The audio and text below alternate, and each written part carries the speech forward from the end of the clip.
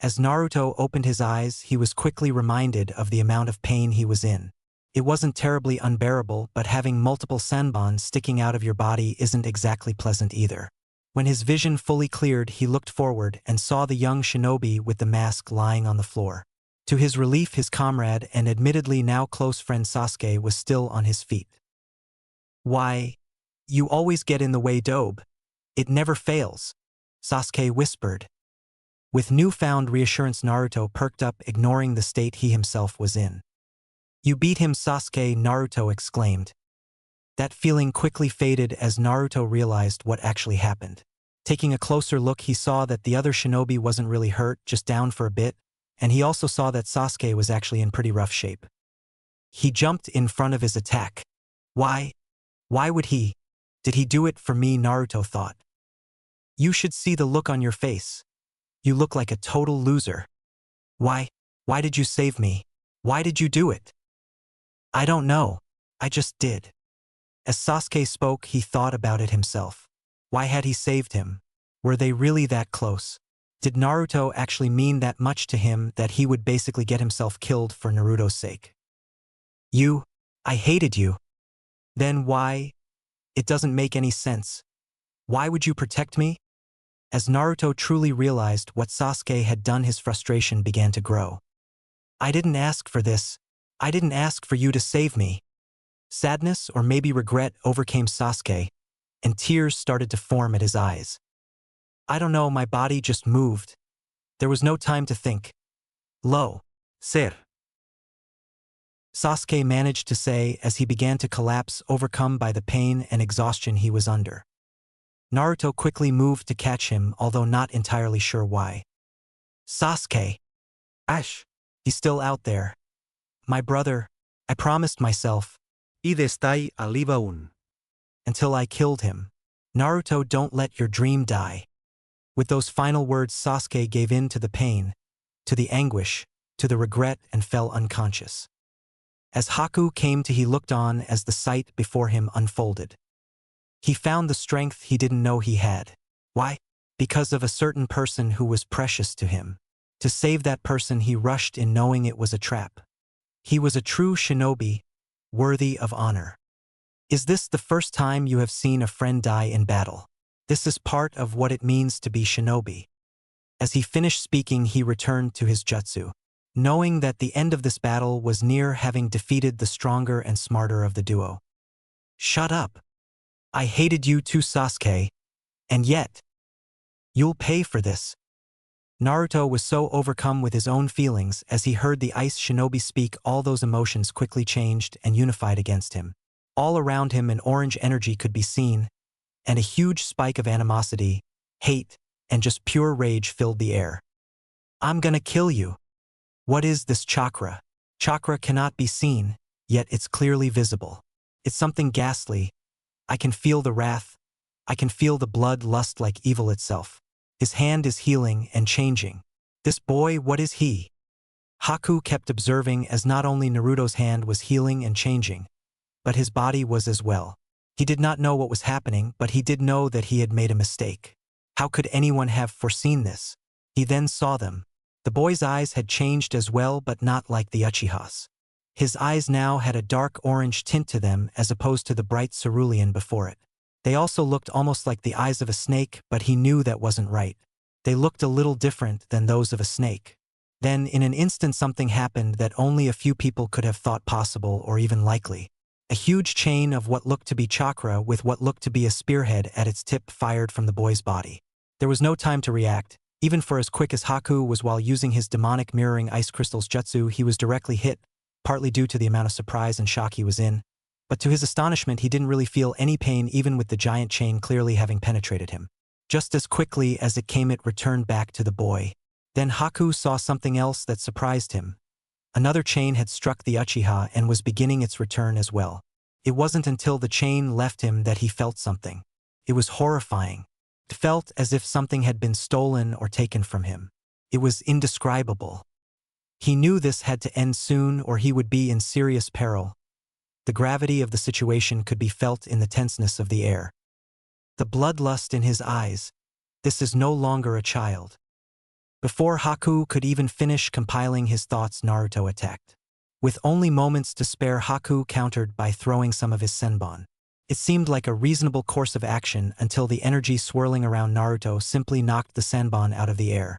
Realizing he needed to take the offensive, Haku began to use the full power of his jutsu and fired as many senbon as he possibly could. Even with multiple direct hits, Naruto brushed them all aside, healed himself, and began his assault once more. Mirrors were starting to shatter as Naruto's newfound power and speed was able to keep up with Haku's. As Haku began to retreat to one of the mirrors, Naruto managed to grab a hold of him. Haku turned back in shock as he did not believe such a feat was even possible.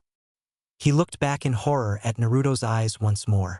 The intensity he could see in them was not what frightened him. It was the fact that his right eye had changed again. Except this change no one in the world knew how to explain. It had become a dark red with the slit pupil as before, but this time he could see a tomo circling the pupil. Not only does this boy have that frightening evil power, but he seems to have the same eye power as the other boy. At this moment, despair hit Haku as he knew the fight was over. He was caught and overwhelmed. He only looked on as Naruto prepared to strike and braced himself for what he knew could very well be a killing blow. As he was about to get hit, he noticed one last detail that made everything make sense to him. Naruto's fist had become engulfed by a thin layer of ice.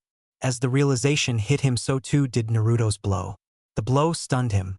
While not fatal, it did make his mind go blank and sent him crashing right through one of his own mirrors. Naruto did not really know what was going on. He simply knew one of his only friends had just passed, and at the hands of some common criminal shinobi. When his power surged, he had a vague idea of where it came from, but he had no time to think. He was in the middle of a battle. His friend had fallen. His only real friend had fallen. Emotions swelled and Naruto lost his sense of restraint. All he wanted at that moment in time was revenge, retribution for his friend.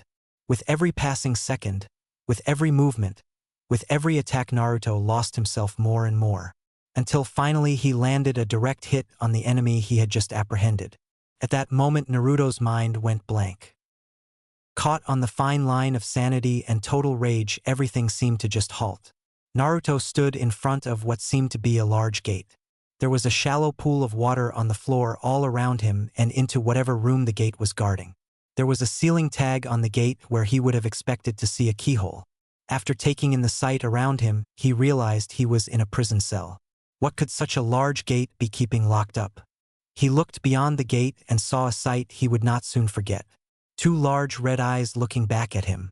In them he could see nothing but pure hatred and animosity. "So you're the one who's caused me all this trouble. Tough words coming from you, brat. I'm in no better position than you.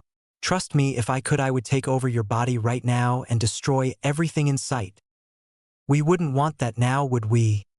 Both Naruto and the Ninetales were surprised at the sudden appearance of a third voice in the cell, although they couldn't quite tell who it was that spoke in the dark cell.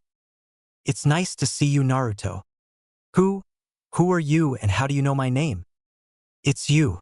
Let me out of here so I can tear you limb from limb." As the Ninetales shouted, he splashed all around in a fit of anger. "If that's the case, I think I'll just leave you in there then. Ha ha ha. Why don't we go somewhere quieter to talk, Naruto?" With a snap of his fingers, Naruto and the stranger were out of the cell and in a different mindscape, one with more light and a brighter atmosphere. In the newfound light, Naruto could clearly see the stranger. In an instant, he knew who he was speaking to. "You're him, the fourth Hokage. But, how does the fourth Hokage know my name? I see you haven't been told very much, have you? What is that supposed to mean? Tell me, Naruto, who is the Hokage right now?" It's the old man. Why do you ask?" "Ha ha ha. You call him the old man, do you? I guess he just wanted to protect you, and letting this information out would have probably put you in danger." "What?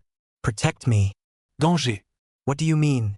And you still haven't told me how you know my name." "Well, it's actually quite simple. I know your name because I'm the one who gave it to you." The shock in Naruto's eyes told Minato all he needed to know. "You really didn't know, did you?" Naruto's mind was racing. How was he even supposed to take in this information? He was a whole mess of emotions and he didn't know which were good or bad or neither. He was glad he found out who his father was. glad he knew where he came from, but at the same time sad that now he knew his father was dead for sure.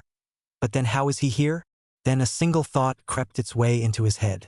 Why had his own father sealed the nine tails inside of him? Tears formed at his eyes as he thought about that one thought more and more. Why did you do it? Why did you seal the nine tails inside of me? This caused me nothing but pain and suffering. I don't have any friends. All the adults are afraid of me and hate me for it. Everyone has just hated me, and I've just been all alone. With every word he spoke, more tears fell from his eyes. All the emotions clearly too much for any boy his age to bear. The next thing Naruto knew, he felt something he had never felt before in his life. He felt another person embrace him out of pure love and compassion. I see you've gone through a lot. I'm so sorry for that. But please, you need to understand that there was no time to think when it happened. I just did. With those words, Naruto thought back to what Sasuke had just done for him and what circumstances had even made that a possibility. He understood that some things just can't be helped. I've been able to see some of your memories. I wouldn't be so sure about the whole everyone hating you. There is one person I can think of that likes you a lot. Almost admires you even. He must be talking about Irika and the old man. I guess they really are some of my only friends. I wish I had more time. I would tell you what happened and why it happened, but I don't. I'm the one who wrote the sealing formula and put the nine tails inside of you, yes, but I had a reason for doing so. I believe that one day the village would be danger, and that the power of the nine tails could be used to save it. I believe that you, Naruto, could learn to control that power and use it to do just that. What you believe I could. But how? Part of the answer is in the sealing formula. It allows you to tap into a small portion of the nine tails' chakra and some of his unique powers. But right now you might be a little too young to able to control it all, so you will learn to control more and more of it as you grow older. I've seen the tailed beast holders of the village hidden in the clouds control their tailed beasts perfectly. So wait, there are others like me? People with monsters sealed inside of them too. Oh yes, there are actually 9 of you. One for every tailed beast. Not all of them can control theirs, but I have seen it done, so I know that you can do it too. But how do you know I can? I mean, I'm not very smart, my ninja skills aren't that great, and Naruto, I know you can do it. I know because you're my son and I believe in you completely. As he spoke, he placed his hand on Naruto's head. With that statement, Naruto felt a wave of reassurance pass over him. I seem to be running out of time. I'm going to open up the first part of the seal I told you about. Please be careful when relying on the nine tails power, for he is extremely dangerous. For now, just use his power in emergencies. Naruto, all the information I have told you seems to be secretive, so please consult with Lord Third before you tell anyone else of what you learned today. Naruto, just before I go, I just want to tell you that I love you. As he spoke, his body began to disappear into the mindscape. Thank you so much, Dad. That was all Naruto could think to say as he saw his father disappearing. Then a thought hit him. Just before he appeared in his own mindscape, he remembered something weird that happened. Ah, one last thing before you go. The chains, the chakra chains, are they one of the power of the nine tails? Ha ha ha. Oh Kushina. You'll get to meet him soon enough, my dear. No, actually, they're from your mother. And with those final words, he disappeared. Naruto was left alone now to ponder on his thoughts. He was trying to figure out exactly what he had just experienced. The one thing that truly dominated his thoughts above all else were 2 words. 2 of the final words his father had spoken to him. Kushina. Mother. As Naruto came to, he looked ahead of him in shock. In his fury, he had taken down his adversary, and just as he was about to strike the final blow, the mask that covered the young shinobi's face crumbled away and revealed to Naruto's shock a familiar face. The sight stopped Naruto in his tracks and defused some of the rage he was feeling. You? The guy from the woods? That was you? Why do you not strike? Didn't you just vow to avenge your fallen comrade? Or were those just empty words? Naruto looked back at Sasuke and then proceeded to punch Haku as requested. No. That won't be enough. You're still holding back. If that is all you have, you will never be able to avenge him. Perhaps he didn't mean as much to you as you thought. To show mercy to the adversaries of the one you serve, To allow them to live isn't compassion but a blatant betrayal of the very purpose of your life. What is the reason for your existence, then? You are of use to no one. It is mere existence without meaning. Yeah, well, speak for yourself. I am speaking of myself. Are you really that blind? This day has shown me that I'm no longer of any use to Zabuza. Why him? To devote your life to some rotten scum who doesn't know the meaning of the word honor. Well, if he is really the only person that matters to you, that's the sorriest thing I've ever heard. There were once others that mattered to me, my father and my mother. Naruto's ears perked up as he heard those words, as they now held newfound meaning to him. As Haku began to tell him his life story, Naruto began to feel his pain more and more. The sadness that was slowly growing in Haku's heart. There was a strange feeling to it. It was as if Naruto could actually feel Haku's emotions. The feeling of sadness, regret, and guilt all became tangible. He was feeling his pain in a way he never had before. It was so visceral, almost as if they were Naruto's own feelings. Then midway through Haku's thoughts, another emotion appeared. It was fear. The fear he and his mother had for simply inheriting a kekkei genkai in the land of water. The fear that was justified by the certain death they were exposed to once they were discovered. Naruto felt Haku's emotions change again. When he mentioned the death of his parents, he began to feel despair, remorse, and loneliness. These were feelings Naruto knew all too well. I lost my purpose. In all the world, there was no one who needed me. I was unnecessary. That's just like me. Why is it you are so determined to become Hokage? It is through the recognition of others that you think you will find meaning and self-assurance in yourself. You see that only through the eyes of others that our lives have any significance. When there is no one who sees you, it is like you do not exist. Then Zabuza came along. He did not look at me negatively because of my strangeness. In fact, that is what he was looking for. He made me necessary again. As he began his story once again, his emotions changed, but it was entirely different this time. Before, Naruto could feel his negative emotions almost as his own, but Haku's new emotions were more positive. Naruto could not feel them at all. I have failed you, Zabuza. All at once Naruto could feel the guilt and sadness Haku was experiencing again. I am like a blunted weapon without further use. He slowly began to walk towards Naruto. Naruto, kill me. That's the stupidest story I've ever heard. How can you care about somebody like that? He treats you like a slave. You're a human being, not a weapon or a tool. For that very reason, when he found me, I was without a purpose or reason for living, and he gave me both. But now I am a broken tool of no use to anyone with no reason for living. The only thing that gave my life meaning is gone. As he spoke, his primary emotions became sorrow and despair. Tears began to fall from his eyes. Go on, Naruto, for both of our sakes. Kill me. Do it. Quickly. Haku's emotions shifted again with Naruto's hesitation. His frustration caught Naruto off guard. He really wanted Naruto to finish him there and then. There's a lot more to being shinobi than fighting and killing till there is only one man left standing. There are more ways to show one's strength than that. I had a feeling the moment I met you in the woods that we were a lot alike. You know what I mean?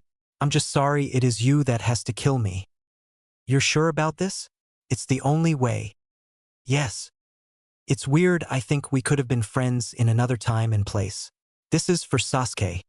Because he also had a dream. Naruto charged, finally finding the conviction to grant the young shinobi's final request. Thank you, Naruto. In an instant before Naruto could react, Haku's emotions changed again. Haku caught Naruto to his surprise. There was a new look of determination in his eyes. Naruto couldn't feel that emotion either. Before I go, I should tell you that I'm one of the final descendants of the Yuki clan. That information may be helpful to you in the future. Haku began his one-handed hand seals. He was preparing another jutsu. Behind him, a new ice mirror formed. He stepped back into it and disappeared. Naruto was left awestruck. It was not Haku's sudden change in plans that left him amazed, but the fact that as Haku performed his jutsu, Naruto saw the whole thing and felt like he analyzed it perfectly down to the hand signs, chakra proportions, and control. Then Naruto was in for another surprise as he looked into the mirror. His right eye was not its normal cerulean. It was a dark red with a pattern on it. Naruto recognized the pattern. It was just like Kakashi's left eye, it was just missing some of the dots. Tomo's? The Sharingan. But how? The day was just getting stranger and stranger. As Naruto was trying to process what he was seeing, he realized Kakashi was still fighting Zabuza, and that's probably where Haku went. Just then, the mirror shattered. He undid the jutsu? Why? Then came a shockwave. Naruto knew where it came from but was unsure what was actually happening. He refocused his thoughts and felt another wave of emotions pouring in. Fear, surprise, and worry. Sakura and Tazuna. Astonishment and surprise. Kakashi. Anger, animosity, and astonishment. Zabuza. Finally guilt and despair. Haku. They all came from the same direction, so Naruto really only had one way to go. The sight Naruto came upon was a grisly one. Haku, now covered in blood, stood in between Kakashi and Zabuza while holding Kakashi in place. The boy threw himself in front of my attack. He saved your worthless life at the cost of his own. Zabuza began to swing his blade. He was intent on finishing Haku as long as he could get Kakashi as well. Kakashi leapt with Haku in his arms to avoid the slash, Haku's final moments passing as it all unfolded. Naruto couldn't believe what he saw. After the way Halu spoke about Zabuza and the amount of respect he had for him, Zabuza would have just as easily killed him as he would have Kakashi. The mere thought infuriated Naruto. You'll pay for that. No. Stay out of this, Naruto. This battle is mine. Kakashi gave Haku the respect he deserved for his nobility before setting him down. In a flash, all emotions Naruto felt from Haku were gone and were replaced by anger from Kakashi. Unsure of how exactly Naruto had shown up, Sakura abandoned her previous emotions and became curious as to Naruto's situation. Naruto could not trace her curiosity either. Naruto? Naruto, over here. Naruto, so you and Sasuke are all right? Sakura. The hesitation could clearly be seen on his face. It quickly turned to grief in a matter of seconds. Is something wrong? And no. Naruto clearly felt Sakura's emotions. She was anxious. She knew what Naruto's hesitation meant, but she didn't want to believe it. Her anxiety quickly began turning into sorrow and grief. Amidst the commotion, Zabuza attacked again, hoping for an advantage through the element of surprise. Although processing the information from Naruto, Kakashi was ready and countered. Tazuna saw the look on Sakura's eyes. She had to go see him. Let me take you to him, Sakura. As long as we stay together, you won't be disobeying your sensei's orders. Thank you. As they ran past him, Naruto realized something he never wanted to be a reality. In Sakura's sadness, he saw how real and visceral her feelings were. She was hurting. She truly loved him.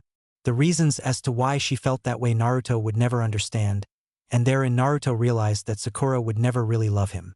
Even with Sasuke gone, she would never feel for Naruto the way she felt for Sasuke.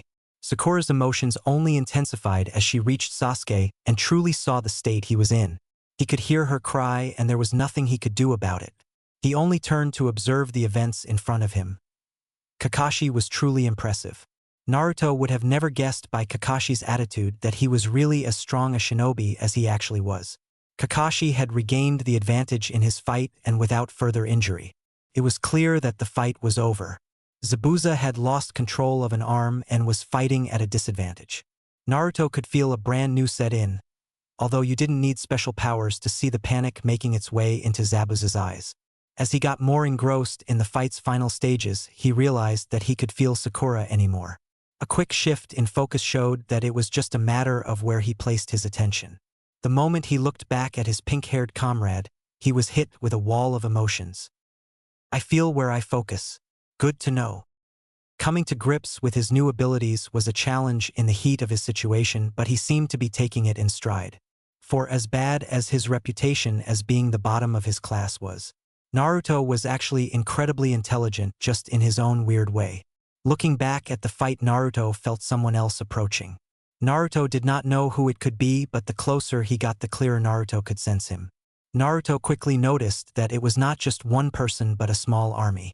It was a wall of animosity and killing intent with a sharp spike of contempt and disappointment at its head. Quite the mess you are in, Zabuza. I thought you said you had this under control. Just look at yourself. You aren't even in shape to fight anymore, and the kid is in even worse condition. As Gato spoke, Naruto felt Zabuza's temper flare. Zabuza gave one last try to take Kakashi out, but his final swing was too slow. It was dodged and Kakashi plunged a kunai into his only usable arm. He was now helpless. Naruto felt the defeat set in Zabuza's mind. There was only one outcome now. Gato, I don't understand. Why are you here? And who are those thugs behind you? Well, now all I can say is well done. You are no longer under my employ, but I can't have you running around after the show you've put on here today. No, your show ends here on this bridge. As you see behind me, I brought a little insurance just in case you failed. Oh boy, did you ever. Kakashi, since I'm no longer employed by Gato, I have no quarrel with you. The bridge builder is safe from me. It would appear so. Gato began to walk around as if he owned the place, and the gravity of the situation did not register in his mind. He came up to Haki's body. I just remembered. This kid almost broke my arm. I've been meaning to repay him. It's a shame he's not alive to feel this. Naruto couldn't believe his eyes. Gato was kicking Haku's corpse. To what reason was he doing it? He would not gain anything. It was just a blatant act of disrespect. Get away. Get away from him, you scum. What do you think you're doing? Kakashi was quick to stop Naruto before he could do something stupid. Hey, stop. Think a little before you charge in like an idiot. Well, what about you, Zabuza? Are you just gonna let him do that to your comrade? Shut up. He's dead, what does it matter? You're just gonna stand there and watch Haku get treated like a dog. He was with you for years, doesn't that mean anything? You don't seem to understand the way of shinobi. His skills meant something to me, yes, but he did not. I merely used him to better my interests just like Gato used me. Nothing more. If you truly believe that you're a bigger rat than Gato is. Ok Naruto. Stop. He's not the enemy right now. Not anymore. Shut up.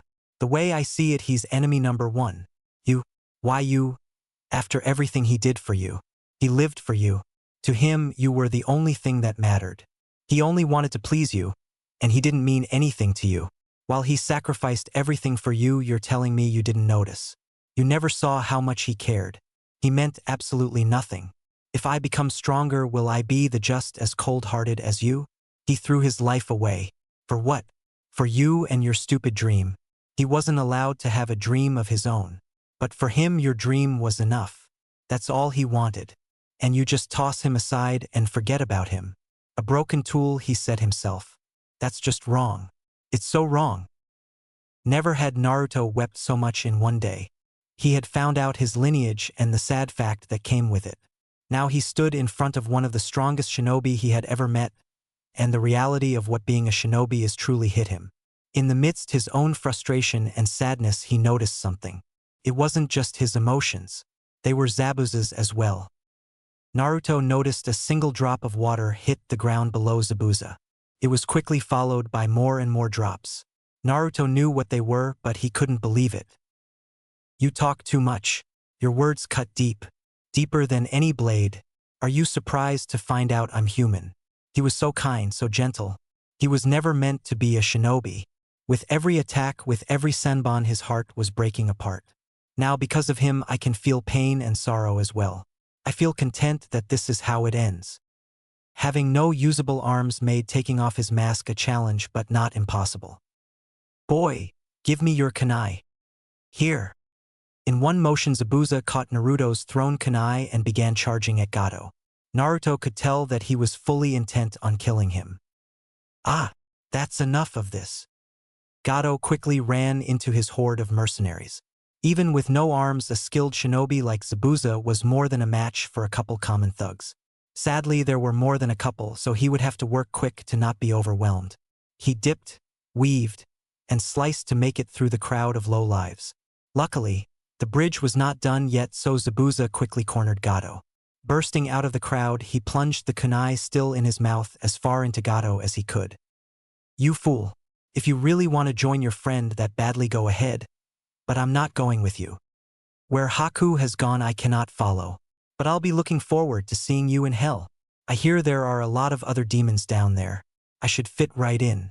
But you Gato are in for a long and miserable eternity. In one motion, Zabuza ripped the kunai out of Gato's chest and reset himself for another barrage of slices. Gato was overwhelmed and fell off of the bridge he tried so desperately to destroy. It was over, but it was now Zabuza's turn. He was stabbed multiple times by the remaining mercenaries. Being overwhelmed as well, Zabuza could do nothing but collapse. He was still alive. Naruto could feel the regret in Zabuza's heart. He couldn't bear to see a strong shinobi in such a state. Don't look away, Naruto. When you live like a warrior, this is how it ends. Don't deny him the respect he deserves. Naruto, over here. Look at Sasuke. He's all right. As he looked over, he felt a wave of relief. Sasuke was okay. He could even feel Sasuke's embarrassment over having Sakura all over him. Looks like she still gets a chance at her dream. Amazing. The wonders never cease. By Kakashi's tone, Naruto could tell that even his sensei thought their comrade had fallen. But his focus quickly shifted to the band of thugs still on the bridge. It seemed as if they realized they were not going to get paid without their employer, so they began to set their eyes on the village just beyond the bridge. If Kakashi was at full strength, they could have defeated them easily, but he was spent after his fight with Zabuza. They were going to need help. Just as the thought entered Naruto's head, the reinforcement came. The townspeople had rallied and were ready to defend their land. The sight of the huge mob and several hundred Kakashi and Naruto shadow clones were enough to send the mercenaries running. They all went back to their boat and left without a trace, leaving only 2 bodies in their wake. Seems everything turned out for the better. Yeah. Kakashi, I have a favor to ask. Take me to him. I need to see him one last time before I go. Sure. Kakashi pulled all the weapons from Zabuza's body and carried him to Haku. There wasn't much he needed to say. He just wanted the closure. Naruto felt every second. The remorse in Zabuza's heart, the regret in his mind, and the grief in his soul. Naruto felt something cool on his neck. It was a snowflake. That's odd. Snow at this time of year. It must be from him. He must be crying. In his own way, of course. As the commotion settled, so too did the distractions in front of Naruto. Now he only had one thing to focus on. Should he tell Kakashi and his team or wait to speak to the old man first like his father had told him? They would be in the land of waves for a bit longer while the bridge was being finished. He would have plenty of time to think. The bridge did not take long to complete. Once the whole town was behind Tazuna, its construction went much faster than he could have ever hoped for. The time had come for Naruto and his team to bid farewell to the land of waves and its inhabitants. Before they left, they gave their respect to the 2 shinobi that had undoubtedly changed their lives. While Kakashi was used to the life of the shinobi, having lost his own fair share of comrades, the rest of the team was still fresh and the experience was an eye-opener. They could be in real peril and they would have tough decisions to make. Once they said their goodbyes, they headed back to the village hidden in the leaves. Naruto had left such an impact on the people he encountered that they named the bridge in his honor. Was he initially made aware of this, and it might have gone to his head, but at the time he wasn't. Moreover, he had something much more important on his mind. Kakashi-sensei. Yes. What can you tell me about the 4th Hokage? What an odd question at this time. Kakashi perked up at the mention of his former sensei. He knew much more about the 4th than most people. He also knew of Naruto's true origins, but that information was an S-class secret in the village. It was also punishable by death. Naruto did not know this. In truth, he knew next to nothing before this mission, but now he knew more than enough. He just wanted to probe Kakashi for a little information on his father. Naruto knew the stories. He looked up to the 4th, he idolized him, and now that he knew of his lineage, he wanted to know more.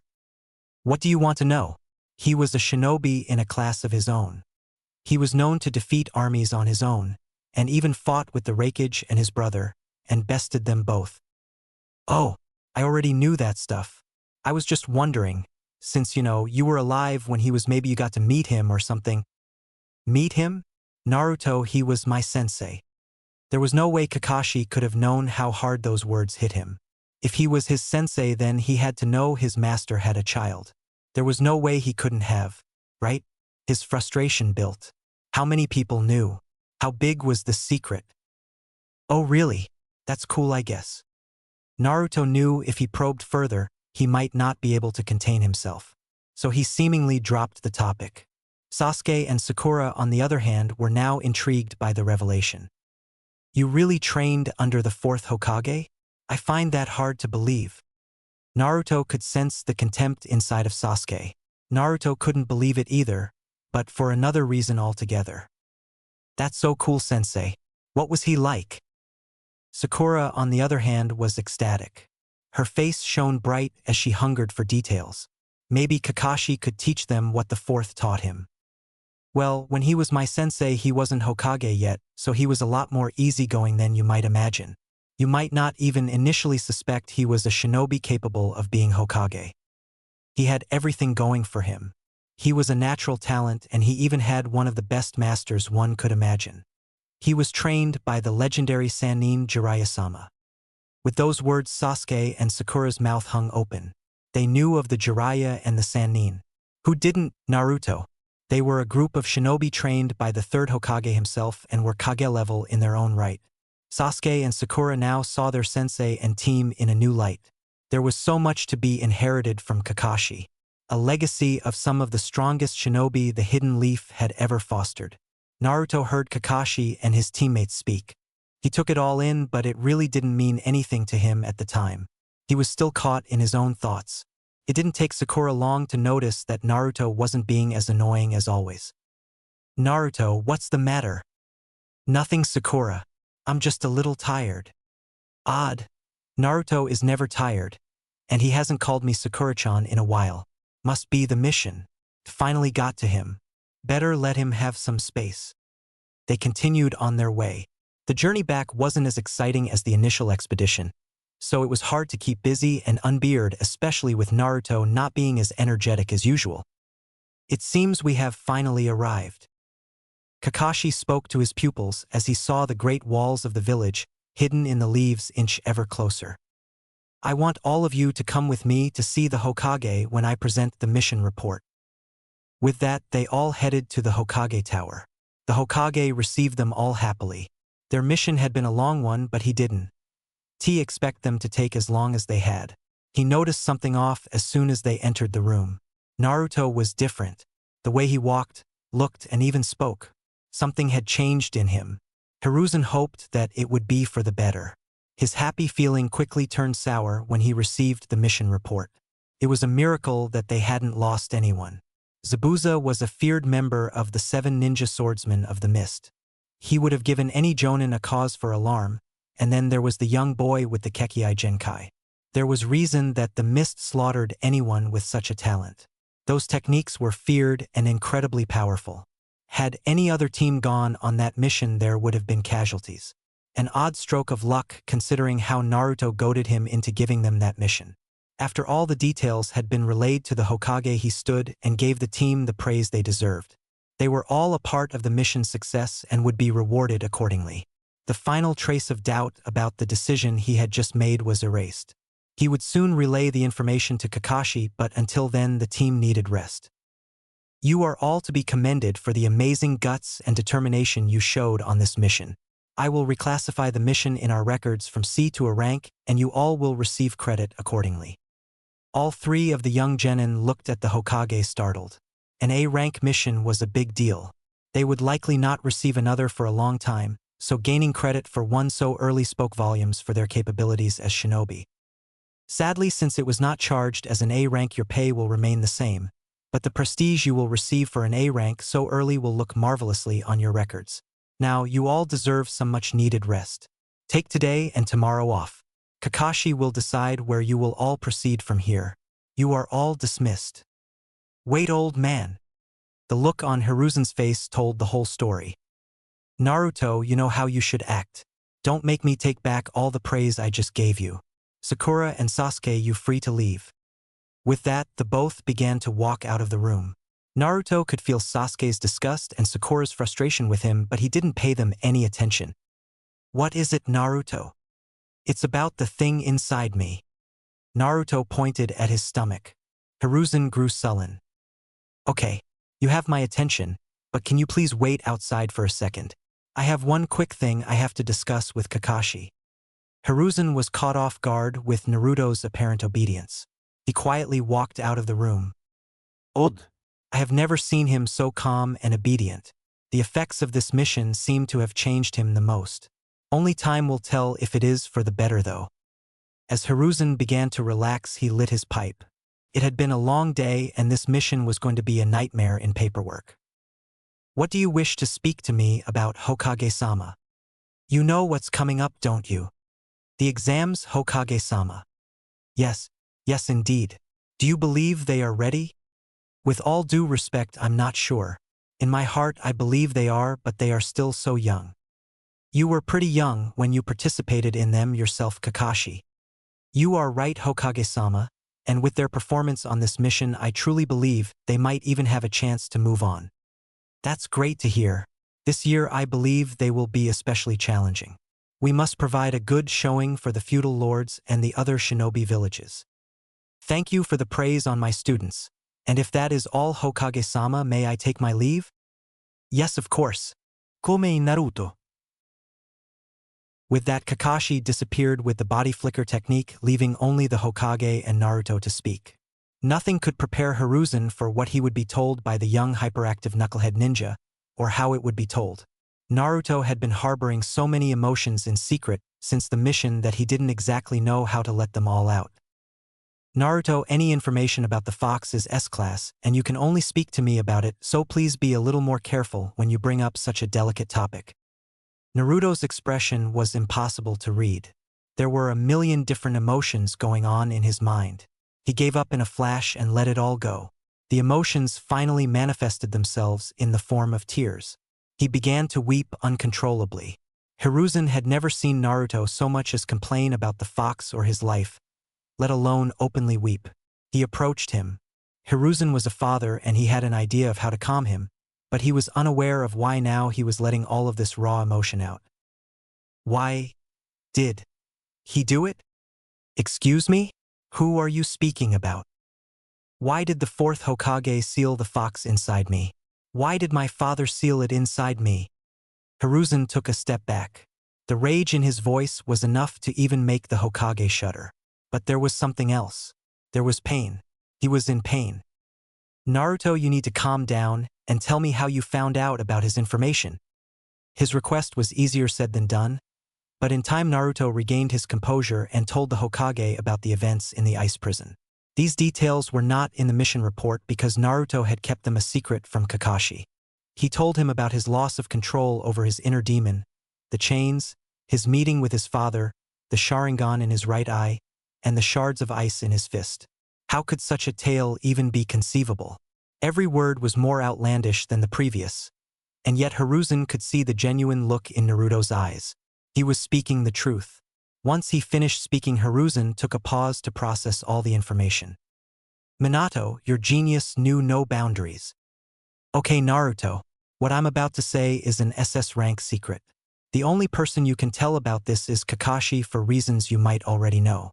Your father was in fact Minato Namikaze, the fourth Hokage. We concealed this information from as many people as possible to protect you. Your father had plenty of enemies, and many of them would have liked to see you dead if they knew you were his heir. I guess I can understand that, but what about my mother? Who was she? Naruto, what is your surname? Uzumaki. That is not the name of a mere ward. The Uzumaki were once a grand clan to the east in the land of eddies. Great calamity struck them and they were dispersed across the continent. Your mother was one of those survivors. Her name was Kushina Uzumaki. For the same reason you were kept a secret, so too was she. If people knew she was married to Minato, they would have tried to pursue her to get to him. Thus, not very many people knew of her connection to Minato. When the Nine-Tails disaster happened, both of your parents sacrificed their lives to keep him under control. The seal on your belly is the result. Your parents would not have asked any other parent to do something to their children if they weren't ready to do it themselves. You and your parents are heroes. Naruto was so engrossed in the information he was receiving that he didn't notice Hiruzen's sporadic walking around the room. He was deep in thought. Now to move on to the powers you exposed during your battle. If you wish to know more about your parents, speak to Kakashi in secret, please. As I said, secrecy is of utmost importance.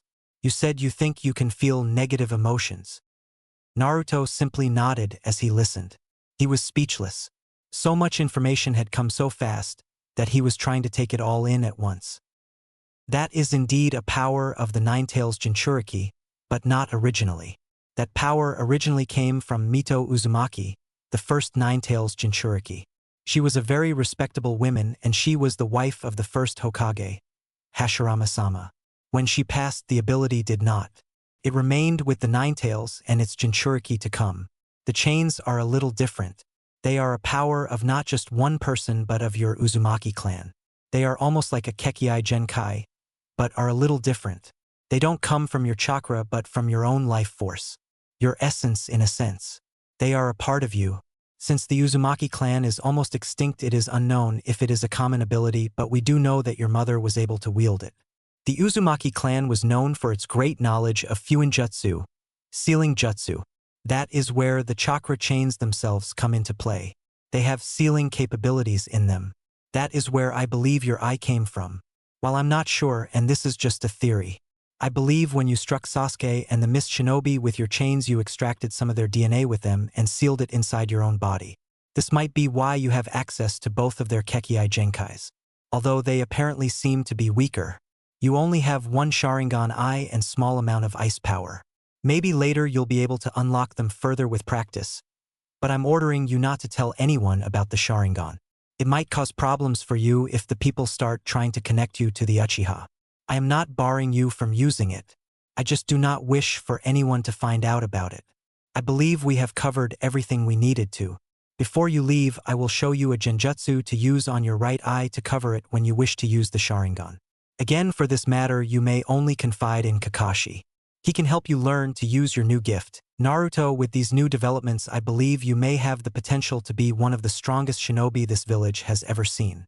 Stay true to who you are and your ninja way, and you may yet be Hokage one day.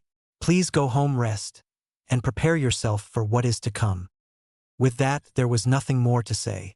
Naruto simply took his leave and ran all the way to Ichiraku Ramen to help himself to as much ramen as he could. Hopefully he would meet Irika there and tell him of the parts he could of the mission. Things are finally starting to looking up for Naruto, but on the eve of the Chunin exams there are more challenges on the horizon. I hope Naruto stays true to who he is. He will be a fine shinobi one day, and maybe even Hokage as well. I don't believe I have to change my prior plans for the teams in the exams, but with the new information on Naruto I believe we will have a strong new set of Chunin. It seemed like every Jonin instructor was gathered in front of the Hokage. The reason was very clear, although not yet properly announced. As I look around, I see some of the finest Jonin instructors I've ever had the pleasure of directing. It is now that time again when we will recommend our genin to undergo the Chunin exam. I know that all the previous genin teams are ready, but we have some rookie teams we need to evaluate first. Kakashi, Kurenai, and Asuma, are your rookie teams ready to participate in these exams? If so, nominate them now.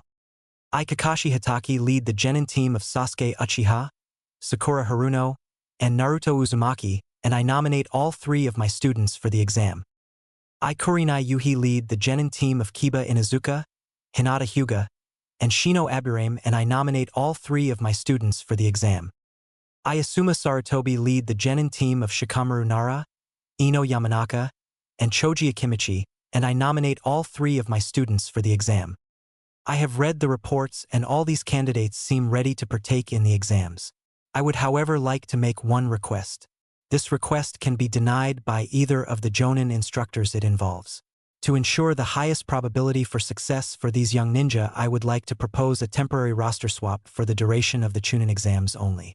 If I may request that we swap Sakura Haruno and Hinata Hyuga from their respective squads, would there be any opposition? Hokage-sama, to what reason would you like to swap Hinata from my squad? I will be honest. It is not entirely my idea. The elders wish to have a Byakugan and Sharingan team compete to show the full extent of our village's power. I will say that I am not against the idea because it will benefit not only the Uchiha and Hyuga, but also because it will benefit Sakura Haruno as well. She is one of the most promising genjutsu types we have ever produced, and if she could study under the tutelage of one of our most prominent genjutsu specialists, she could become a strong force for our village. When he puts it like that, it's hard to say no, isn't it, Kurenai? I guess you're right, Kakashi, but you get one thing straight, you take care of that poor girl. She's been through so much so young that I wouldn't want her getting hurt because I was unable to protect her under your watch.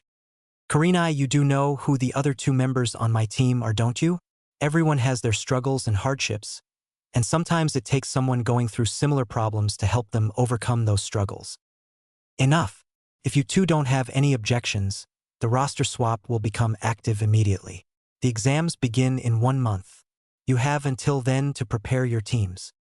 Hey, let Konohamaru go. Naruto was shocked as to why a shinobi would be treating a child in such a way. Konohamaru was being held above the ground by his scarf by a shinobi in all black clothing. Next to him stood a kunoichi in white. They did not seem like leaf shinobi. Let him go or else. Or else what, pipsqueak? Kankuro took a second to measure up the orange shinobi. He was unimpressed. The pink kunoichi behind him was nothing to behold either, so he shifted his attention to the kid in his arms. Just as either of them were about to make a move, a rock hit Kankuro's hand hard enough to force him to let go. Sasuke. Sakura looked up to see Sasuke in a tree above the whole scene that was playing out. You're a long way from home, outsider. Why you? It's arrogant brats like you that make my blood boil. Kankuro measured up his new foe. He looked like more of a challenge, so he began to unravel the pack he was carrying. Kankuro, stop it. Nobody heard or saw the sixth shinobi coming. He was in the same tree as Sasuke, but even he didn't seem to notice him. You're an embarrassment to our village. Let's go before I kill you. Yes, Gaara. Naruto felt two distinct emotions at that time. One was genuine fear coming from Kankuro, and the other was a sense of pure hate and animosity coming from Gaara. He had never felt such negative emotion. It was terrifying in its own right. As they began to leave, Sasuke jumped out of the tree and landed near Naruto. Hey, Sand Shinobi with the gourd on your back. Identify yourself. Why are you here? My name is Gaara of the Desert, and my companions and I are here for the Chunin exams. What is your name, if I may ask? My name is Sasuke Uchiha. Seemingly pleased, the red-headed shinobi and his comrades took their leave. What was that all about? I don't know, Sakura, but did he say the Chunin exams? Damn it all. It's always the same thing with him. He tells us to meet at a certain time and we end up waiting for him for hours. Naruto and his team were just about fed up with waiting for Kakashi like they usually did when something different happened. In the distance, they could see 4 figures approaching them. There were kids about the same age as Naruto and an older woman in her 20s maybe. The closer they got, the better Naruto could recognize them. They were some of his former classmates. Hey, it's Kiba, Hinata, and man, what was his name? It's Shino, you idiot. Oh yeah, thanks, Sakura. I guess he really isn't calling me Sakura-chan anymore. Naruto decided to focus on them to see if he could feel anything. There was no negativity coming from the guys or the woman, but as soon as he focused on Hinata, he felt a huge spike of nervousness. Why is she so nervous? Well, if it isn't our old classmates, they don't look too much stronger, right, Akamaru? Arf arf. The little puppy on Kiba's head looked as happy as it always did. It didn't have a care in the world. What was that? You're as annoying as ever, Kiba. Oh, I guess you're right, Naruto. Sasuke does look a little better. What? Oh, don't mind him, Naruto-kun. I'm sure he didn't mean it. What was that, Hinata? Didn't quite catch that. Why is she so nervous? Where is Kakashi? Kurenai looked very flustered. She did not want to waste any time. There was so much training to do and so little time to do it. He's always late, Kurenai-sensei, but I don't think he'll be gone too much longer. Sensei, why are you guys here anyway? This is where we usually meet for our missions. Kurenai looked at Sakura in shock. He hadn't told them yet. Just like him to not tell you guys until the last minute. I guess I'll just tell you myself then. Both my team and Kakashi's team have been nominated for the Chunin exams. Really, the Chunin exams? We've been nominated. The look of surprise on Sakura's face was nothing compared to the look of excitement on Naruto's. Even Sasuke was having a tough time keeping a straight face. That's right. As Kakashi appeared behind them, he received looks of frustration from Sakura and Naruto. While the decision to participate is up to the individual, the Hokage has asked for Kakashi and I to make a temporary change to our team rosters to train for and participate in the exams should you all choose to participate. It was clear that the genin on Kurenai's team didn't know about the roster swap either. But Kurenai-sensei, I like our team the way it is now. Right, Akamaru? Arf. Well, our teams were originally hand-picked, so I'm not too happy about it either, but it was a request directly from Lord Hokage. Kakashi just nodded his head. To turn a request from the Hokage down was almost treasonous. As such, for the next month and for the duration of the Chunin exam, my new team consists of Naruto, Sasuke, and Hinata Hyuga. Naruto turned to look at his shy girl and was met with a huge wall of nervousness. Why is she so nervous? Sasuke looked at her as well.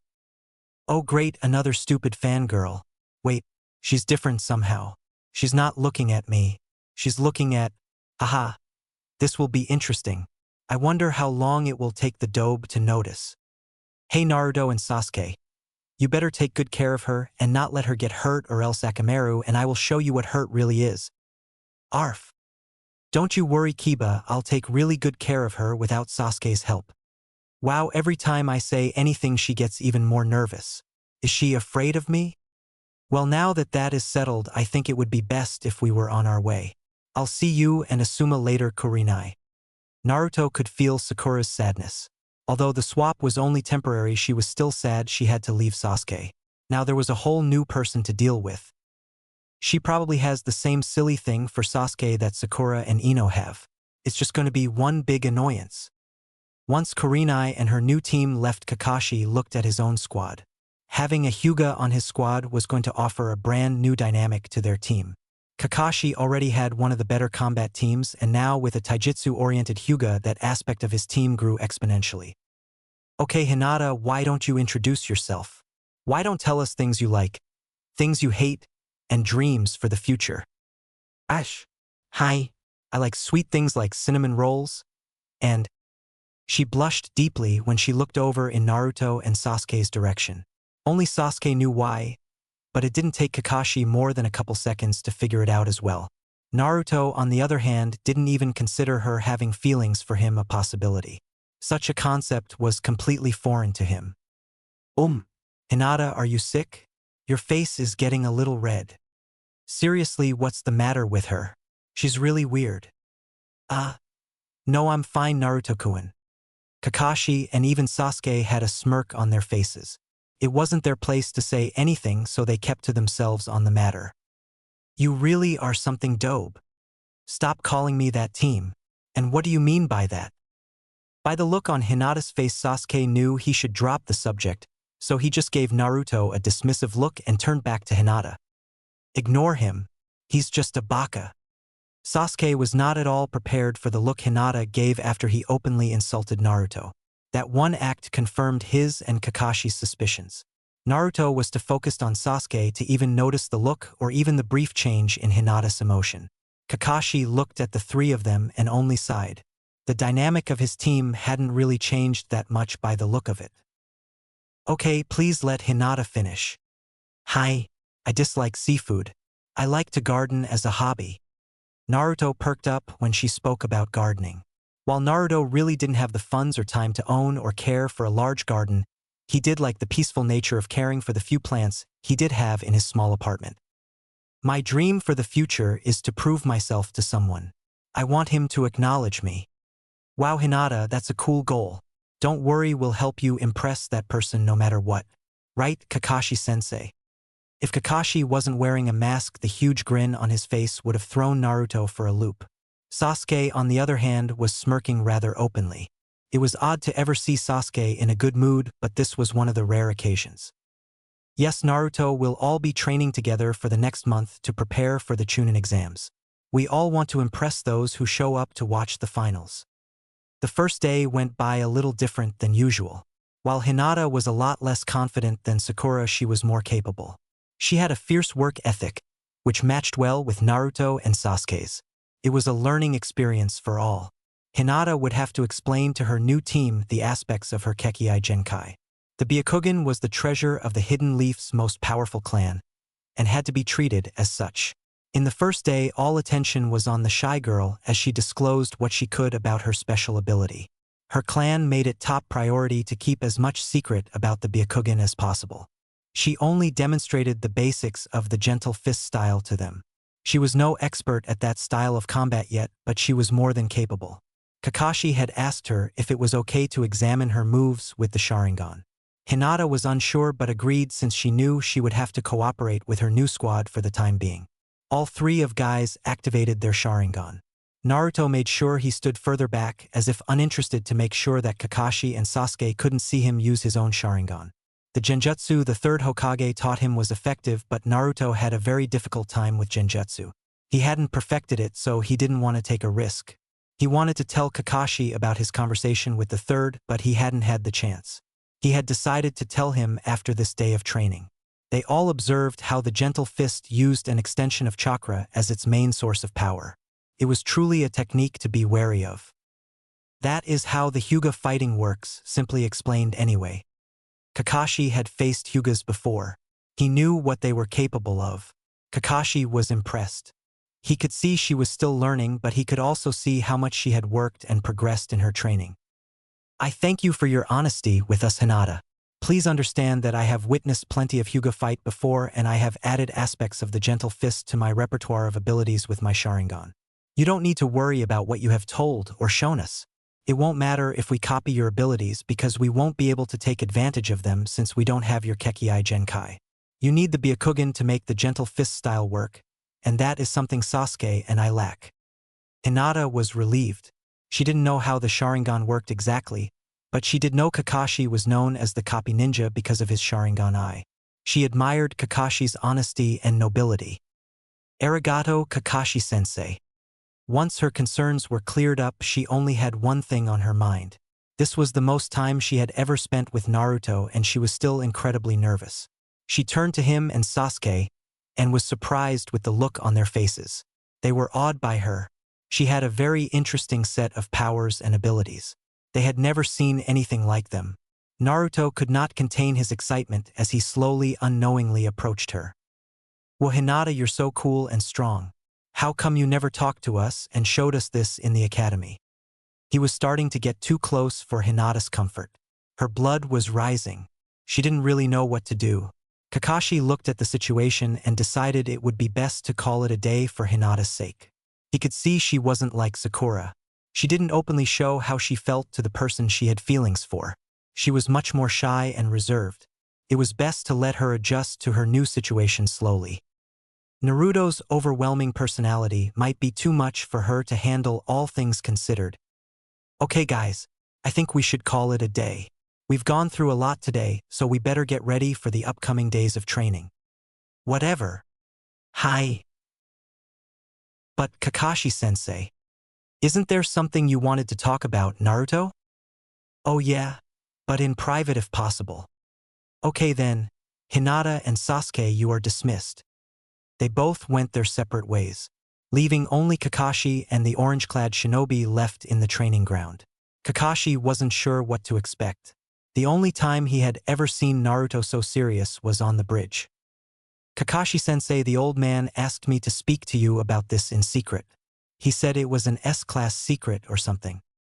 Kakashi's eyes widened as Naruto relayed to him the events on the bridge he didn't already know. He understood why Lord Third had told Naruto to only confide in him. There was so much to take in all at once. Wow, all of this in such a short span of time. If everything you've told me is true, you may already be one of the strongest genin in the village. Really? Naruto kekkei genkai are powerful things that can't be taken lightly, and you seemingly have 3 of them. Who knows if you might be able to get more in the same way you gained the Uchiha and Yuki kekkei genkai. It's going to be a real pain for me to train you now. You have so much power now, but it's all raw. If you don't mold it properly, it may be more of a hindrance than an advantage. I can help you in learning the power of the Sharingan, but the ice powers you're going to have to learn on your own. Well, I already know how to make the mirrors. What? How? On the bridge, I saw Haku's hand signs and stuff with my Sharingan, so I guess I copied them. I just can't make as many as he could. Show me, Naruto. At Kakashi's request, Naruto took a few steps back. Kakashi looked on in awe as Naruto made the one-handed seals and produced two ice mirrors several meters apart from each other. Naruto seemingly jumped into one of the mirrors, disappearing into it briefly before reappearing in the other mirror and jumping out of it. Amazing, Naruto. Although they don't really fit your fighting style, so you may not see much use in them. Yeah, I figured as much, but I could probably still make my own ice jutsu, right? I suppose you could. Okay, Naruto, here is the plan for the next month. I have to train all three of you for the exams, but you all have your own special needs. This is going to be a lot more work than I thought. In the early morning, I'm going to train Sasuke individually. During our regular training sessions, I'll focus on Hinata a little more than you guys, and after we're all done, I'll train you individually for a little afterwards. Awesome. There's no way we won't make Chunin at this rate, you know? The day is still young, Naruto. How about we train a little now? Really? Yahoo! Okay, settle down. There are going to be two parts to the training I plan to do with you. First, how many shadow clones can you make? I don't really know. Several hundred, I guess. How can he say that so nonchalantly? Several hundred shadow clones is amazing. Okay, so I don't know if you've noticed that when your shadow clones dissipate, you get all their new memories and experiences. Really? Well, now that you mention it, I guess it kinda does seem like it happens. Well, anyway, we're going to use them as your training tools. Every time we train, you're going to make a couple clones so you can multiply your experience.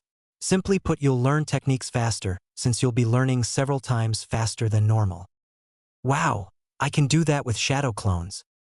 It's important that you don't make too many clones, because having the exhaustion of several hundred Narutos return to you all at once might just kill you. Or worse, leave you weak enough for the Nine Tails to take advantage of you. We must find a happy medium. Now the second part to our training will be a technique. Oh boy! Awesome, a new jutsu. It's not really jutsu. It's just a technique, like I said. Have you ever heard of Lady Tsunade? No, I haven't. Well, I told you about Lord Jiraiya earlier.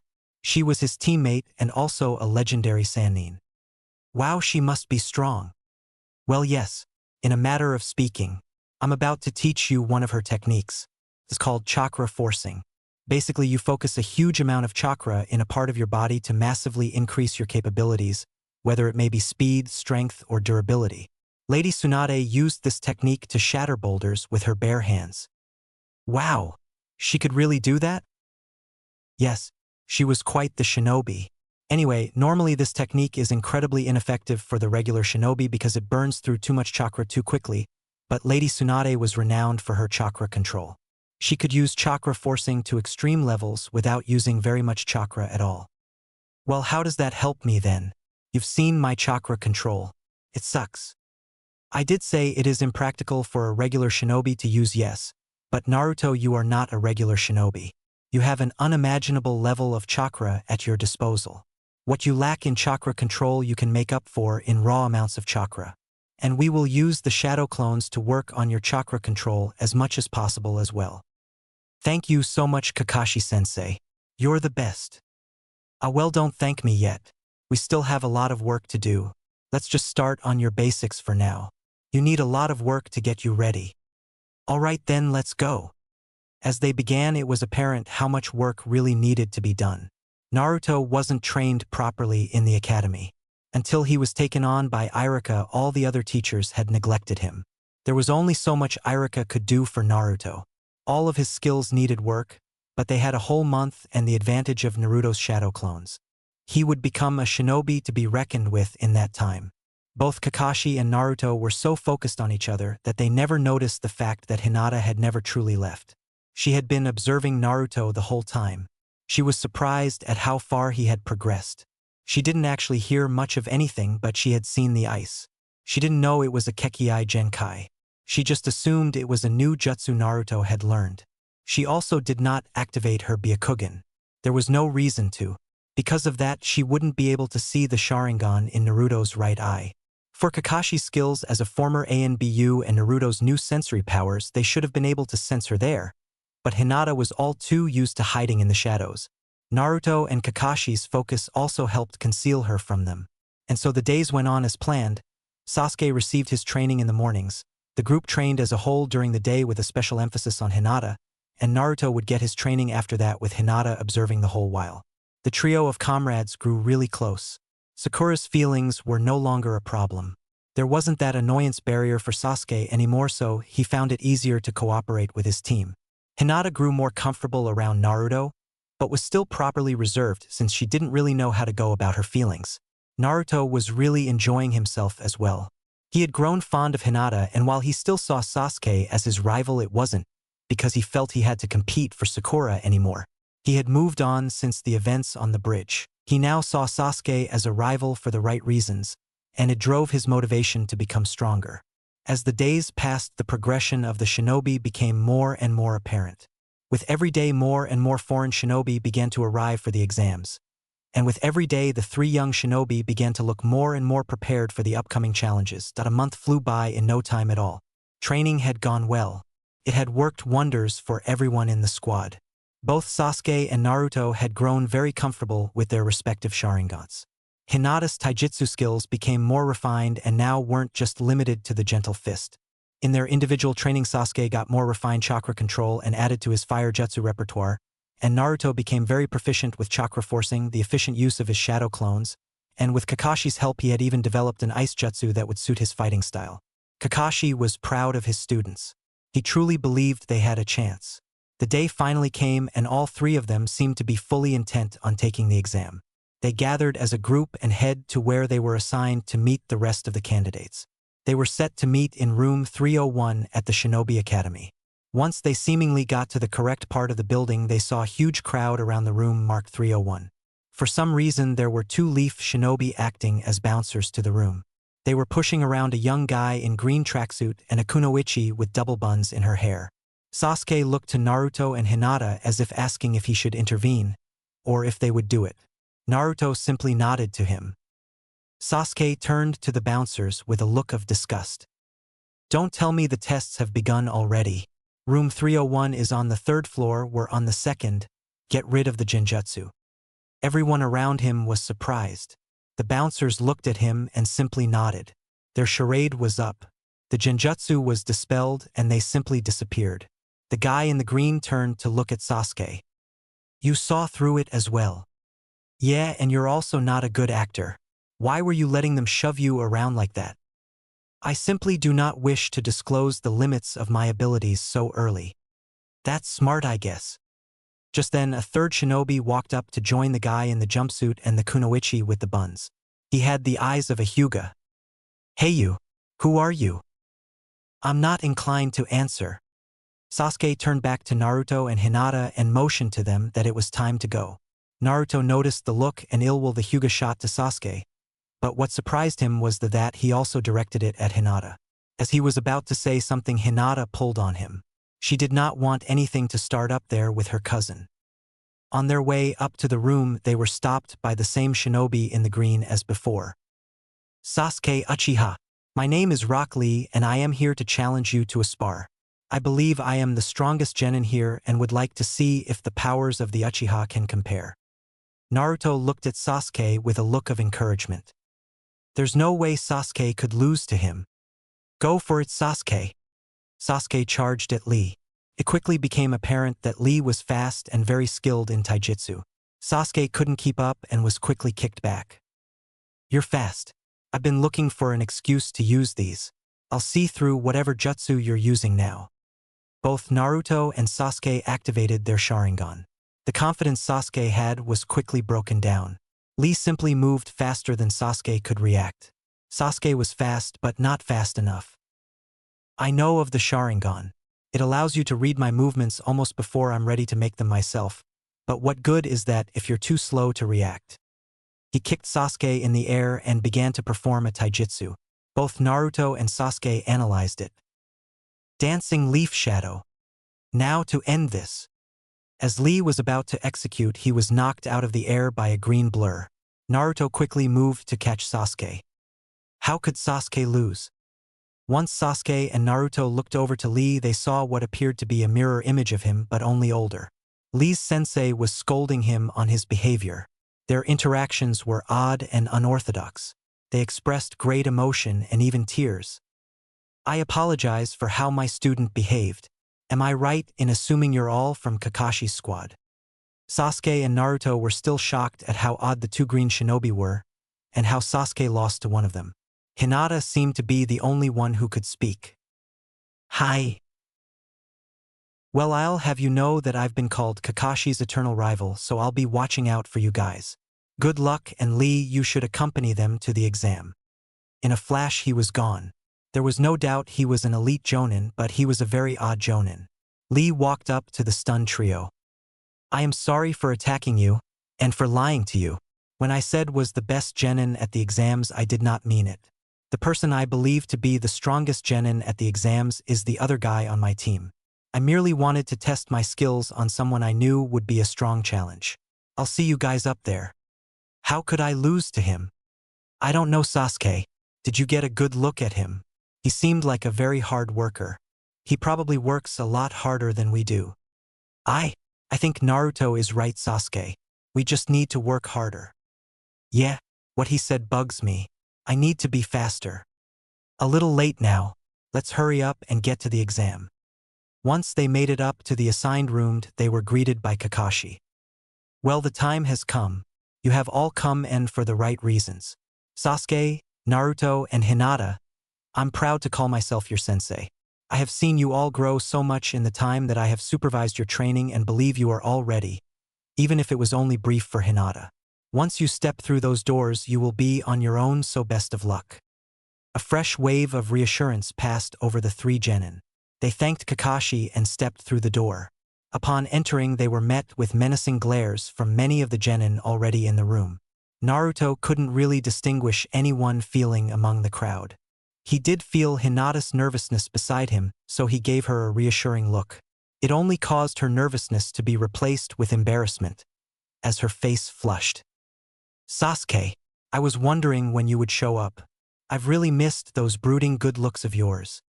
Hey, Ino, pig, back off, Sasuke. He's mine. Naruto turned to Sasuke and he clearly felt his frustration and annoyance.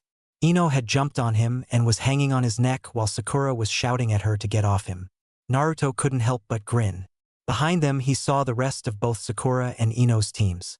Kiba, Shino, Choji, and Shikamaru seemed to have already found each other and were simply chatting. Once they saw Naruto's team and the commotion with Ino and Sakura, they decided to walk over, Kiba leading the way.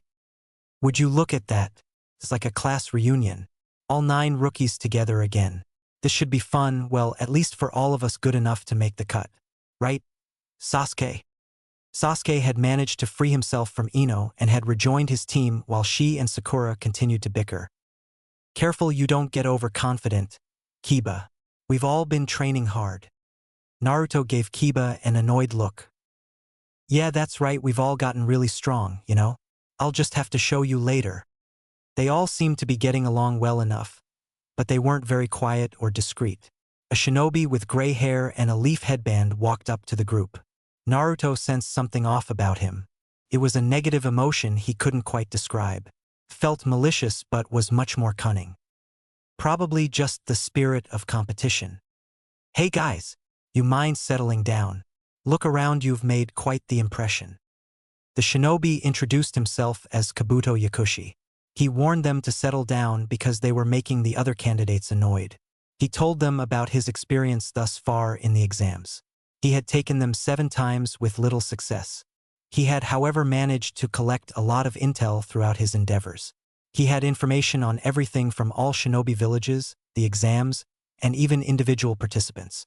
Sasuke immediately took an interest and inquired about Rock Lee and Gaara of the desert. Kabuto had pretty detailed information on Lee. His sensei was Guy and his teammates were Tenten and Niji Hyuga. At the mention of Niji's name, Hinata winced. Naruto was starting to get really good at noticing the subtle emotional changes in Hinata. Why does Niji make Hinata so nervous? Naruto placed his hand on her shoulder to attempt to comfort her. He did all that and more while being completely unaware of what he was doing to her. Next up was the information on Gaara. Kabuto didn't have much intel on him, however. All he had was the name of his teammates and siblings, Kankuro and Temari, and his mission record. Gaara had apparently completed a B-rank mission without getting a single scratch.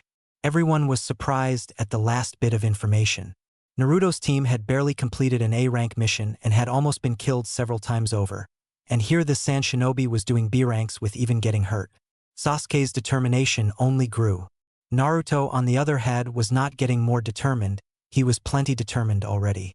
He began to shake with excitement. It looked like he was shaking nervously to Hinata, who could hardly ever take her attention away from him. She felt like she had to comfort him like he had just done for her. As she began to stretch out her hand to him, Naruto jumped forward, unable to contain himself any longer. "Yeah, I'm so psyched. I'm going to beat every single one of you." As Naruto yelled at the genins, he only received nasty looks and emotions. Even his classmates behind him were a little startled and annoyed by his outburst. Ino in particular was triggered by Naruto's eruption. "Hey, Hinata, what's your boyfriend doing? Is he trying to get us all killed?" Boyfriend. Hinata's eyes grew wider than she ever knew possible.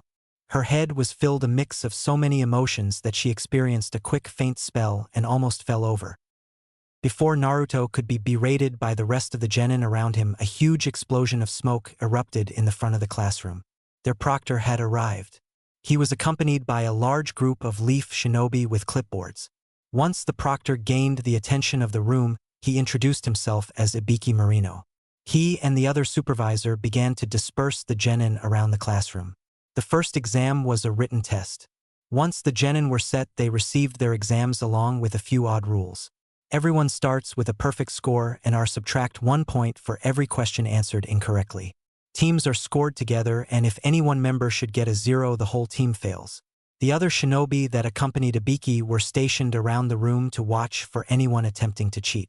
If a person was caught cheating, the sentinel shinobi were there to deduct 2 points from the culprit's score. Finally, the last of 10 questions would be given out 45 minutes into the 1-hour testing period. Once the rules were explained, Ibiki began his exam. Naruto quickly felt a sense of panic in the pit of his stomach. He wasn't very good at tests, but this test in particular was harder than he could have ever imagined. He tried to sense around him for his team, and was met with the same feeling of panic he had except all around him. The exam seemed impossible, not just for him but for most of the people in the room. Only a handful of shinobi at the genin level would even have an idea as to how to answer any of the questions. Both Sasuke and Naruto realized at the same time that they had to cheat. There was no other choice. They both had the same idea. Luckily, they both had a way of doing cheating without getting caught. In a flash, they both activated their Sharingan and looked around themselves subtly to try and find someone who knew what they were doing. They were both near the rear of the classroom on opposite sides of each other. At almost the same time, they saw Hinata writing away. She was working out the answers. Naruto was surprised. "I didn't know she was so smart." Both Naruto and Sasuke looked at her pen and analyzed its movements. They used their respective Sharingan. They began to copy her pen strokes. All around them, the rest of the genin had come to the same conclusion. They all began to look for information in their own ways. Some of the genin were not very skilled at concealing their efforts and were promptly caught and asked to leave along with their teams. The herd was being cropped down slowly. In no time at all, 45 minutes passed. The proctor looked out in excitement. This was his favorite part of the exam. "Pencils down. It's time for the final question. There are a couple individual rules to this question as well. First, you can simply choose not to take it. If you do, you will be asked to leave and your Chunin exam will be over. But if you choose to stay, you must answer the question correctly, or else you and your team will be barred from taking the exam again and will remain genin forever." Quite the predicament. It's unfortunate for you guys that I was assigned to be in charge of the first exam this year. Now if you want to leave, now is the time to do so. All around the room, the genin were shocked. The rules were absurd and unreasonable. It was seemingly an impossible decision. Panic set in the hearts of most of the young genin. After a short pause, more genin began to walk out of the room. The stakes were too high to risk one exam. If there was a chance, it would be different the next time around. Naruto and Sasuke were both confident. They were unsure of how hard the question would be, but seemed ready to meet it head-on anyway. Naruto also felt very frustrated. He was unsure why there was so much pressure on one question. He looked to Sasuke and felt nothing from him, so assumed he must have been okay. Then he looked to Hinata and became worried. He could feel the uncertainty in her heart. She was scared at messing up Naruto's chance to progress closer to his goal. There was no way Naruto could know why she was so worried, but he knew had to get to her some way. As soon as he saw her begin to move, he jumped up faster than he thought he could. Just cut it out already. There is no way you can scare us. We are all here for a reason, and we won't turn back just because you imposed some stupid rules on us. Naruto's words rang loud and true. His words and the look of determination erased the doubt in Hinata's mind just like he had hoped. What he didn't know was that his words reached more than just her. All around the other genin found their confidence after hearing Naruto's words. The looks on everyone's faces changed. Their minds had been made up and Ibiki could see it. Well then, if you are all sure about this, it's time for the final question. I'll pass. Everyone was stunned. All the build-up for seemingly nothing. The life of a shinobi is full of tough decisions. Your decision to stay with your team and push through adversity is what passed you on to the next round. The first portion of this exam was meant to test your ability to attain information covertly. You were supposed to cheat, just not get caught. If you got caught, you didn't deserve to be promoted to chunin. Congratulations. Good luck on the next exam. Almost as if on cue, a figure burst through the window of classroom and threw two kunai at the ceiling. From the kunai hung a banner, and in front of it stood a very skimpily dressed kunoichi. All right, boys and girls. I'm Anko Mitarashi and your second proctor. There is no time to celebrate. Are you ready for the second exam? Right. So let's go. You're early. Again. Wow, there sure are a lot of them left. Your test wasn't hard enough, Ibiki. You're getting soft, aren't you? Maybe it's just a strong bunch of candidates this year. It sure doesn't look like it. When I'm done with them, more than half of them will be gone. This is going to be fun come morning. I'll let your squad leaders know where to go. But for now, you're all dismissed. After the exam wrapped up, the remaining candidates found their teams and began to celebrate. The first exam had cut down several teams from the mix, but like Anko had said, not as many as planned. The rookies all got together once again to celebrate. Even though they were technically rivals at that moment, they all enjoyed each other's company. Since there would be another exam the next day, they kept the interaction brief, much to Naruto's dismay. He was really starting to feel like he was making some real friends. Sasuke was not very fond of the celebration, but he was slowly starting to open up to his peers. Soon Naruto's team was left alone as they began to leave the academy building. Naruto wanted to spend more time with his team outside of training and missions, but he was unsure as to how to go about making it happen. As Sasuke began to break off to leave, Naruto extended his arm to him, but didn't know what to say. Sasuke took it as wave goodbye and left. Naruto was now left with just Hinata. They really didn't talk too much if Sasuke wasn't present, so the walk was quiet. When they got closer to Hinata's home, Naruto felt a feeling of desperation rise in him. He just wanted a friend he could talk to outside of ninja business. Irika was usually his go-to friend, but he wanted someone his own age to converse with. Hey Hinata. Yes, Naruto-kun? Do you want to get some ramen with me and talk? Like friends and stuff? Hinata was stunned. She wasn't sure what to say. She knew he didn't see her in a romantic way. Well, at least not yet. It was an innocent request, but to her it meant so much more than Naruto could even was speechless for a moment. Naruto felt her hesitation and nervousness and thought she was opposed to the idea. Oh, you must be busy. Sorry for bothering you. As Naruto turned to walk away, he felt a sharp feeling of desperation come from Hinata. She was having a hard time thinking, and the intense blush on her face wasn't helping. Naruto-kun, wait. I do want to go. Really? Are you sure? Hi. Okay.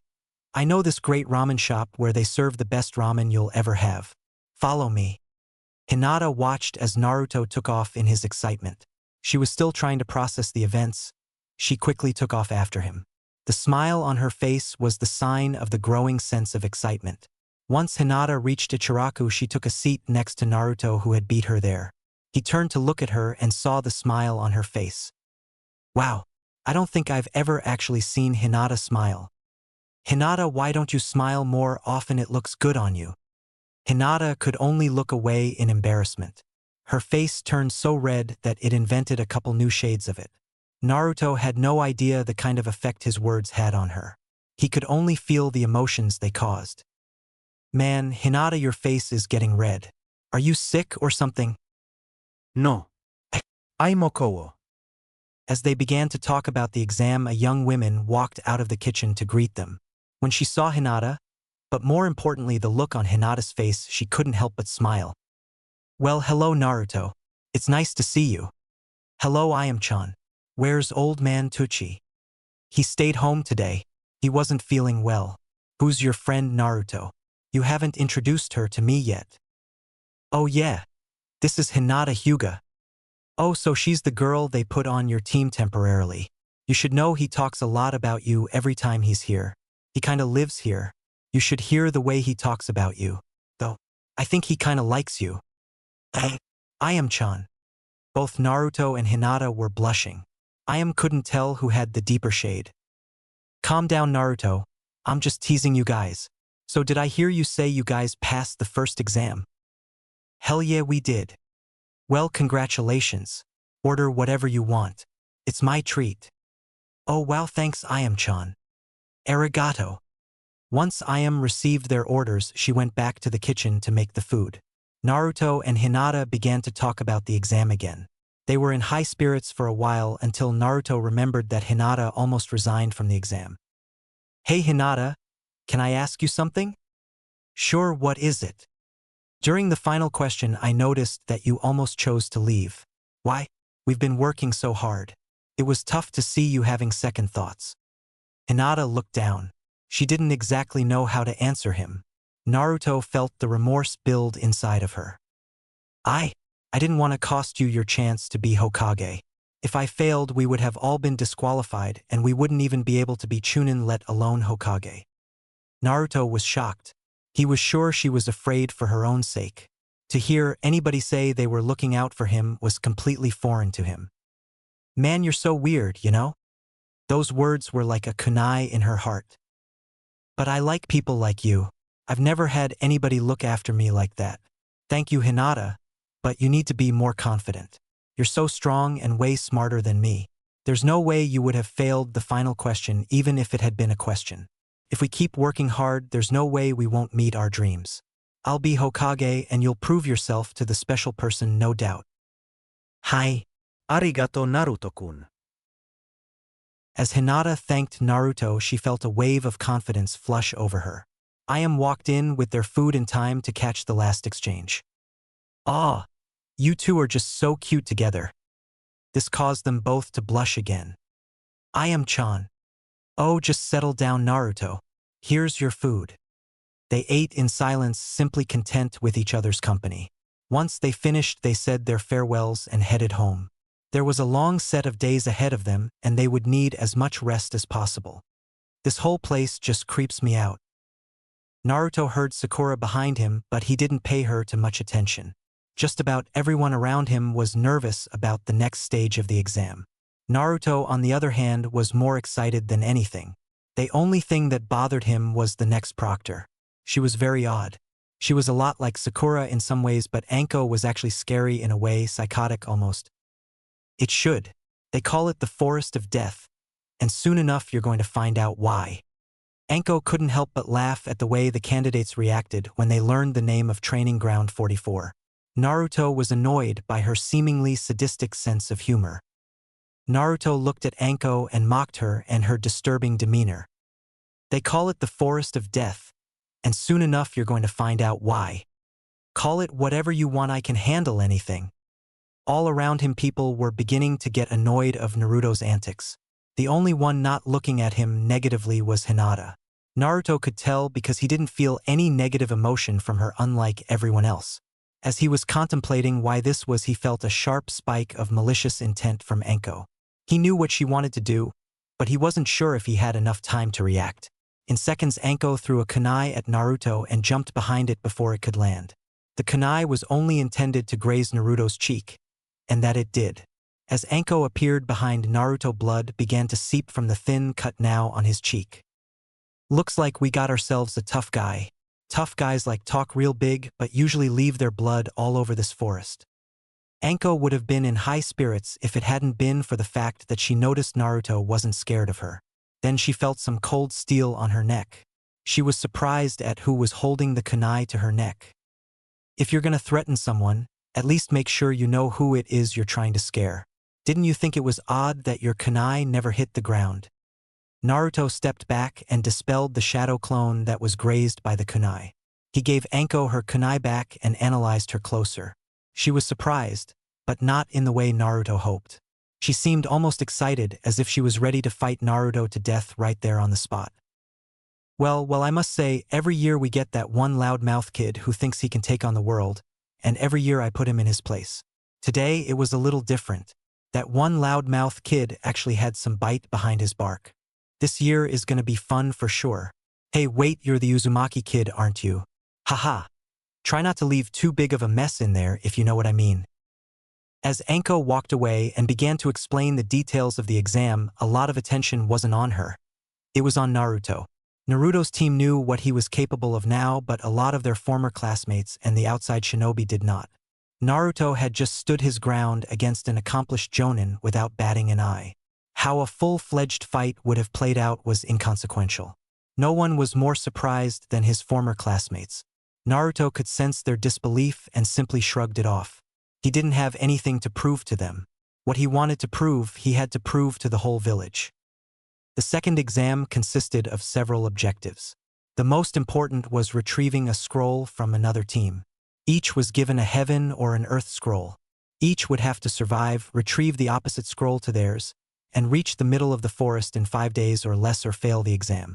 Once all the teams signed a release form, they were all given their respective scrolls and lined up at different entrances to Training Ground 44. Once everyone was set, they were all released into the forest at once to begin the second exam. Naruto and Sasuke looked around the forest. The plant life was so thick that they couldn't see very far. Luckily, Hinata was already using her Byakugan to scout around them. They seemed to be alone for the time being, so Hinata deactivated her kekkei genkai and joined the group. Sasuke was busy trying to figure out a way to differentiate between their team and anyone using the transformation jutsu to appear like one of their own. I've got it. Listen, I think we need a password or code. That way, if anyone who is not us tried to transform into us, will know. I think I know what we should do. If we're not sure about another person, we ask them to make a combination of hand signs.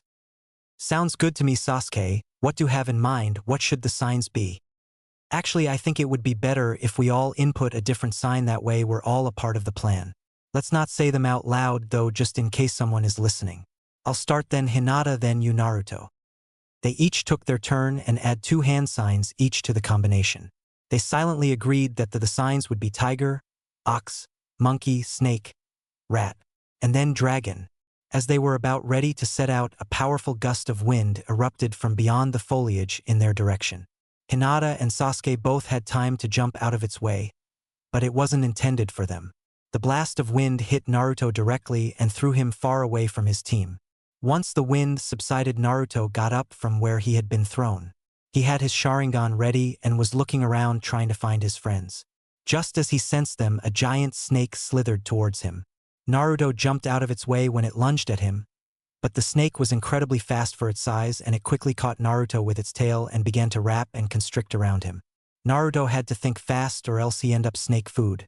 Naruto's hands were too far from each other, so he couldn't make any hand signs, or rather, any regular hand signs.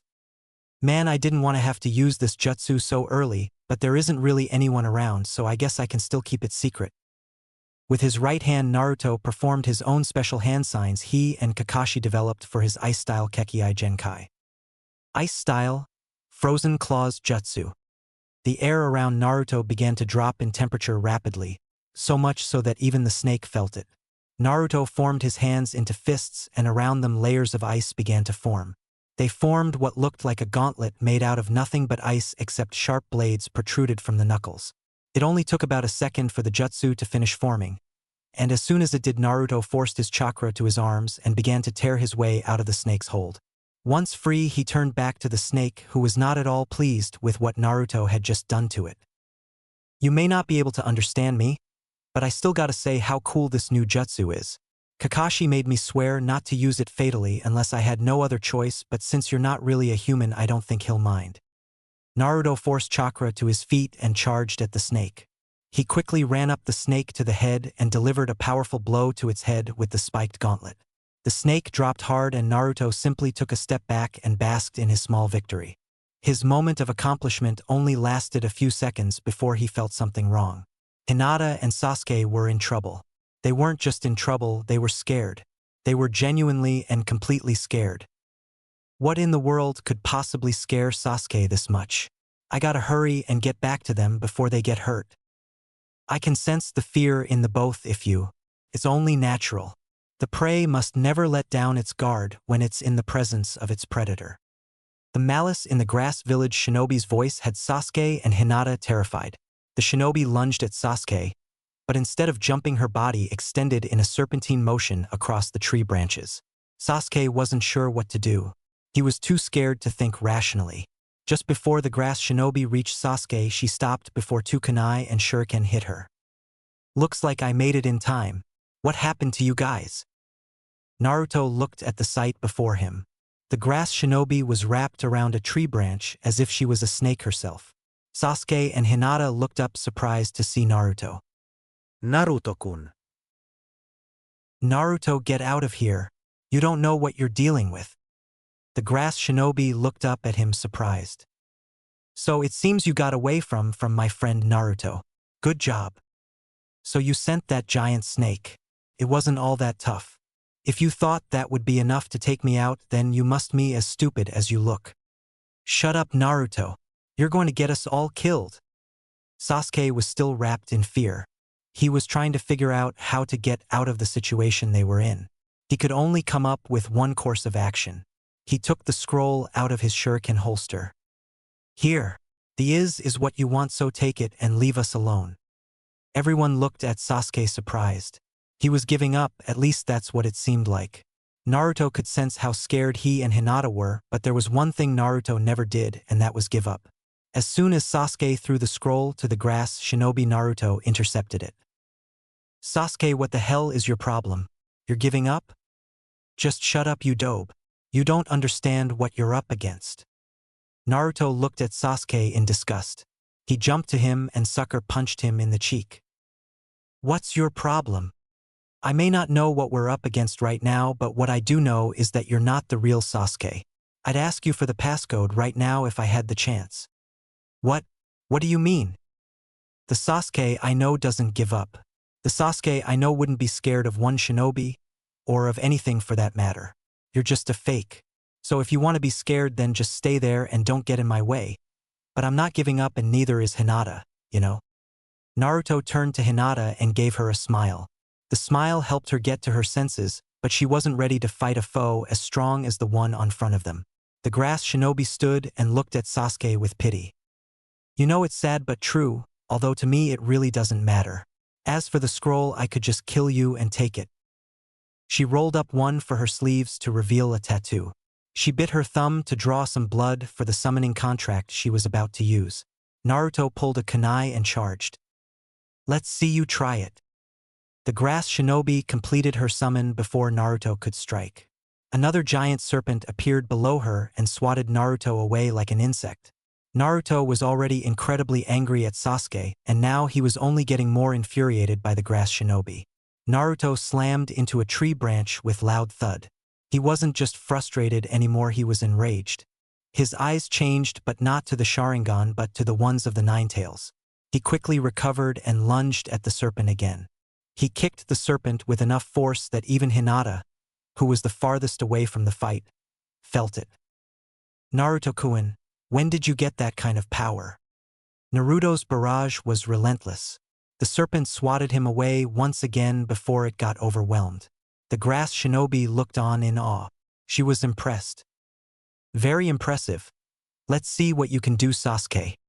As the snake lunged, Sasuke just stood motionless, still unable to will himself to move. Before the snake could strike Sasuke, Naruto brute force stopped it with two kunai.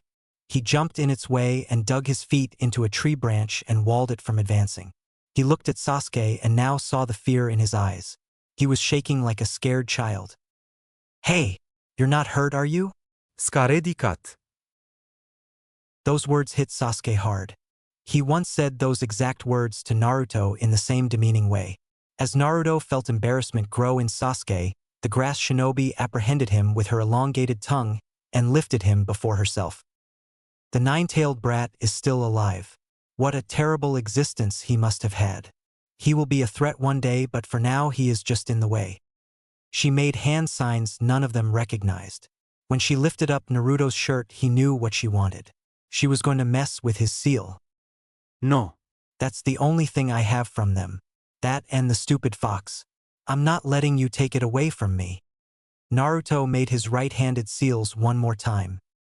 Ice style, frozen claws jutsu. He had just enough time to strike the tongue that was restraining him before he was struck with the grass shinobi's sealing jutsu. She looked at him in rage. He had just injured her. She had not even considered that a possibility. Now she was interested.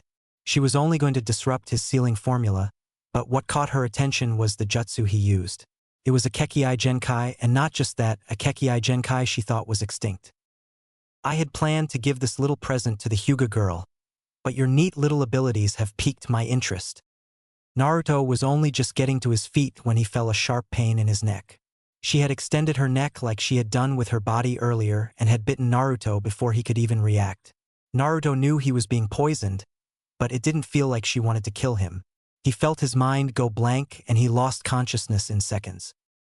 The Earth Curse mark, the same mark I gave Kimimaro. I wonder if the girl would even have been able to survive its power. But this child is unlike any other.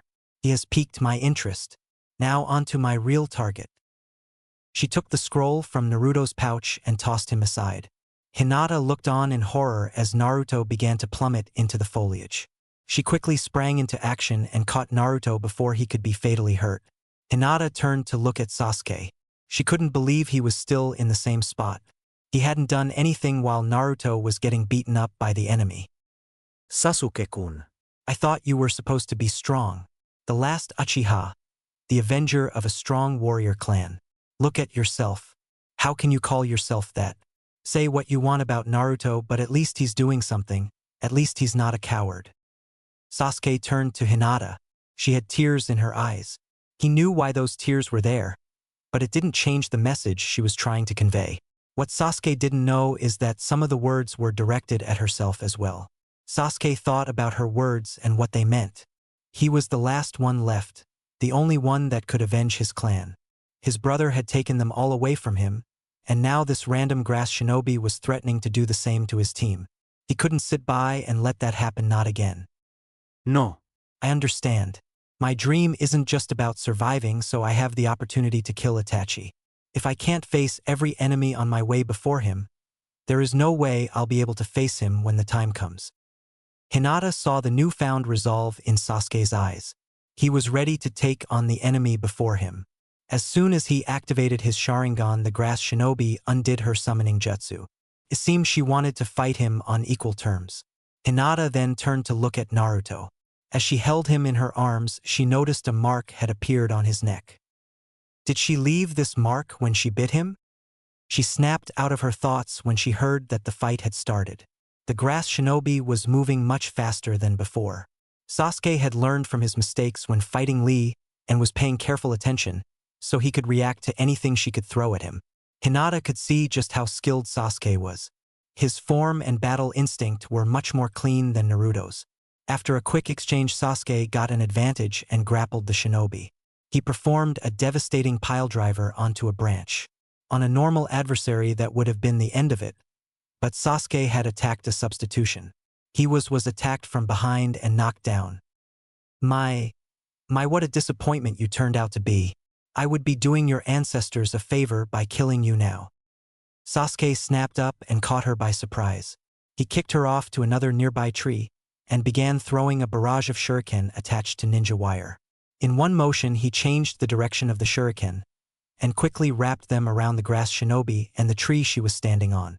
Once she was retrained, Sasuke began to perform one of his strongest jutsus. Fire style, dragon flame jutsu. Sasuke let loose an explosion of flames along his wires to the apprehended shinobi. The heat was so intense Hinata could feel it. The flames burned bright but quick, and in seconds all that remained was the grass shinobi and very little of the tree. But something was wrong. The face of the shinobi seemed to be melting off. The sight greatly disturbed Sasuke. "What are you?" I'm impressed. "The Uchiha blood flows as strongly in you as your brother. Your eyes might even be keener than his. Like your little blonde friend, you have piqued my interest as well. I'll leave you with a present just as good as I left him." As she spoke, her voice changed. It started to resemble that of a man more and more. Even though they had seen it happen in almost the same way, Sasuke and Hinata were caught off guard when he extended at Sasuke and bit him in the same spot he had bitten Naruto. Like Naruto, the poison acted quickly and incapacitated Sasuke in seconds. The grass shinobi looked over to Hinata with a look of regret. "I'm sorry, my dear. Even with the prospect of the Byakugan at my reach, I don't have enough chakra to give you a gift as well. Soon they will come to me looking for the power I can give, but for now I'll take my leave." The mysterious man disappeared into a tree trunk and left Hinata alone with her two unconscious teammates. Dosu, Kin, and Zaku looked at the three-leaf shinobi camped out in a hollowed-out tree trunk. Two of the shinobi were unconscious and barely looked to be living, and the third was trying to tend to them. As Orochimaru ordered, we attack at dawn. Remember, our focus is the Uchiha kid. As the sun began to come up, Hinata felt like she was being watched. She had had the feeling the whole night, but was sure it had just gotten worse. Someone was near and getting closer. "All right, little girl, come out. If you leave now, we'll let you go free. We just want the Uchiha kid." Hinata looked out and saw three young sound shinobi approaching their camp. Two of them looked as normal as any other shinobi in the exams, but the one that spoke looked almost as if he had been mummified. We don't have any scrolls. Just leave us alone. We're not here for a scroll. We want the Uchiha." Hinata knew she was outnumbered, and she didn't have a clue as to what kind of abilities these new foes might have. She didn't have very many choices. "If you want him, you're going to have to go through me." Hinata knew there wasn't much backing her own words, but what choice did she have? Zaku looked at her incredulously. "You're a lot more stupid than you look, and your eyes are creepy as hell too. Dosu, let me take her out." "Go ahead. Just don't get too carried away."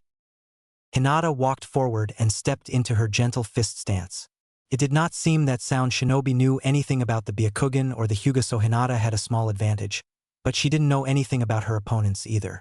Neither wanted to make the first move. Hinata knew she was only powerful at a short range, so she had to be careful. Zaku hated having to wait, and his impatience overcame him. He pointed his palms at Hinata and shot powerful blast of air at her. Hinata knew she was in trouble. As she slammed into the tree behind her, she felt the world begin to fade away. She was up against a long-range opponent. She really had no way of fighting him. She looked up at her opponents in dismay. She was about to let everyone down again. Tears began to flow from her eyes. She looked down with a sense of defeat finally taking over her. With her head down, she didn't notice what the sound shinobi had just seen. "Hinata, which one of them hurt you?" Hinata jolted when she heard Sasuke's voice. She looked up to him and was horrified by what she saw. Sasuke had changed. The mark Orochimaru placed on him had spread all across his body. He emitted an ominous aura, and Hinata could see the anger and bloodlust in his eyes. He wanted to destroy something, and the person who hurt his teammate was going to be the first to go. Zaku looked at him with disgust. "I did. What are you going to do about it?" Before Zaku had time to blink, Sasuke was already on the move. In a flash, Sasuke kicked Zaku away and moved to position to where he could continue his assault. He knew he was outnumbered, but he didn't care. All he could feel was anger. Anger at himself, his brother, and the lunatics who were attacking his team inside this god-forsaken forest. Zaku's teammates quickly moved to aid him. Sasuke was moving at speeds he had never even dreamed of before, but even so he was pit against three opponents, so his chances were still slim. Hinata looked at Sasuke in awe and fear. While he wasn't winning the fight, he wasn't being beaten either. He seemed to be possessed by some unearthly monstrous strength. "How worthless am I?" When Naruto was fighting the grass shinobi, all I could do was watch. Now Sasuke is the one fighting for our team and I'm still just sitting by and watching. I can't let this team fail because of me. If we fail, Naruto may not get to be Hokage or worse. I can't just sit by and let that happen. Hinata stood up and took stock of the battle. She activated her Byakugan and began to formulate her plan. The mummy seemed to be the close-range fighter of their team. She could see that the special gauntlet he wore was letting out bursts of chakra whenever he delivered a strike. Sasuke with his Sharingan could see the chakra as well and was avoiding them. Zaku was delivering air blasts to try and knock Sasuke off balance. Kin was a long-range-style fighter as well. She was simply thrown senbon from a distance. She didn't seem too interested because of the seemingly obvious advantage she thought they had. That is when Hinata saw her opening. She quietly moved across the battlefield and struck Kin in the back with a gentle fist strike. Hinata was not trying to kill her, so she merely knocked her out. It was amazing that Sasuke was able to dodge so many attacks and still deliver offensive blows when he got the chance. And now, with one less adversary to worry about, he focused his attention on Zaku and Hinata lunged at Dosu. She knew Dosu was very skilled, so her only focus was to distract him long enough for Sasuke to beat Zaku. Since the Byakugan allowed Hinata to see the chakra in the sound waves Dosu was manipulating, she was able to evade them. She wasn't sure what kind of damage they could, so she just played it safe, mostly evaded. Sasuke, on the other hand, was playing offense. All he had to do was close the range between him and Zaku and he would win the fight. The curse mark on his neck was giving him so much power that it didn't take long for Sasuke to get behind Zaku and apprehend his arms. You seem really proud of these arms of yours. It would be a shame if something happened to them. No. Please don't. Hinata and Dosu turned in horror when they heard the snapping sound coming from Zaku. Sasuke had broken one of his arms and was about to break the other if Dosu hadn't knocked him away. Sasuke turned to look at him with a sadistic grin. Why you? The game's not so fun when you're not the ones winning, is it? What's the matter, are you dash? Sasuke. Dosu's eyes widened when he saw Hinata slap Sasuke. The look of bloodlust left his eyes and the curse mark began to recede. Sasuke began to come back to his senses. Dosu knew of the curse mark and its powers. He would have never guessed that Sasuke would survive its power. He knew he was outclassed. He took out his team's earth scroll. Here, take it. Just let me and my teammates go and you can have it. Hinata accepted the scroll. Dosu retrieved his comrades and retreated. Sasuke looked back at Hinata. Although he would never say it, he was grateful she snapped him back to the real world. They both began to walk back to Naruto. Hinata had hoped that since Sasuke had woken up, so too would have Naruto. Her hopes were crushed when she saw Naruto unconscious and with an even worse fever than before. When Naruto woke up, he was surprised to be in a pool of water. He sat up and looked around. He recognized his location quickly. He was inside his mind with the Nine Tails again. Something was off. He could feel another presence. He had no clue as to what or who it might be, so he paid it no heed. Instead, he looked to the giant gate before him. He knew what was being restrained by it, but its sheer size still surprised him. It seems you've found your way back to me once again. Let me guess, you got pummeled again, and you only need me for my power? Well, just be careful you don't take too much or I'll have to RIP your body away from you. I don't need your help. Why am I here again? Is my father here as well? How should I know? Why don't you ask our guest? I'm not sure how or why you brought him here, but I want him out. He's unnerving as all hell. Naruto was surprised. Who could have possibly invaded his psyche? How was such a thing even possible? Naruto turned to look at the trespasser just as he spoke. My, this is surprising. I never thought I would get to meet the Nine Tails in person, or would you prefer Kurama? That is your name after all. How could you possibly know my name? Naruto looked at Kurama incredulously. You have a name? Of course I do. You would have known had you simply asked. Well, this is only the second time I've met you, you know? Orochimaru let out an audible laugh. It seems you two are not yet harmonized. It doesn't even seem like it's a possibility. I'm afraid I was cautious for no reason.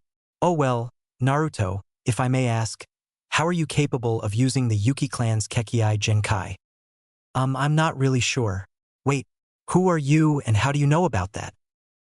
Now, I asked you a question first. You answer mine and I'll answer yours. Naruto truly did not know who Orochimaru was. He hadn't paid enough attention in class to know enough about the Sannin, much less what they looked like. He was also unconscious when he revealed his identity in the Forest of Death. He was completely oblivious as to who the stranger before him might be. I guess that's fair. Well, I guess I stole it from another shinobi. His name was Haku.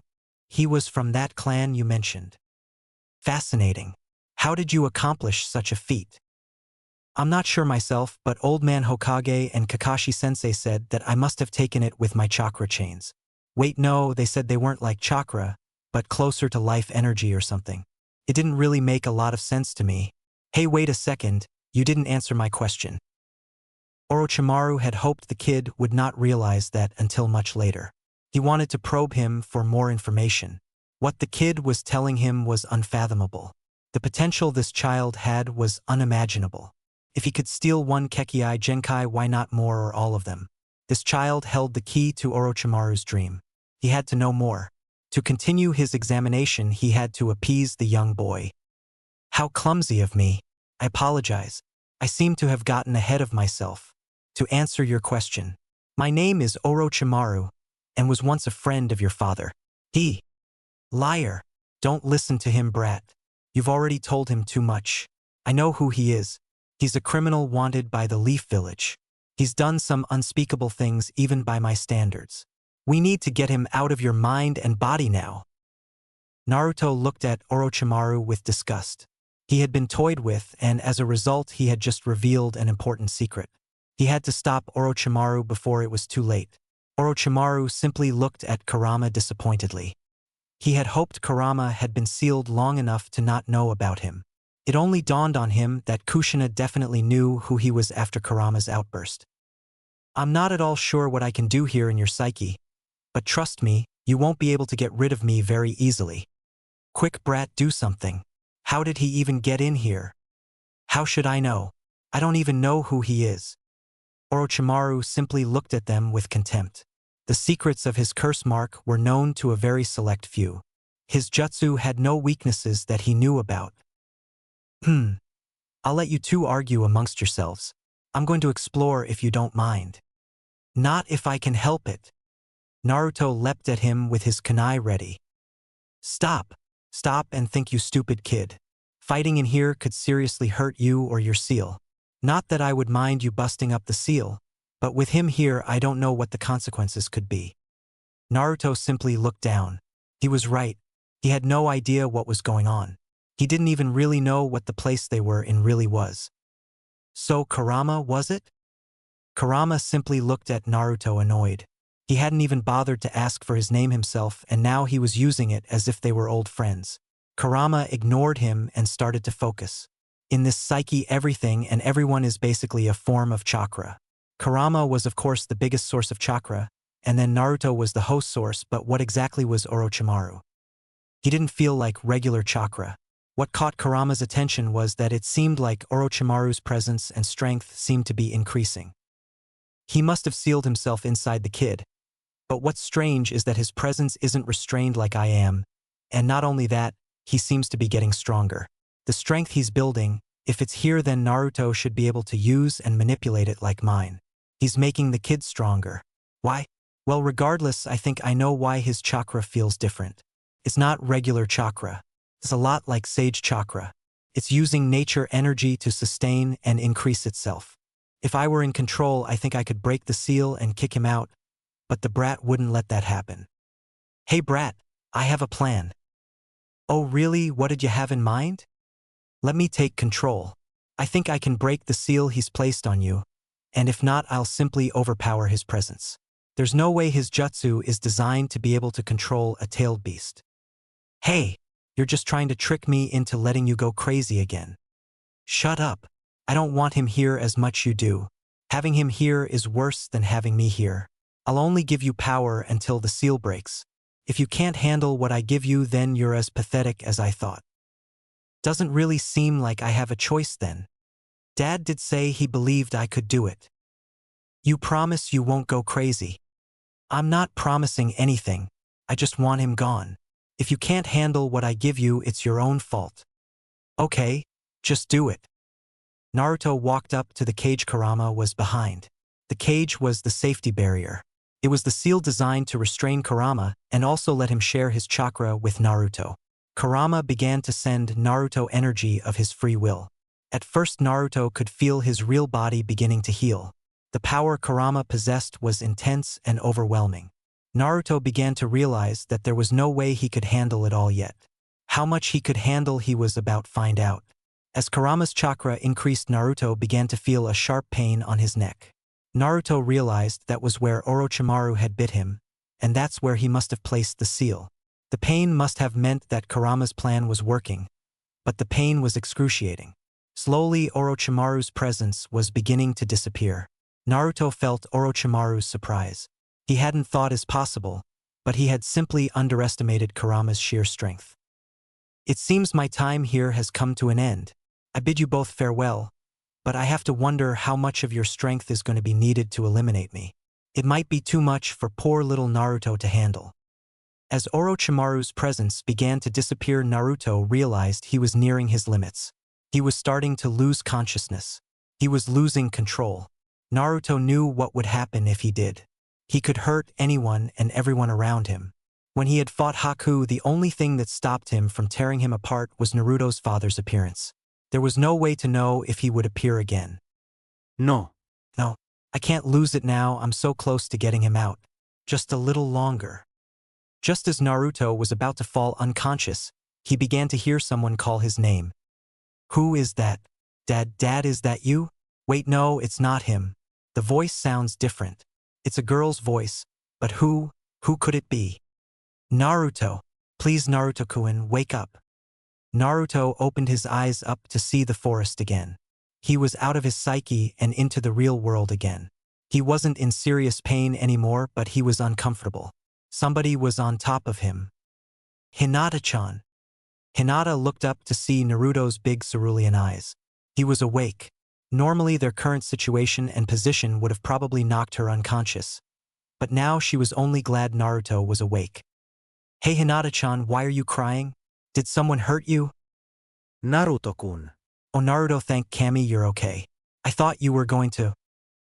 What, me? Nah, it'd take a lot more than that to take me out. I'm going to be Hokage one day, you know? She was crying for me? Why? Why does she care about me so much? You were just in so much pain. I was afraid we were going to lose you. Well, thanks you Hinata-chan. You're always so nice to me. But can you please get off of me? It's kind of hard to breathe. It was only then that Hinata realized where she was. Her face turned a bright crimson, and she jumped back seemingly 20 feet before she turned away from Naruto out of embarrassment. You two are priceless. Hurry up and get ready. We're running out of time. The exam will be over after tomorrow. Oh, shut up, Sasuke. What happened while I was out? Sasuke noticed the blush Naruto had to restrain himself from teasing him as well. He then told him about all that had happened while he was unconscious. The only thing he left out was the curse mark he also received. Sasuke had already convinced Hinata to not tell Naruto either. He didn't want to cause any alarm before the exam was over. The team began to regroup. They were running out of time and needed to find the other scroll. After the recent endeavors they had been through, they were filled with new vigor and determination. As they headed to the tower, they came upon new enemies, but compared to what they had already faced, they were nothing more than child's play. After a few encounters, they finally found the scroll they needed and were ready to go on to the next exam. Once they arrived at the tower, they were met by the rest of the passing candidates. Naruto looked around and saw that the rest of the rookies had made it. Lee's team, the Sand siblings, the Sound Trio, and Kabuto's team had all made it. Once all the candidates were gathered, they were addressed by Lord Third Hokage. With all the Jonin instructors and proctors behind, he described the purpose of the Chunin exams. The third proctor appeared as Sarutobi was explaining the details of the third exam. Genma and Sarutobi explained that before the third exam was to be held, there needed to be a preliminary exam because more genin had passed the first two exams than expected. The preliminaries were to be composed of one-on-one full-intensity fights to ideally cut the number of candidates in half. Genma made sure to ask if any one participant wanted to back out, since any one of the bouts could end fatally. Naruto wondered if anyone could just quit after making it this far. He was shocked when Kabuto decided to take his leave. There was something wrong with his conviction. He didn't back out because he was afraid or worried. He felt there was a malicious reason for his actions, but he couldn't quite figure out what or why. Before the matches started, Naruto quietly observed the interactions between the other genin. Sakura and Ino were still only interested in Sasuke and their personal rivalry. He also noticed that Lee was attempting to impress Sakura. Neji was very reserved, but Naruto could still tell that he very interested in Sasuke and Hinata. Kiba was obnoxious as ever, but there was something wrong with Akamaru. He was afraid of something, but Naruto couldn't quite tell what. Lastly, Naruto saw Zaku's broken arms. Sasuke really did a number on that guy. The names of the combatants were drawn at random on a digital screen. Sasuke was up in the first round against Yoroi, Team Kabuto. He was initially surprised by his opponent's ability to siphon chakra, but he quickly regained the advantage with the dancing leaf shadow he copied from Lee.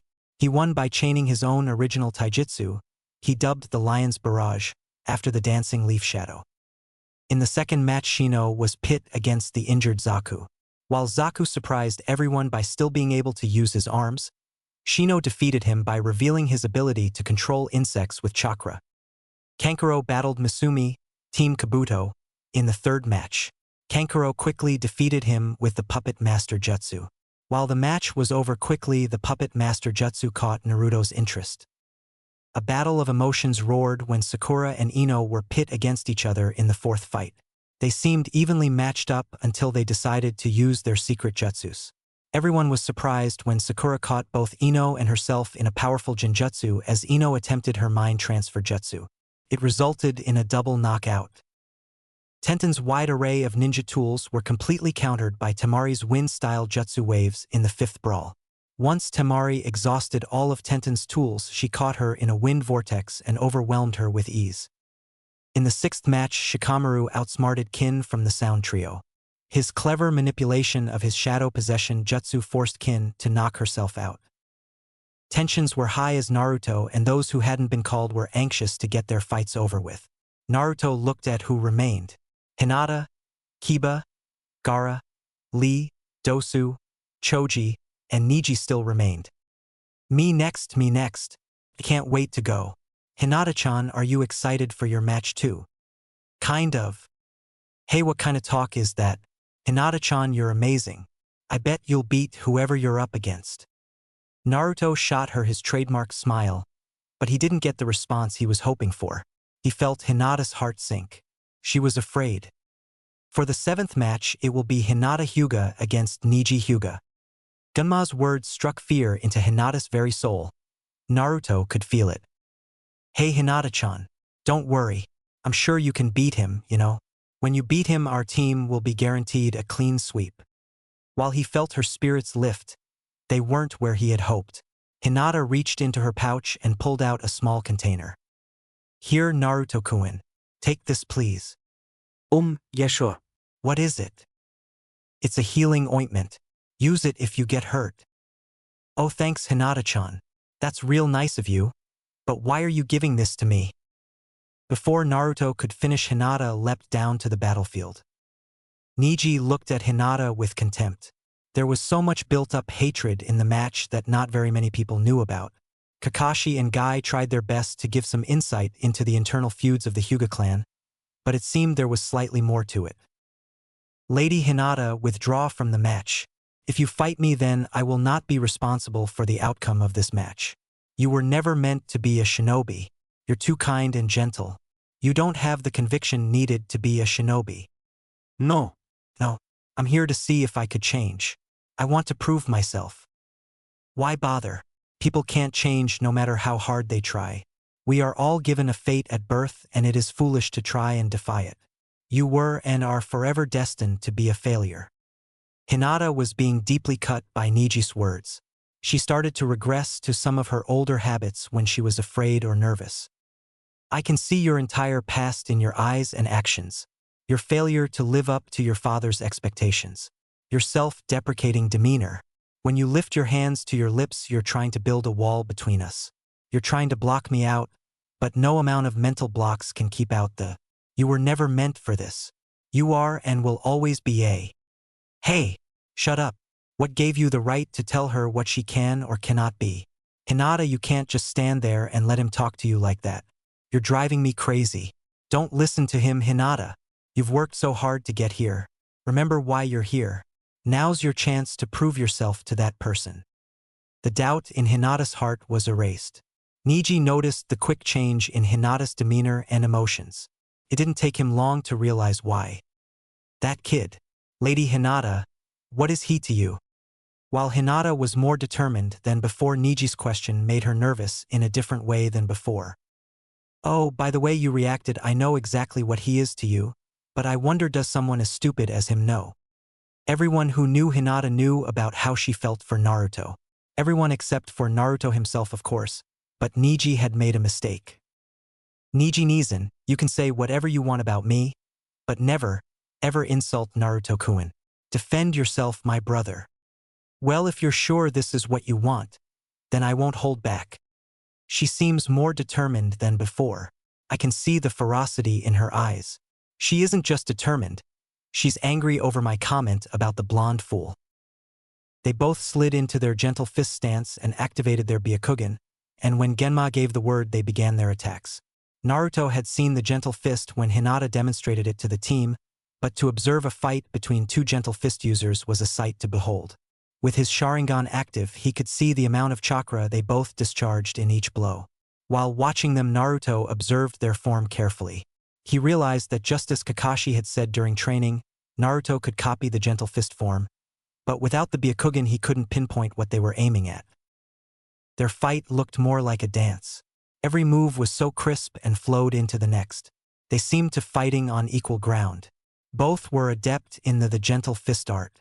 To everyone around, the fight seemed to be going evenly, but without the Byakugan no one could see what was actually happening. Niji was slowly gaining the upper hand. He was truly the Hyuga prodigy the older shinobi had heard about. Just as it looked like Hinata landed a blow, she reeled back in pain. She began to cough up blood.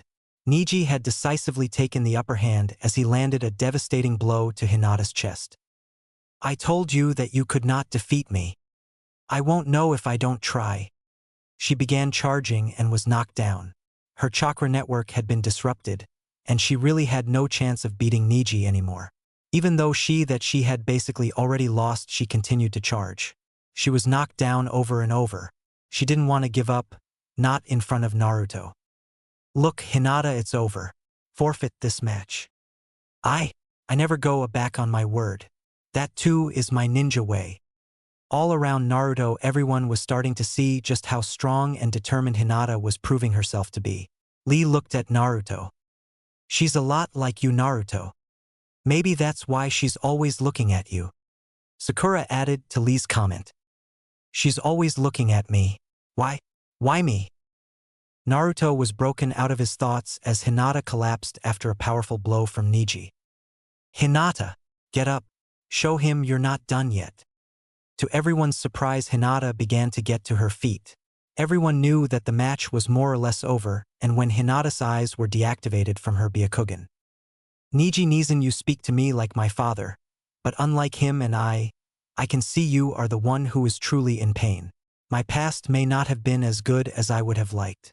I can still see that you are the one who is the most bitter about our clan's separation of branches. Why you? For the first time in the whole match, Niji took the offensive. He charged her with full intent to kill. The match was over and he was still charging. All the Jonin present began to move in order to stop Niji, but they were all shocked when they saw who reached Hinata first. Niji's palm shattered a plane of ice and struck Naruto directly in the back. Everyone felt the temperature of the air in the arena drop sharply. Niji looked shocked when he saw that he had struck Naruto. Naruto really didn't know how to stop Niji's attack, so he simply rushed to Hinata's side and wrapped his arms around her to take the blow in her. Hinata looked up. She saw Naruto smiling at her. Naruto-kun. Do you acknowledge me? Do you think I've changed? Doi. Yes, Hinata-chan. Just rest. Once she heard Naruto's response, she gave in to the pain and lost consciousness. It was me. This whole time I was the one she was trying to prove herself to. Blood began to drip from Naruto's mouth. He had just taken a full-strength gentle fist strike to the back. He laid Hinata down and turned to Neji. I vow to win. Before anyone could react, Naruto punched an unprepared Neji out cold. Genma jumped to stop Naruto from continuing his assault. If you don't stop right now, I'll be forced to disqualify you. Get some medics out here for them. It looks like you need some attention yourself. Naruto ignored Genma and walked back up to the spectators' balcony. Everyone on the balcony looked at Naruto incredulously. Naruto was not the type of person to do anything remotely close to what everyone had just witnessed him do. Kakashi tried to scold him, but Naruto was only focused on the container of healing ointment in his hands. And for the 8th match, Naruto Uzumaki against Kiba Inuzuka. An arrogant Kiba jumped for joy when he heard that his opponent would be Naruto. Ever since the academy, Naruto had simply been the class clown in Kiba's eyes. Naruto never showed any sign of promise then, so Kiba assumed that Naruto could not have gotten much better. He quickly jumped to Genma's side to await his opponent eagerly. He looked up and saw that Naruto was not showing the same enthusiasm. Naruto slowly started to walk down the stairs from the balcony. Everyone who knew Naruto looked at him surprised. From how excited he had been earlier and just his general personality, everyone assumed he would have jumped the gun and even beat Kiba to the battlefield. His strides were slow and unenergetic. Kiba looked at Naruto and laughed. What are you waiting for? Are you afraid of Akamaru and I? Is that it? Naruto simply ignored him. Once he reached Genma and Kiba, he fell over and coughed up some blood. Kiba, please back out of this match. I don't want to hurt you, he whispered after he regained his posture and composure. Ha, are you serious? Look at yourself, you're a mess. You honestly think you have a chance of hurting me, let alone beating me? Kiba scoffed at Naruto's proclamation. With Akamaru jumping at his side, Kiba was as confident as could be. Genma looked at Naruto inquisitively. Are you going to be able to participate? You may withdraw now if you are unable to compete.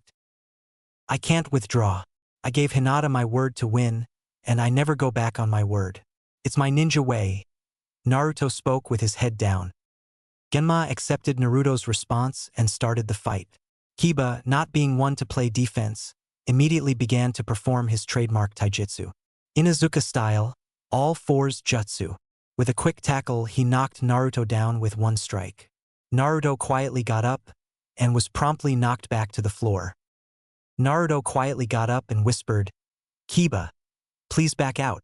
I'm begging you. Again with this, Naruto, you look like you're barely standing. You should back out before you end up in the hospital, just like Hinata. As Kiba dismissively spoke the last 3 words, Naruto looked up at him. You promised me you would protect her. You encouraged her to fight Neji. You're the one who made her keep going. She's hurt because of you. Kiba, shut the hell up. Why? What are you going to do about it? I'm right and you know it. It is your fault, and right now you're about to make the same mistake. Just sit there and take it. It will be over quickly, Kiba shouted and charged. Just before Kiba's punch hit Naruto's face, it was caught in Naruto's palm. Kiba reeled back in pain. Naruto's palm had given absolutely no ground. Kiba had essentially punched a brick wall. What the? Just as Kiba spoke, he looked up and saw Naruto's eyes. They were glowing bright red and his pupils had elongated into slits. Around the room, the Hokage and Jonin from the Leaf Village began to get nervous. The adults' reactions were strange, but when Akamaru began to tremble, Kiba knew something was wrong. What's the matter, buddy? Why are you getting nervous? Is it the guy from the sand again? It's not Naruto, is it? Kiba. Naruto's shout pulled Kiba's attention away from Akamaru. Don't ever talk about Hinata like that. She fought because she had something to prove. She fought with purpose and she fought hard. Don't you dare discredit her again. So you like to fight like a dog, a beast even, don't you? I'll show you what it means to fight like a beast. Everyone in the room noticed that the last 3 words Naruto spoke were not his own. They did not even seem human. Naruto dropped to his hands, much like Kiba had done earlier, and his body began to change. His fingernails elongated into claws, his hair became wild, and the whisker marks on his cheeks became considerably thicker. At this point, Akamaru was trembling uncontrollably. Akamaru, if you feel like sitting this one out, you can go up with Shino. As soon as Kiba said the word, Akamaru sprinted up to Shino and Kurenai. Naruto, I don't know what game you're trying to play by copying my jutsu, but I'm telling you right now that it won't work. You're going to pay for scaring Dash. Before Kiba could finish speaking or even react for that matter, Naruto punched him directly in the gut, sending him reeling back. Naruto then jumped behind him before he could compose himself and delivered a slash to his back. Kiba jumped forward to avoid another attack and looked at Naruto. While Naruto had stopped his assault, Kiba could see the look in his eyes. Naruto completely intended to destroy him. Kiba did not know when Naruto had gained such power, but he knew he needed Akamaru. He reached into his pouch and pulled out 2 food pills. He ate one himself and the other he threw to Akamaru. I'm sorry, Bobby. I know you're scared, but I need you. Kiba's shout held a trace of fear and uncertainty, and Akamaru could feel it. Akamaru took the pill regardless of both his and Kiba's apprehension. Inuzuka style, man-beast clone. I don't have time to play around, I have to finish this quickly. Inuzuka style, Fong over Fong. Both Akamaru and Kiba launched into the trademark taijutsu of their clan. Spinning rapidly like bullets, they shot themselves at Naruto. Just before they made contact on either side of Naruto, he stopped both of them with one hand each. Naruto deflected the real Kiba into the wall behind him and he turned and kicked Akamaru directly in the head. Kiba collided with the wall and regained himself just in time to see Naruto kick Akamaru out of the transformation and unconscious. Panic overtook him as he observed Akamaru slide across the turn to look at Naruto in time to see him rush towards him. Before he could defend himself, Naruto grabbed him by the throat. Just as Naruto was about to deal the finishing blow, he was stopped by one of the Jonin who had decided the match was over. Naruto, stop! Kakashi shouted with more authority than Naruto had ever heard him use. Do you think this is what Hinata would want? Killing one of your friends because of a silly temper tantrum. Hearing Hinata's name snapped him right out of the hold. Kurama was slowly building. It was then that Naruto noticed exactly what he had just done. He had Kiba's throat in his hand and Akamaru was lying across the room, knocked out. He let Kiba down and dropped his own head. Kakashi was right. If Hinata had seen what Naruto had just done, she would have been terrified. Naruto looked up at the faces of his classmates. He did not even need to feel their inner emotions. The fear and shock was written right on their faces. He felt the disappointment from the Hokage and his sensei. This isn't what my father had in mind when he gave me this power. I should be ashamed of myself. He just made me so mad.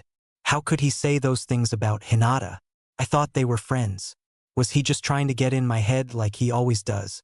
Still, I almost killed him. Kami, I'm so ashamed. What will Hinata say when she finds out? Naruto's thoughts slowly became more and more focused on her, even though he wasn't sure why exactly. The winner of the 7th match, Naruto Uzumaki, Gama proclaimed as the stretcher was being brought out for Kiba and Akamaru. Kakashi and Naruto began to walk back up to the balcony. Naruto did not look up at any of his classmates or the Jonin. He was too ashamed of himself to say anything to anyone. There was one person he did feel something different from. He slightly raised his head to look at Gaara. Why isn't he afraid or feeling anything for that matter? Is he really that strong? If anything, he seems kind of excited. For the rest of the competition, Gaara made Naruto incredibly uneasy. Those feelings only increased when he observed Gaara nearly kill Lee. Lee had fought with everything he had and then some, but Gaara was still able to pull out the win to everyone but the Sound Shinobi's surprise. Choji did not have a much better time against Dosu. Dosu quickly defeated him as well, albeit without almost killing him. With the conclusion of the final sets of matches, the winners except for Sasuke and Neji, who were in the infirmary, drew lots to be placed into a tournament format competition composed of one-on-one bouts like the preliminaries. Naruto only cared about 2 matches in the whole bracket. First he would have to fight Neji, and then he would face the winner of Sasuke and Gaara's battle. The 3rd Hokage had just finished his involvement in the preliminary round of the 3rd exam and was relaxing in his office when he heard a familiar voice. "Hey, how's it going, Lord 3rd? It's been a while, hasn't it, Sensei?" Jiraiya burst through the window of the Hokage's office without a care in the world. "Jiraiya, my boy, it has been a while. What brings you back after all these years?" Sarutobi was excited to see his old student, but troubled also. Jiraiya had been away for over 12 years. Well, you know me. I came to do some research. Oh, what a shame. I had hoped you were here chasing Orochimaru. Can't say that I am, sorry. What makes you think that? Have you heard of him recently? Well, I haven't just heard of him. He's made a move in the village. I think you should know that it involves your godson and the last Uchiha. What does that snake want with those two? Naruto especially. Right now we have no clue, but he has marked both of them. The Uchiha's mark has been dealt with, but Naruto's mark has been acting differently than Sasuke's or even Enko's. It seems almost weaker. I haven't summoned him yet, but I believe we may be able to remove it from him. We could use your help. It's the least you could do considering. Now, old man, don't try to guilt-trip me. You've always been good at those manipulating mind tricks, but I'll have you know that I'm not the same little kid I used to be.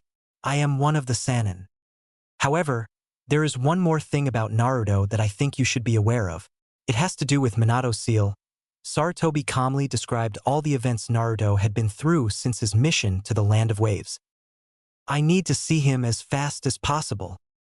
A day had passed since the preliminaries of the third exam.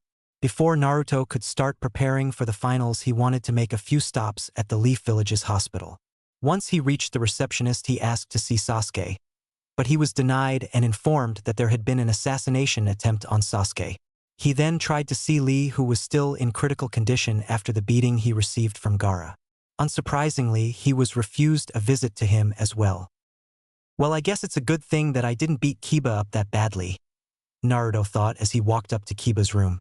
When he opened the door, he saw Kiba awake and with company. Kiba and Shino were calmly talking about recent events when they saw Naruto enter. Hey Naruto, just the guy I wanted to see. Kiba waved to him, letting him know that he was not intruding. Hey Kiba, I wanted to come and Apollo dash. Ha ha ha, is that all? Hey, don't worry about it. I kind of deserved it if you ask me. I should be the one to apologize for getting you riled up like that. Just forget about. But Naruto, let me warn you. If you hurt Akamaru again, somebody is going to have to stop me from beating the hell out of you. Kiba's words were cocky and arrogant but genuine. He truly meant what he said, and Naruto could tell. Incidentally, what are you hiding behind your back, Naruto? Shino pointed at Naruto's right arm, which he was holding behind his back. Oh, these... Naruto pulled out a small bouquet of flowers. I'm not even sure. Those wouldn't happen to be for Hinata, would they? Asked Shino as Kiba's face turned sour. I thought I smelled flowers. Just what are you trying to pull, Naruto? Kiba shouted, startling a completely unprepared Naruto. What do you mean? I'm not trying to do anything. Naruto responded quickly. Incidentally, a male giving a female dash. Shut up, Shino. What are the flowers for then? Ha! Kiba was beginning to get annoyed at Naruto's complete obliviousness. What? I don't know. I was just on my way here when I ran into Sakura. I told her I was coming to visit you guys, and she told me I should get some flowers for Hinata. She took me to the Yamanaka flower shop. You know, the one Ino's family owns. Ino and Sakura picked these out and even paid for them. They said something about daisies meaning get well soon, and like these red flowers meaning friendship or something. It didn't make a lot of sense to me. I didn't even know flowers could mean all that. Now that I think about it, they were all giggly when they were talking about it. They might have just been trying to mess with me, you know? Kiba burst out, laughing much to Naruto's displeasure. Okay, now I know something's up, Naruto accused. No, no Naruto. Nothing's up. It's just that you really are dense, aren't you? Kiba squeaked as he was trying to regain his breath. What is that supposed to mean? Are you trying to start another fight, Kiba? Naruto reported angrily at Kiba. What Kiba means is that when dash. Stop, Shino. Let the idiot figure it out on his own. What are you waiting for? You still have to go see Hinata, don't you? Oh yeah. I'll see you guys later, Naruto shouted as he sprinted down the halls of the hospital. As Naruto ran through the halls, he noticed that he was getting weird looks because of the flowers in his hand. Naruto was used to getting weird looks, but these looks felt different. Ever since Naruto could start sensing the malice behind the faces, he began to notice them a little more than he had before. But these looks didn't hold any malice. They were looks of shock or even incredulity. Naruto ignored them as he got to his destination. As he was about to knock, the door opened and a younger girl who looked a little like Hinata stepped out. She looked up at Naruto and shot him an odd glare before skipping off. It was not malicious, but it was not friendly either. Naruto brushed it off and stepped inside to see Hinata was also awake. Oh, hello, Naruto-kun. She whispered when she saw Naruto. She looked down out of embarrassment because she had not expected him to visit her, at least not right away. Hello, Hinata-chan. I wanted to come talk to you about yesterday. As Naruto walked forward, he noticed the light blush on Hinata's face. If you aren't feeling well, I can come back later. No. Naruto jumped when he heard Hinata raise her voice. I mean, I'm okay. You can stay if you want, Naruto-kun. Hinata had gotten used to being around Naruto, but she really did not remember when he started adding the chan honorific to her name, that she was not used to. Well, I just wanted to come tell you that Kakashi-sensei and especially I are proud of how you fought yesterday. Oh, and Sakura and Ino helped me pick these out for me to give to you. Naruto pulled the flowers from behind his back sheepishly. Hinata was stunned. Nobody had ever gotten her flowers, and now Naruto of all people was giving her some. Oh, arigato, Naruto-kun. Hinata managed to squeak out before she was overcome by her overpowering blush. If she wasn't already lying down in a hospital bed, she might have fainted. Naruto placed them on the counter, oblivious to the effect of the flowers, their meaning, and the significance of Naruto giving them was having on Hinata. He and Hinata spoke for a while longer about whatever they could. Naruto explained the details of the final exam and how the brackets had shaped up. Hinata told him about her recovery and a little about her younger sister. All in all, they simply enjoyed each other's company. After a while, Naruto got up and said goodbye. He wanted to go get something to eat and to find Kakashi to begin his training for the final exam that would take place in 1 month's time. What? What do you mean you're going to be busy? Naruto shouted at Kakashi. You're just going to train Sasuke alone, aren't you? Okay, Naruto, you got me. But trust me when I say that it's not entirely my choice. The Leafs Council wants me to make sure that Sasuke is ready to fight an opponent as dangerous as Gaara. Kakashi indignantly explained. Oh, so you're just going to leave me with the closet pervert? Closet? What are you talking about, Naru Dash? Oh, don't listen to him. He doesn't know what he's talking about, Kakashi. Ebisu nervously proclaimed when he saw the reaction on Kakashi's face. I happen to be one of the best instructors in the whole Leaf Village, and I am only taking you as a student because Kakashi personally asked me to. Just before Naruto could retort, an ANBU Black Ops shinobi jumped in between the three of them. He had been sent to summon Naruto to the Hokage's tower. Kakashi and Ebisu were both surprised, even though they had a good idea as to what it was about. You'll know where to find us when you're done, Naruto. Ebisu yelled as Naruto began heading for the Hokage's tower. What is this about, old man? Naruto shouted as he burst into the Hokage's office. He's quite the loud one, isn't he? Jiraiya pointed out. Who's the weirdo with the white hair? Weirdo. Kid, I'll have you know that I am the legendary Toad Sage Jiraiya, he shouted at an incredulous Naruto. Wait, did you say Jiraiya? The one and only. So you're the one who trained my dad. That's awesome. I just got the greatest idea. You could train me for the Chunin exams coming up. I did make it to the finals, you know? Naruto's eyes glimmered brighter than Sarutobi had ever seen them before. Whoa, take it easy, kid. I don't know about all this training nonsense, but I am here to see you. Kid, I'm going to need you to take off your shirt. Wait, what? I told you to take off your shirt. What the hell? What kind of a pervert are you? Naruto's shout made Sarutobi laugh harder than Naruto had ever seen him. Wait just a minute, you stupid kid. You don't have any idea what you're talking about. Jiraiya retorted back indignantly. He's right, you know, Naruto, he's not that kind of pervert, Sarutobi said with a slight chuckle. Thanks, sensei. Wait, what? So you are a pervert, even your sensei says so. You're just a pervy sage then, aren't you? Naruto accused. Okay, kid, now you've pissed me off. I was going to try and get rid of that curse mark for you, but now I don't know if I want to. Jiraiya taunted, much to Sarutobi's displeasure. Ha! Curse mark? The thing the snake guy did to me? I thought Kurama got rid of it. It hasn't bothered me at all, Naruto explained as he slid off his shirt. We think that the Ninetales was able to remove Orochimaru's influence but not the mark itself. You're not the first person to get a mark like that, and you probably won't be the last. This is simply an experiment is all, Sarutobi stated as he looked out the window at the rest of the village. Jiraiya here is going to try and remove the mark from you and seal it away so that we can hopefully study it without Orochimaru's interference. Naruto reluctantly let Jiraiya examine the mark on his shoulder. Jiraiya noted that the mark was different from the mark Sasuke and Enko had, before performing a complex series of hand signs that Naruto didn't care to try and examine. He summoned a scroll with one hand and the other he slapped right onto Naruto's shoulder.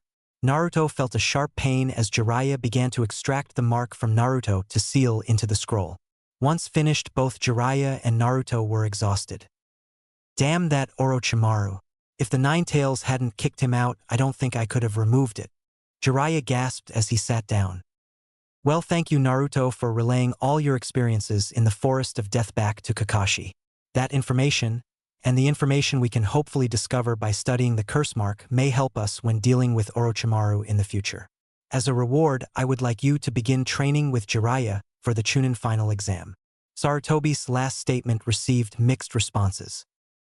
Naruto was excited, but at the same time annoyed that his next teacher was going to be a pervert like the Kakashi and Ebisu. Jiraiya, on the other hand, was angry because he had not actually agreed to training Naruto. While Jiraiya could just leave the village again, one look from Sarutobi pretty much ensured that he would not just stay but also aid Naruto. Since they were both already exhausted, they agreed to meet the next day just outside the village to begin their first day of training, and incidentally some more research for Jiraiya. Jiraiya made it clear that Naruto had 3 goals in their training. He needed to improve some of his basics in chakra control, and when Naruto reached a more proficient level, they would work on Naruto's control of the Nine-Tailed Fox's chakra. Lastly, if there was enough time, they would attempt to harness Naruto's abilities with the chakra chains. That would be the hardest of the goals to accomplish and the one that they would actually have to try and research. There was not much information on the ability, and what Jiraiya already knew of it he had learned from Kushina. For 3 weeks Naruto worked on his chakra control and had actually gotten pretty decent at controlling his own reserves of chakra. His chakra forcing capabilities were refined, he learned to walk on water, his Sharingan capabilities were polished to the extent that one eye with only 2 tomos could be, and his control of the ice style was almost perfected.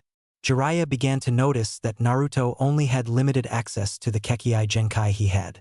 He noted that Naruto had to use an unusually large amount of chakra when using the Sharingan or the ice style. In that time Naruto began to truly look like a shinobi with promise, and he also got to see the side of Jiraiya that Sarutobi had briefly mentioned. Naruto saw just how much of a pervert Jiraiya actually was. Even so, Naruto really enjoyed the one-on-one attention he was getting. On most days after Naruto was finished with his training, he would make regular trips to the hospital. He would stop by and see Lee when he could, but he mostly just went to talk to his teammate. She had received some of the most critical injuries of the preliminary participants, and she would be remaining in the hospital for a while. Naruto was happy to keep her and Lee company when he had the chance. All was going well until Naruto began learning the summoning jutsu. He could just not master it for the life of him, so Jiraiya started to train him with the chains. So kid, here's what I know about the chains so far. Your mother was able to use them to make sealing barriers and even for offense if she really had to. The catch was that they weren't made of regular chakra. She had to use a lot of her chakra to make them and even more to restrain something. She was able to completely suppress the Ninetales with them as a matter of fact. But the problem is yours are seemingly different from hers. We don't yet know if you can make barriers like her, but what we do know is that you can use them to attack. Not just attack, it seems like you sealed part of your enemies inside you. Normally that wouldn't really be all that impressive, but you managed to seal the DNA and consequently the kekkei genkai of 2 other shinobi. Jiraiya scratched his head as he was trying to make sense of all the information. Yeah, well, I guess. I'm not even really sure how I did it though, and neither was my dad when I spoke to him. Well kid, that's what we're here to try and figure out. The Hokage wants to see if you can wield the chains like your mother.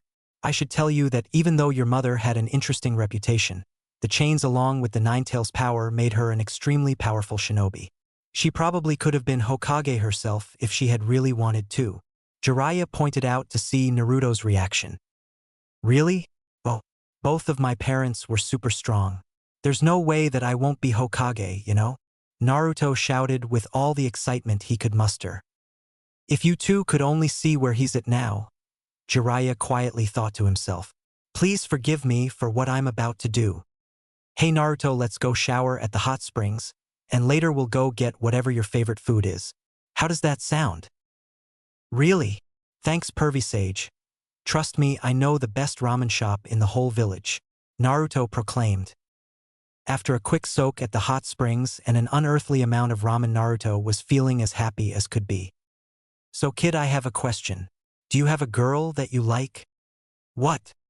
Is there a girl you really like? Well there is, well kind of, maybe not really. I don't think she likes me in that way, Pervy Sage, and I'm not really sure how I feel about her either. So I guess no, Naruto said as he glanced at the ground. Oh really? Well that's not what your constant trips to hospital are telling me. Hey, you've been full dash. Before Naruto could finish, Jiraiya knocked him out and picked him up over his shoulder. Jiraiya walked out of the village to a more desolate area. He set Naruto down as he was beginning to regain consciousness. He warned him that if he wasn't able to use the fox's chakra or the chains that he would die. He then threw Naruto off a cliff he knew was nearby and simply hoped for the best. As Naruto began to plummet, he understood what Jiraiya was trying to do. Trying not to let panic set in, he started waving his arms around in hopes that he could somehow get the chains to appear. To his surprise, he actually managed to make one. But he quickly realized that just one chain, that he was barely able to fire, wasn't going to be enough to save him. He then decided that the summoning jutsu was his best bet, and with some chakra from Kurama, he made the hand seals to summon something, anything. Since Naruto was not proficient at the summoning jutsu, he channeled a large excess of chakra into the jutsu and summoned a toad the size of a couple buildings. The toad, who just happened to be the chief Gamabunta, did not believe that Naruto summoned him, and brushed him aside to look for Jiraiya. Naruto then spent the rest of the day riding on Gamabunta's head to prove that he was strong enough to summon him. At sunset, Jiraiya approached Gamabunta, and an exhausted Naruto to resolve the situation he had merely watched unfold throughout the day. With little time left, Naruto seemingly mastered or at least became proficient at the summoning jutsu and control some of Kurama's chakra. He seemed to only be able to consciously access Kurama's chakra when he had little to no chakra of his own left. The last couple days were spent working on the chains. While Naruto had figured out how to make them appear from his body, he was only able to purposely do it about a fifth of the time. He and Jiraiya just agreed that he probably wouldn't be ready. One day Naruto had actually exhausted himself so much working with the chains that Jiraiya was forced to take him to the hospital to recover. It may have been a blessing in disguise, because Naruto was more or less done with his training and just needed rest above all things. Naruto awoke in a hospital bed with Shikamaru at its foot playing shogi with himself. Shikamaru gave him a fruit basket explaining that it had originally been for Choji, but Choji wasn't allowed to have them. Shikamaru explained that the exam was the next day, and that everyone seemed to be ready. Just as Naruto and Shikamaru were starting to strike up a good conversation, Naruto felt a sharp sense of malice from where he knew Lee's room was. He and Shikamaru ran to Lee's room in time to stop Gaara from killing him. There Naruto learned how twisted Gaara truly was, and why he was that way. He had a tailed beast sealed in him as well. His and Naruto's childhoods were nearly identical, but Gaara had let the hatred get to him and turn him into the twisted psychopath he was now. Gaara's mere demeanor was enough to stun Naruto into a panic. Not because of fear, but because of how alarming the similarities between the two of them actually were. If Guy had not shown up, Gaara might have killed Naruto and Shikamaru before Naruto would have been mentally ready to defend himself. Naruto and Shikamaru headed home to rest after their endeavors. They would need all the time to prepare that they could get. Before heading to the arena, Naruto decided to go to the training ground where he and his team had truly become genin. He was nervous about his fights that were to come. He was not sure if he had what it took to win, but he was also afraid of what would happen if he lost control of Kurama again. He knew there would be an audience, and that audience would likely rip him to shreds if any threat of the Nine Tails made itself present. He pushed all those thoughts to the side when he saw that he wasn't alone.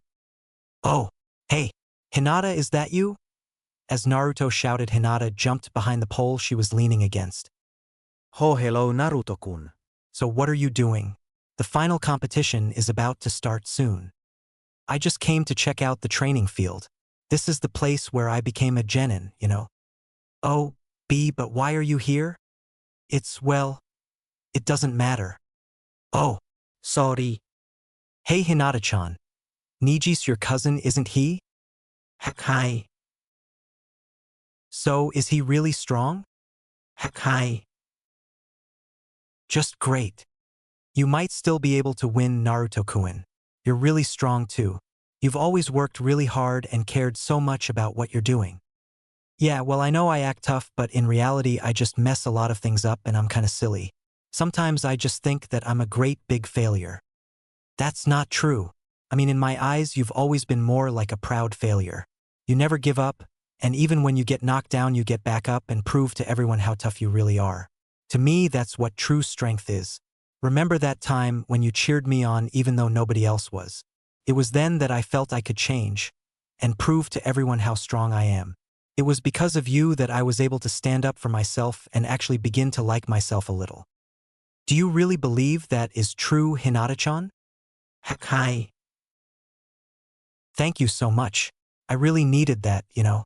I feel so much better. I better get going.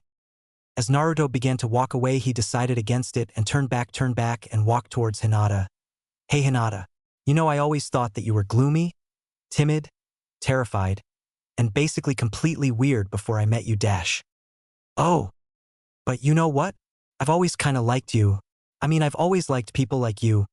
Naruto gave her a big hug before he took off, leaving Hinata to herself. He said he liked, as Hinata thought about what Naruto had just done and said. Kiba showed up just in time to catch her as she fainted. Naruto took one last look at the audience in the arena. As the other candidates made their way to the spectators' balcony, he, Neji, and Genma were the only ones left on the battlefield. Genma had just finished relaying the updated information about the final competition to the candidates. Dosu had mysteriously dropped out, so Shikamaru had one less fight to go through, and the order of fights had changed slightly. Once Sarutobi finished his address to the audience with the Kazekage at his side, he announced that Sasuke's match would be postponed slightly since he was not yet at the arena. Naruto noted that he was feeling a strange, almost familiar vibe from the Kazekage and his 4 assistants. Other than that, the only negative emotions Naruto felt were from the other competitors, and the slight bit of contempt aimed towards him from the people who knew of Neji. High-ranking Jounin and especially Hyuga clan members had already considered this match to be over in Neji's favor. After scanning the audience for a little bit, Naruto by chance found Hinata's little sister, Hanabi.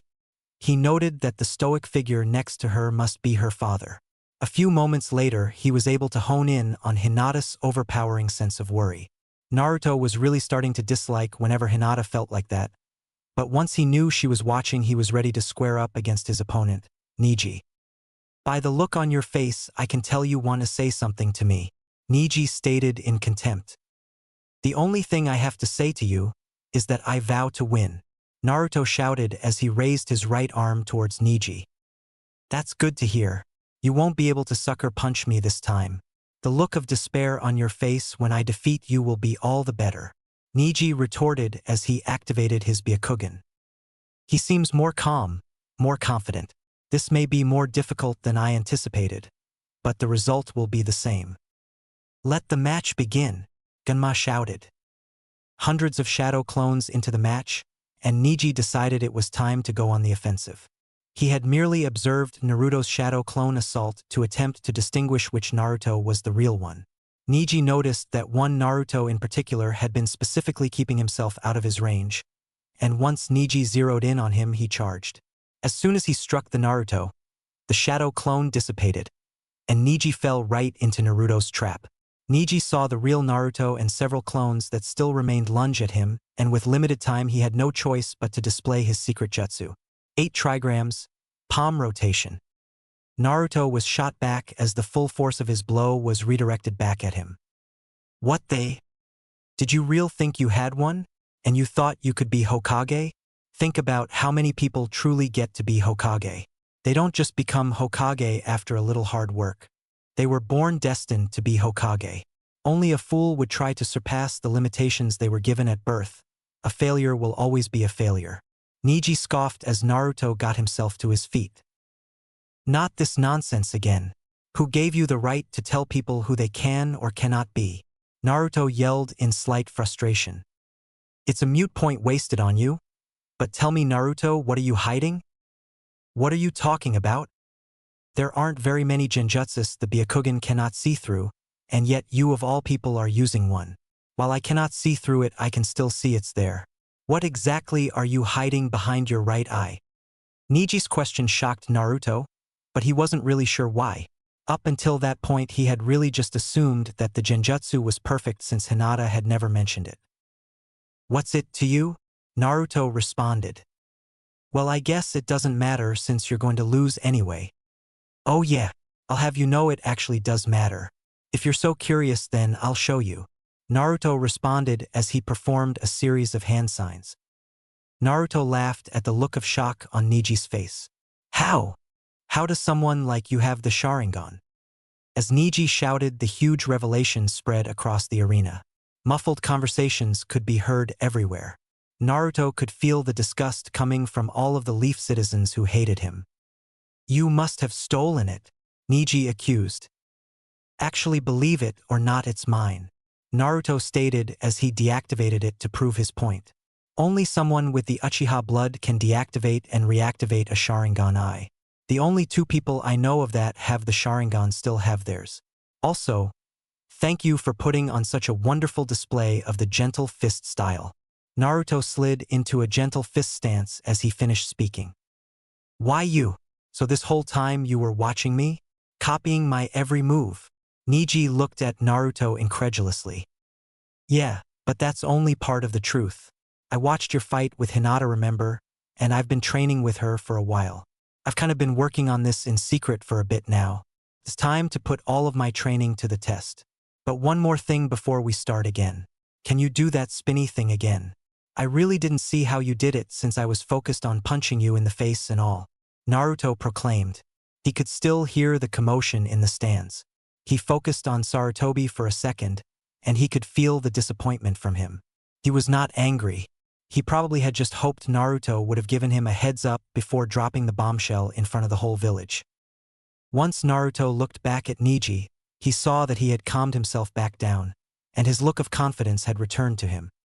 I must admit that your little secret caught me off guard there for a little bit, but before this event I did a little bit of research, since I was sure I would have to fight Sasuke. From the looks of your eye, it's not complete yet, you're missing a tomo, and that's how the Sharingan measures its maturity. You can't copy my moves perfectly just yet, and on top of that you don't have the Byakugan, so you won't even know what you're aiming the gentle fist at. What good is a sword without a properly trained swordsman behind it? You're a bigger fool than I thought. Well then come at me so I can put you back in your place, loser. Niji prepared himself for the attack he knew he had just instigated. Naruto lunged at Niji, and shortly after the two began the gentle fist dance. They bobbed and weaved in between each other's strikes, expelling massive amounts of chakra with each blow. To most of the audience the fight seemed pretty even, but to those who had the Byakugan it was clear that Naruto's form was not very good and Niji did in fact have the advantage. It was not long before Niji saw an opening and struck Naruto in the side, sending him reeling. See, I told you it was pointless, and now you're in my range, Niji shouted as he changed his stance. 8 trigrams, 64 palms. Niji began his onslaught, and before long he had struck all of Naruto's chakra points, effectively shutting down his ability to even wield chakra. I have just shut down all of your chakra points, and judging by your deactivated Sharingan, you're finished. You're lucky to even be breathing. Just stay down. It's over. I don't have anything against you personally. Niji was shocked when he saw Naruto begin to stand up. He shouldn't even be able to move. Well, that's funny. I have plenty against you. I don't know what you mean. So you don't remember what you did to Hinata? How you played on her feelings with your mind games, tearing her down when she worked so hard to get here. And then there's all this destiny crap you keep talking about. The Hyuga clan and all that branch family nonsense. It doesn't give you the right to tell anyone they're a failure. Okay then, fine. Since you're so interested, I'll tell you about it. As Niji spoke, he removed his headband and revealed the curse mark on his forehead. He went on to explain how the main family used it to guard the secrets of the Byakugan, but more importantly keep the branch family members in check. He also told the story of his father, Hisashi, and Hayashi, Hinata's father and Hisashi's twin brother. Naruto felt the sadness and spite in Niji's heart as he told the story of his father's death. Niji tied his headband back on and spoke again. You see, we are all given a destiny at birth, and it is foolish to try and go against it. As he finished, he struck Naruto once more, knocking him to the ground. Hold on. Don't walk away from me. I'm not finished yet. I don't give up and I don't go back on my word. That's my ninja way. I've heard those words before. All this destiny crap, if you truly believe in it, why are you the one walking away? You don't know what it's like to be branded with a mark that sets you apart, a mark that can never be washed away.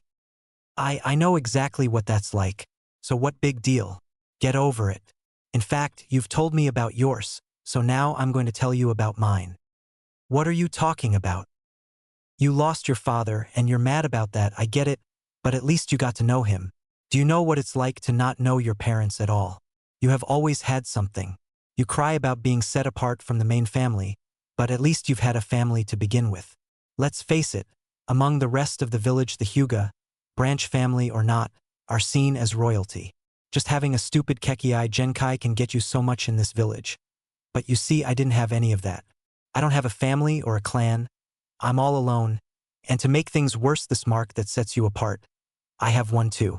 The problem is my mark doesn't divide me and the rest of my family. It divides me and this entire village. You don't know what it's like to be all alone from the moment of your birth, and then have the entire village not just disregard and ignore you but actually hate and try to kill you. All because something happened that was completely out of your control. A lot of the people here see me as a monster and a colossal failure. I'll prove you and everyone else wrong.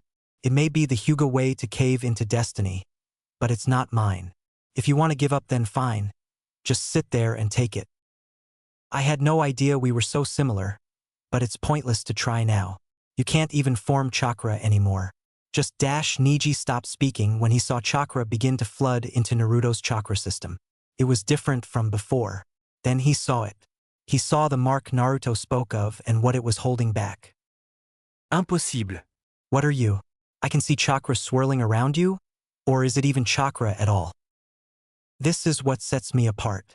This is why everyone hates me. Before I beat you, I want to test something out. When Naruto finished speaking, he lifted his left arm and fired one of his chakra chains. Niji had never seen anything like it before.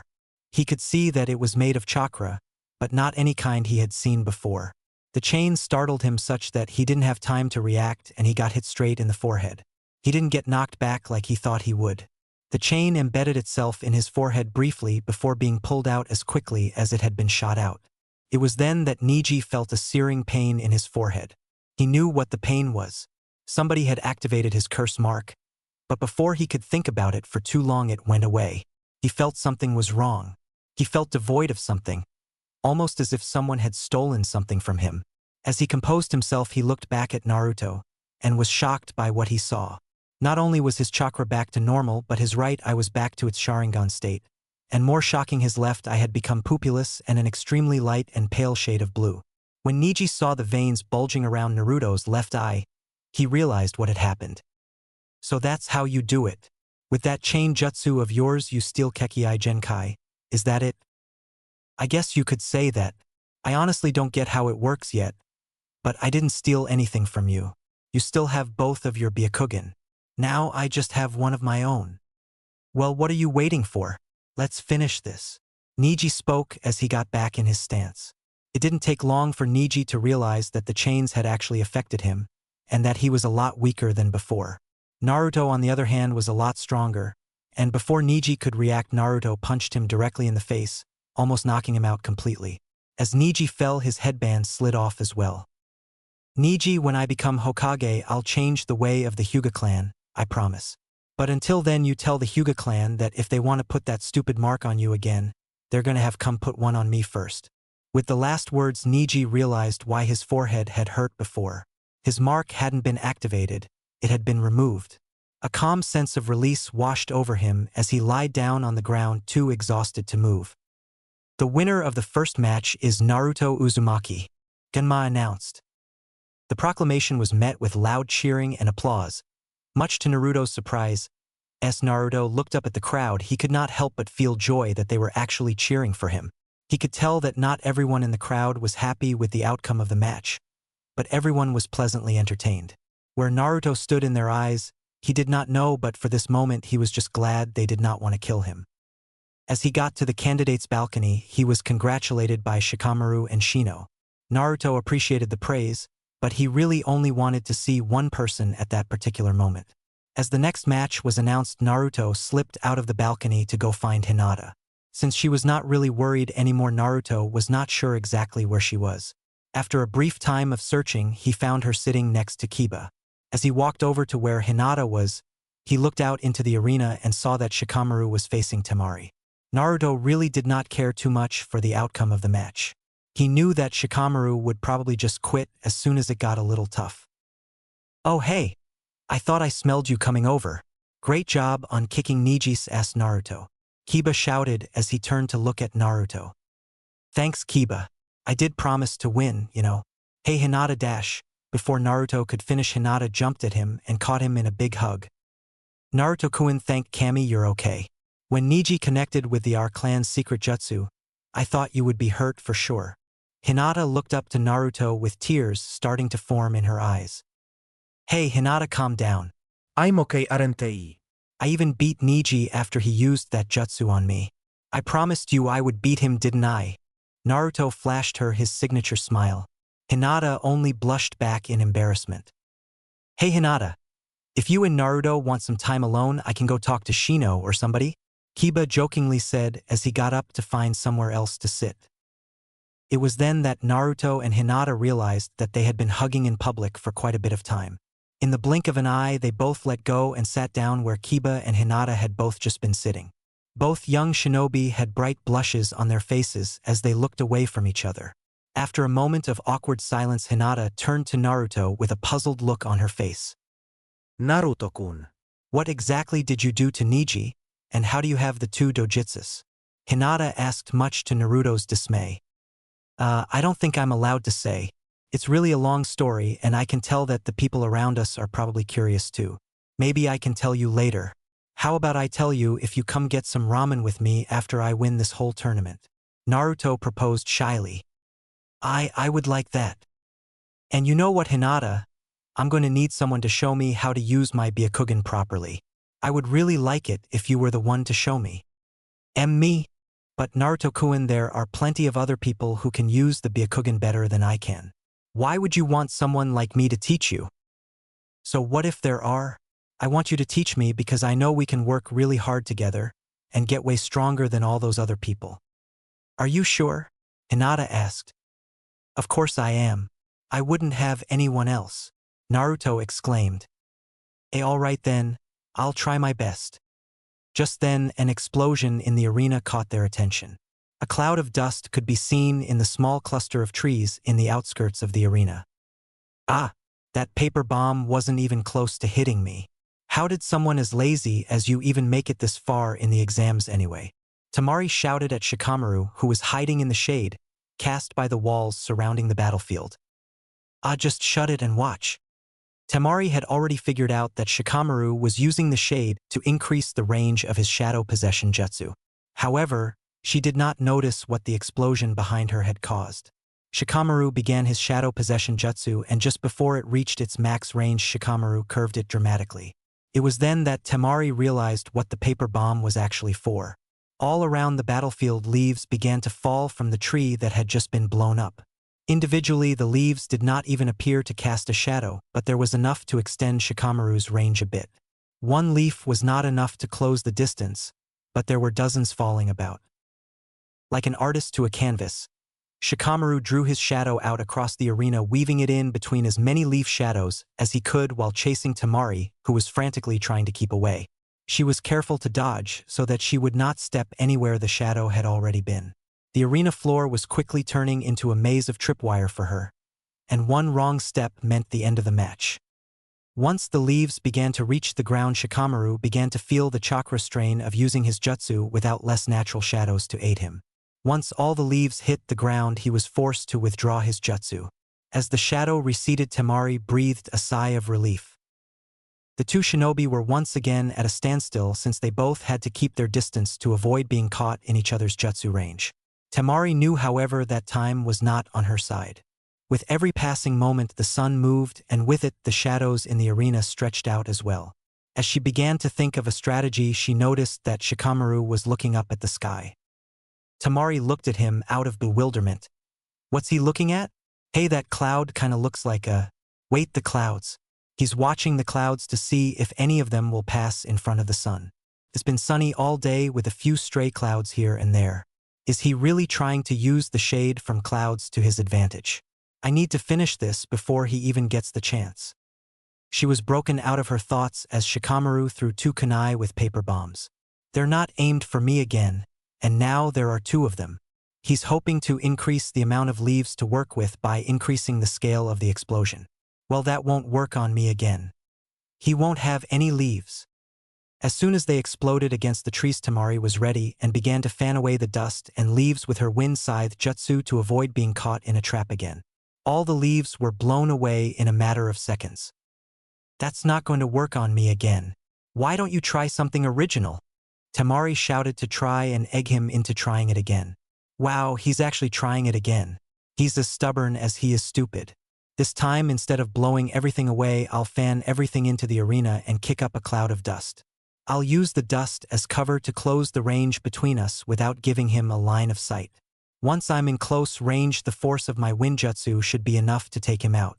I just have to time the explosion so I can add the dust cloud and make it as big as possible. Looks like he's using 3 bombs this time, even better. He has no clue what's coming. A coy smirk came to Temari's face as she readied herself to execute her plan. As Shikamaru threw his kunai, she prepared herself. But her eyes widened when she saw that he had only thrown one kunai at first and it wasn't aimed at the trees. Came right at her, or more accurately at her fan. Just before it could tear it, Temari evaded the kunai altogether. As she recovered, the other 2 kunai had already been thrown and had hit the trees behind her. With just enough time, she composed herself and prepared to line up her counter. Temari was shocked that after the first explosion, the second never came, and instead she was completely immobilized. As the dust of the first and only bomb cleared, she realized what had occurred. The third kunai was not attached to a paper bomb, but instead had a scroll tied at one end to it. The scroll had been rolled out completely and was suspended just above the ground, just high enough to produce a shadow. The other end of the scroll was held in Shikamaru's mouth as his hands were already making the signs for his shadow possession jutsu. Shikamaru had strung his own shadow to the shadow from the scroll and reached across the arena with it. The look on Temari's face told the whole story as Shikamaru forced her to walk to the center of the battlefield along with him. How? She asked, completely shocked at the predicament she was in. Do I have to explain it? Shikamaru complained. The look on Temari's face was the only answer he needed. What a drag. Well, if you must know, I planned everything from the first bomb onward. The first bomb was to see if I could catch you off guard. Clearly it didn't work, but it was also to purposely give you information on how I could manipulate my shadow.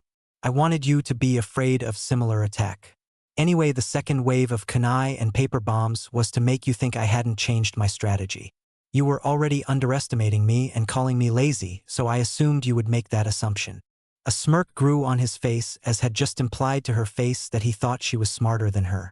The look of shame on her face was proof that she had gotten his message. When you started to blow the next set of leaves away, I took that brief break in your focus to ready my third attack. I aimed the first kunai at your fan to try and damage, just in case this attack didn't go as planned and I would have to gone to the fourth.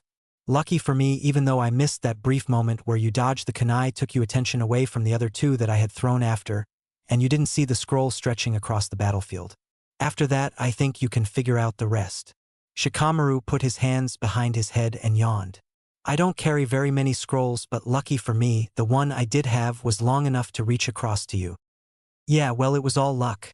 I got distracted, Temari retorted indignantly. Yeah, whatever. It wouldn't have mattered anyway. Shikamaru sighed as he released his jutsu and hold on Temari. Wait, why did you? Before Temari could finish, a cloud began to pass across the sun, and with it a large amount of shade to match. She simply looked up and chuckled. As Shikamaru began to walk away, Temari nodded to Genma to signal that it was over. The winner of the second match is Shikamaru Nara, Genma shouted out to the audience. The crowd applauded as Shikamaru slowly walked back up to the balcony, complaining to himself in inaudible mumbles. He smirked when he heard his teammates shouting over the entire crowd, Ino being the louder of the two. That Shikamaru sure is something, don't you think so, Hinata-chan? Hi, you have to admit his plan was pretty amazing. It sure was. He's a lot smarter than he lets on, you know. Too bad he's such a bum. Hinata giggled at the comment. That's not very nice, Naruto-kun. Hey, isn't Shino up next? You should cheer for him as loud as Ino was for Shikamaru. He was your teammate after all. What? I don't think I can. It should be an interesting match. That puppet guy was pretty good the last time we saw him. The match between Shino Aburame and Kankuro of the Hidden Sand will now begin, Genma proclaimed. This match could take a long time, Shino stated. That is because we are both long-range shinobi. Say what you want, Bug Boy, the outcome will be the same, Kankuro shouted. It will be over super quick when I hit you with the paralysis poison on all of the crow's blades. Since poison is a ninja tool just like paper bombs, it's just as legal.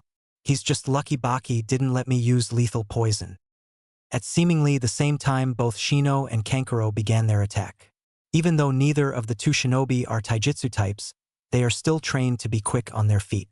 Shino dodged the crow's attacks well, and Kankuro was easily able to avoid the swarm of bugs. You're not bad at running away. Too bad the crow and I have a way of dealing with people like you, Kankuro bragged. As he spoke, his puppet's limbs split off independently and attacked Shino seemingly of their own accord. With Shino's focus split, Kankuro had no trouble avoiding the insects now. Just as Kankuro started to get comfortable, Shino was impaled by the fragments of the crow. Well, darn, I didn't mean to take it that far. But I guess it was just too much for you, Kankuro boasted. Even so, that was too easy. Can't be over just yet. Kankuro's worries were affirmed when the Shino that was impaled by all the parts of the crow began to break up and turn into bugs. What you attacked was an insect clone. My parasitic beetles are quite impeccable. That is because unlike normal beetles that feed on chakra, they should have already cut the chakra threads that connect you to your puppet, Shino stated. Disgusting things, aren't they? So what, I can remake my threads in an instant. That's what makes me a master puppeteer. Here we I can't move the crow, Kankuro shouted, visibly shocked. It's simple really. It's because I commanded my insects to move into the puppet's joints to keep it from moving, Shino stated confidently. Oh no, this is bad. The crow is the only puppet I brought. I didn't think I would need the black ant. Well, I guess it can't be helped. It's time for my trump card. I was hoping to save this for later, but I don't have any other choice. Kankuro's eyes focused as he thought about his plan. Don't look so confident. You haven't won yet. Shino looked over and saw the puppet's head pop off from its body and begin to move and shoot senbon from its mouth. Shino quickly commanded a wall of insects to protect himself, but he was unable to block all of the senbon. One of the senbon snuck through and hit Shino in the neck. A cheap trick, but it's not going to what? I'm feeling dizzy, Shino whispered. Why is this happening? Poison. Packs quite the sting, am I right? Each one of those senbon was dipped in my special paralysis poison. You'll probably be out for the next hour or so, Kankuro scoffed. It didn't take long for Shino to lose consciousness. After Genma checked his vitals, he turned to the crowd and announced that Kankuro was the winner of the third match. Poison. What a cheap trick. Naruto clenched his fists as the results of the fight were announced. I hope Shino-kun will be okay. Hinata brought her hand to her lips as her old habit began to show itself once again. He did say that the poison wasn't lethal. Still, I don't like that he won like that. Hey Hinata-chan. I'm gonna go to the balcony to see if Sasuke is here yet. Naruto spoke as jumped out of his seat and took off. Okay. I'll see you later then, Hinata whispered as she watched him, disappointed that he left. As Naruto got to the balcony, he noticed that Sasuke had indeed arrived. However, he was having an intense stare down with Gaara. The look on Sasuke's face was closer to determination while Naruto could feel the killing intent emanating from Gaara. Its intensity sent chills down Naruto's spine. Looking around, he saw Kankuro had returned, and he also noticed Temari staring at Shikamaru indignantly. Shino must have been taken to the medical unit, Naruto thought. Hey Sasuke, when did you get here? Oh, Naruto, I didn't even notice you show up. I don't see Neji here. Does that mean that you were able to defeat him? Sasuke responded. Yeah, I did. Hey, why were you late and where is Kakashi-sensei? Naruto asked. Well then, can't say I'm not surprised. I guess I will be fighting you later then. Looks like they're calling me down to the arena. I'll talk to you after I beat the Sand Shinobi. Sasuke stated as he leapt away, followed shortly after by Gaara. Hey wait, you haven't told me where Kakashi is or why you were late. Naruto shouted after him. Poor guy doesn't know what he's getting into. Gaara is going to destroy him even if he is an Uchiha. Kankuro bragged. Oh yeah? Well, Sasuke is way stronger than you think. He's gonna wipe the floor with that sand guy. Naruto retorted. Wish I was as confident as I sounded. After last night, I don't know what to think about Gaara. I have to find Kakashi-sensei. Since you were late, I'll just go over the rules one more time. They are the same as the preliminaries, just try not to kill each other, and I can intervene if I deem it necessary. Okay then. The match between Sasuke of the Leaf and Gaara of the Sand will now begin, Genma announced. Sasuke quickly jumped back to ready himself. Gaara stood still but began to release his sand. Slowly it began to float around him. There's the sand. Great, just like Kakashi said. I don't think his strategy has changed. He'd have no reason to. Well, if he hasn't then I don't have to either, Sasuke thought. Sasuke charged straight forward. His first strike was blocked by the sand instantly, but before Gaara could retaliate, Sasuke disappeared in a burst of speed. It wasn't long before Sasuke unleashed a barrage of swift strikes like Rock Lee had done during the preliminaries. Gaara was forced completely on the defensive. With Kakashi's help, Sasuke had copied Lee's fighting style down to the speed and stance. Gaara knew that he might have some trouble, especially because Sasuke isn't limited to taijutsu like Lee is. Just like Lee had before, he was able to score a hit on Gaara and sent him reeling. Fire style, Fireball Jutsu. Gaara was engulfed in the ball of fire. When it cleared, Sasuke saw that he had only burned a sand clone. Well, I guess I should probably turn my Sharingan on now, Sasuke admitted to himself. Once Gaara saw the change in Sasuke's eyes, he knew he had to go all out, or he would eventually lose. Gaara formed some hand seals and created a sphere of sand around himself. Now he's going to hide, is he? We'll see about that. Sasuke charged and punched the sphere, but quickly learned that it was almost as hard as steel. Moments after, spikes of sand shot out at Sasuke. With the advantage of the Sharingan, Sasuke was able to dodge, but only just barely. A few more attempts yielded the same result. To make the sand as hard and dense as steel and with spikes as an added defensive measure, I don't think I'll be able to get through it normally. Guess this is as good a time as any to use my new jutsu. Sasuke leapt on to the side of the arena wall and got into a new stance where he extended his left arm and braced his left elbow with his right hand. As he concentrated, electrical sparks began to form around him with his left palm as their focal point. After a brief moment, his chakra finished pooling into his palm and he charged. Lightning style. 1,000 birds. Chidori. Sasuke plunged his left arm directly into Gaara's sphere. It's so warm. It's blood. It's my blood. Gaara screamed as he began to bleed from his right shoulder. Sasuke pulled his arm out and jumped back. I thought your defense was perfect. Sasuke scoffed. In a flash, a burst of sand shot out of the hole Sasuke had just made. Sasuke managed to dodge it and noticed that it was not just sand. It now had a form to it. It looked like a monstrous arm. Sasuke was broken out of his thoughts when he saw the sand sphere begin to fall apart. Sasuke and everyone in the arena were horrified when they saw both of Gaara's arms were now monstrously elongated, covered in odd marks, and made completely of sand. What are you? Sasuke gasped. I will not cease to exist. You have made me bleed. I will do the same to you, Gaara shouted. Let's see you try. It's now Gaara's turn now to take the offensive.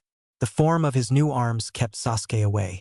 They were a lot faster than Sasuke anticipated and could elongate seemingly at will. As he evaded, Sasuke readied another Chidori.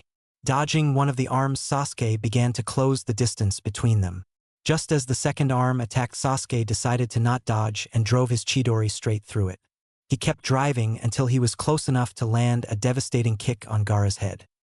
It doesn't seem like he has his passive sand defense when he is like that. Even so, after 2 Chidoris, I'm reaching my limit. I don't think I have enough left for another one. I have to finish this now, Sasuke admitted to himself. You have done a great job entertaining me. I'll reward you by showing you how hopeless you truly are. Gaara's words were disturbingly inhuman. Gaara began to form another appendage of sand. Soon he had a tail much like the arms he was already using. He began his assault once more while Sasuke attempted to ready another Chidori. Just before he had a chance to complete it, he winced in pain as the curse mark on his neck began to pulse. In that moment, Sasuke was distracted. Gaara caught his left arm with his sand. Before Sasuke had a chance to pull away, a sickening crack echoed across the arena, followed by a horrifying scream of pain. The Chidori Sasuke was forming dissipated as Sasuke's arm fell limp to his side. Gasps could be heard across the arena as the audience saw Sasuke's now broken arm. A shinobi that can't weave signs is usually a liability, and Sasuke knew this. The match was pretty much over. Gaara, stop. Stop before you go too far, Temari shouted from the balcony. The match is over. Stand down, Genma shouted as well. He hurt me. He hurt Mother. He has to pay. Gaara's terrifying shout echoed across the arena as he lunged. Just before Gaara's final strike could connect, Sasuke let out a mighty shout and huge discharge of electricity. It wasn't enough to hurt Gaara, but it stunned his attack, stopping it in its tracks. Sasuke then let his exhaustion and pain take him over and he fell forward unconscious. Gaara snapped back to his senses when he saw Sasuke collapse. His appendages began to dissipate and he began to walk back to the balcony without a word. The winner is Gaara.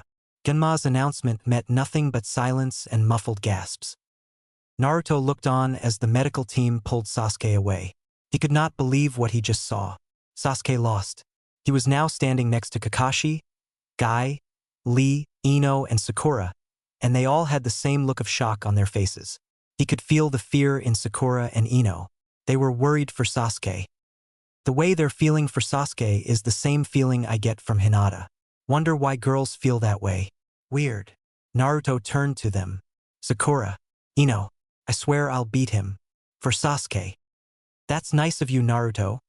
But if Sasuke lost, how are you going to do better? Sakura looked at him inquisitively. Forehead is right. Maybe you should just forfeit. Ino admitted. Don't worry about me. I know I can win. Right, Kakashi-sensei? Naruto, just because you beat Neji doesn't mean you can beat anyone. I prepared Sasuke specifically to fight Gaara, and you saw how that turned out. Just be careful, Kakashi warned. I won't know until I try.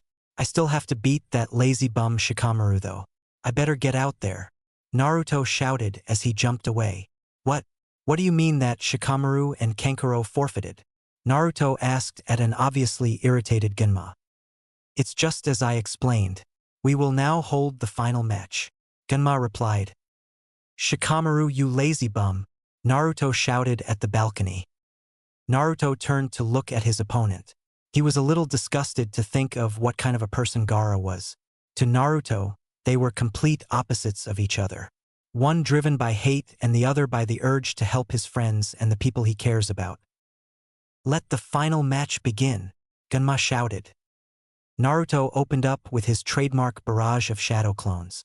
With the Sharingan on the main Naruto, he was not worried about revealing himself, he just wanted to conserve chakra. Having a Sharingan active on too many clones would be a silly waste. He also left the Byakugan down because in all honesty he admitted that he had no idea how to use it. He studied from a distance with the Sharingan. Damn. Looks like I'm not going to be fast enough. Lee and Sasuke were naturally fast enough, and even then they still had trouble. I would have to waste way too much chakra with chakra forcing to even consider it an efficient strategy. Looks like I'll have to try something else. Overwhelming him with numbers doesn't seem to be working either, so how about I take a combination of both speed and in numbers? Naruto thought to himself as an idea came formed in his head. Ice style, demonic ice crystal mirror. Naruto formed a mirror behind him, along with a fresh set of shadow clones. The clones charged and were promptly stopped by the sand defense. Just as the sand began to counter and dispel the clones, Naruto slipped into the mirror's reflection and reappeared in a new mirror behind Gaara. Before Gaara even realized what had happened, he received a hard right hook to the side of the head. "Gotcha!" Naruto shouted as Gaara was knocked to the side. "Doesn't look like your sand is fast enough to perceive a threat from the mirrors on its own. Either you stop me or the clones, but you're gonna get hit either way." With another set of clones, Naruto repeated the same attack. This time Gaara manually commanded the sand and ignored the clones as he waited for the Naruto from the mirror. As Naruto popped out of the mirror, he was engulfed in sand. "Sand coffin! Kill the caster! Stop the jutsu! Sand burial!" Gaara roared. As the sand constricted, the Naruto was crushed, but to Gaara's surprise disappeared in a puff of smoke. Gaara realized his mistake as he received a small barrage of blows from the clones he had decided to ignore. "You're going to have to figure out which one is the real me first. Even the Byakugan couldn't tell me apart from my clones." The grin on Naruto's face grew as he boasted. Naruto prepared another set of clones, but just before he could continue his attack, he noticed Gaara wince in pain. Gaara held his head, and for just a second he thought he could feel a hint of fear in Gaara's usual wall of killing intent. "And no mother, I won't let him keep hurting us. I'll make him stop. I'll make him dead," Gaara whispered to himself. In a flash, Gaara extended his arms like he had done against Sasuke. The clones were instantly destroyed, and only with the help of his right eye Naruto was able to dodge the quick attack. When Naruto looked back, he noticed that Gaara's tail had already begun to form, and unlike last time, the transformation was beginning to spread from his arms to his torso and even a little to his face. "What? That's not just a jutsu. He's actually turning into some kind of sand monster. I don't know if I can dodge all of his attacks now. I'm not as fast as Sasuke, so I guess I'll have to try and fight through them. Man, it's really hard to focus with Hinata constantly send that weird feeling at me." Naruto ended his train of thought as he formed his one-handed seals. Ice style, frozen claws. As the ice began to encase his fist, Gaara went on the offensive, but as his extended arms reached Naruto, he swung his finished ice claws and managed to actually break through the sand. It took almost no time for the sand arm to reform, but in that short window Naruto was sure he could find an opening. All around the arena, the temperature began to drop as Naruto used the ice style more and more. Everyone watching was captivated by the fight. Naruto was putting on quite the display of ninjutsu, and while Gaara was unsettling in his current form, the amount of power he was displaying was a sight to behold. Naruto was slowly starting to change his view in the village. Most people present thought that he was a liability to the village and hated him for it, but now everyone in attendance at least was beginning to see him as something more than a nuisance. The sight and the feel of his jutsu were leaving their impression. Truthfully, there were only a couple people whose admiration Naruto really wanted, and if he could feel positive emotions, he would know he already did. The battle was currently at a stalemate. Naruto was able to keep both sand arms at bay without time for much else. Gaara had decided to keep his tail back as a defensive measure just in case Naruto tried to blindside him again. His impatience slowly built, and before long he added his tail to the offensive out of frustration.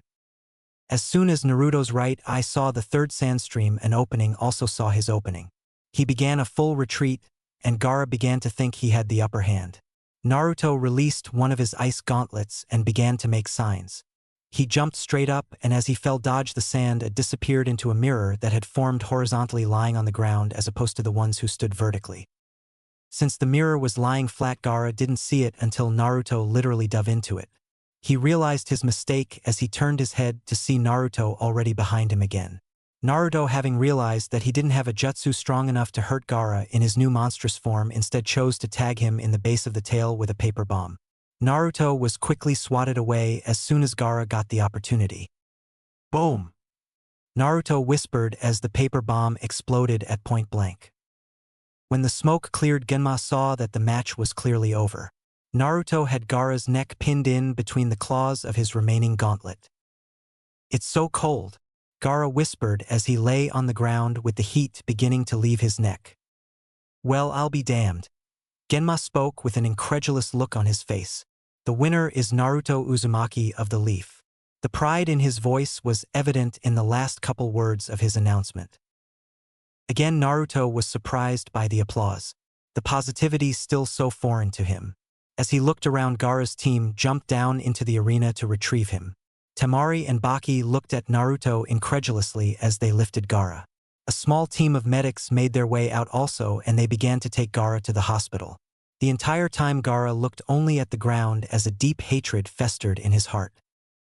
The Kazekage and I would like to thank you for attending the Chunin exams final. We hope you all enjoyed what our young talent had to offer. Hiruzen proclaimed, drawing everyone's attention to the Kage's balcony. We will consult with the feudal lords and judges to determine if any of the candidates deserve their respective promotions. Please enjoy the celebratory festivities this afternoon and evening. We will announce the promotions at a later date if we deem any candidate worthy. The Kazekage added. There's something oddly familiar and offsetting about him, Naruto thought. Must just be my imagination. We hope you all enjoy yourselves. Both Kages added as they took their leave. After everyone had left the arena, he spent longer than he would admit trying to find Hinata. He was unsure why he liked hanging around her so much, but whether he would admit it to himself or not, he was starting to figure it out. Just as he caught a glimpse of her midnight blue hair, he was stopped by Kakashi, who appeared out of seemingly nowhere. Hey, what's up? Why are you in such a hurry? Kakashi asked. Oh, nothing. I was just going over there for a thing. Naruto softly muttered, and showing in his eyes as he could see the familiar head of hair moving farther away. Yeah, sure. She can wait for just a second. This is important. I'm not sure I know what you're talking about. Sure you don't. Anyway, first I wanted to congratulate you. Oh, thanks, I guess. You really are starting to remind me of your father. Kakashi's comment left Naruto speechless with a slight blush. Second and lastly, the Hokage would like to speak with you tomorrow morning. He didn't tell me what it was about, but if I had to guess, it has to do with your match with Niji. The Hyuga may not be happy about. Or, hey, it might be a good thing. Like I said, I don't know. Tonight, on the other hand, is for you to enjoy. Go celebrate with your friends. You've earned it. Thank you, Kakashi-sensei. With a mutual nod, Kakashi disappeared in swirl of leaves. Oh, Naruto-kun, thank goodness you're okay. Hinata whimpered as she once again hugged Naruto. It wasn't too long ago when you were too shy to talk to me. I even thought you were scared of me. Naruto teased, causing Hinata to step back with a light blush on her cheeks. Hinata-chan, thank you. F for what? It's just that you are the first person I can remember giving me a hug, Naruto admitted shyly with a silly grin on his face. Hinata was really disheartened and saddened to hear Naruto admit such a sad fact about his life. You, Irika-sensei, Kakashi-sensei, the old man, Tuchi, I am, and even the team are the only people to really care about me, You are all so precious to me. Thank you again. And don't tell the team I said that. Why, you're welcome. Hinata whispered softly back. If only I could thank you, Naruto. All the strength given me has truly chaged me into a better person. I just wish I could tell you all I feel. If I just wasn't so damn shy, I could have come to you sooner and helped us from our loneliness. A blush made its way to Hinata's cheeks as she realized something that had just flown over her head because of recent events. Hinata an. WND did he start CC calling me that? I didn't even notice. A.N. Chapter 9. Had to check out of curiosity myself. So, how about we go get that ramen I promised you? My treat. I want to celebrate, Naruto said after a brief but comfortable moment of silence. I would like that, Hinata answered. So, yeah, after that old man Hokage and Kakashi decided to keep it all a secret, Naruto said as he recounted his previous life-altering events. If it's supposed to be secret, why are you telling me? I already showed everyone at the arena, remember. The only secret I told you was about my parents, and that's because I trust you to keep it a secret. Oh, I'll try my best. The thought of sharing secret information with Naruto excited her a little bit. Well, it's starting to get late. I wanted to go to the hospital to see Sasuke. Would you like to join me before I take you home? Oh my god. He wants to walk me home. Hinata's mind raced, causing her to stutter her response. SS sure. As they approached the hospital, Naruto began to feel the animosity Sakura and Ino were shooting at each other, and Sasuke's growing sense of annoyance towards them. Hey Hinata, when Sasuke was fighting Gaara and getting beat up, I couldn't help but feel that Sakura and Ino were really worried about him at the time. But the feelings they had were a little different. It's like they were worried, scared, and nervous all at the same time. You do it a lot too, towards me especially. Do you know what that feeling is? And why you girls feel it? Naruto asked out of genuine curiosity. You, well, I'm not sure I know, Naruto-kun, Hinata replied as she looked away embarrassed. Oh, only reason I brought it up was because I can sense them up there with him right now. Just as they arrived at Sasuke's hospital door, it burst open before they could knock. Ino had burst out and did not even look at Naruto and Hinata as she ran off. Sakura told them that it was okay to come in. Hey Sasuke, you feeling okay? Naruto shouted as he entered and saw Sasuke. Shut up, Dobe. You're annoying. Sasuke paused for a moment as everybody took in his rude response. After a brief moment, Sasuke began to shout. Sakura told me everything. Show me. What do you want me to show you? Everything. With a sigh, Naruto activated both of his eyes and made a small kunai-shaped icicle. Wow, Naruto, that's really cool. Sakura spoke as she took in Naruto's appearance. But your eyes look a little weird since they don't match. I guess I never thought about that, Naruto admitted with a goofy grin on his face. Why? Why you? Sasuke whispered. Huh? What was that, Sasuke? Naruto asked, having barely heard Sasuke speak. Leave. I want to be alone. But, Sasuke? I said leave, Sasuke shouted with venom in his voice. Quietly, everyone walked out. Just before anyone could say a word, a loud crash and monstrous roar echoed throughout the hospital halls. The sound came from the level below them, and it shook the whole hospital. What was that? Hinata squeaked. Let's go find out, Naruto shouted as he took off running to where he heard the crash from. As Naruto and Hinata approached the origin of the crash, they noticed Sakura had not followed them. Naruto also noticed the rise of fear and hysteria in the people all around them. Once they arrived, they noticed dust and rubble scattered around where a hospital room had once been. I'm pretty sure that was Gaara's room, Naruto told Hinata. Are you sure? What's going on? Naruto asked as they slowly walked through the dust and into the destroyed room.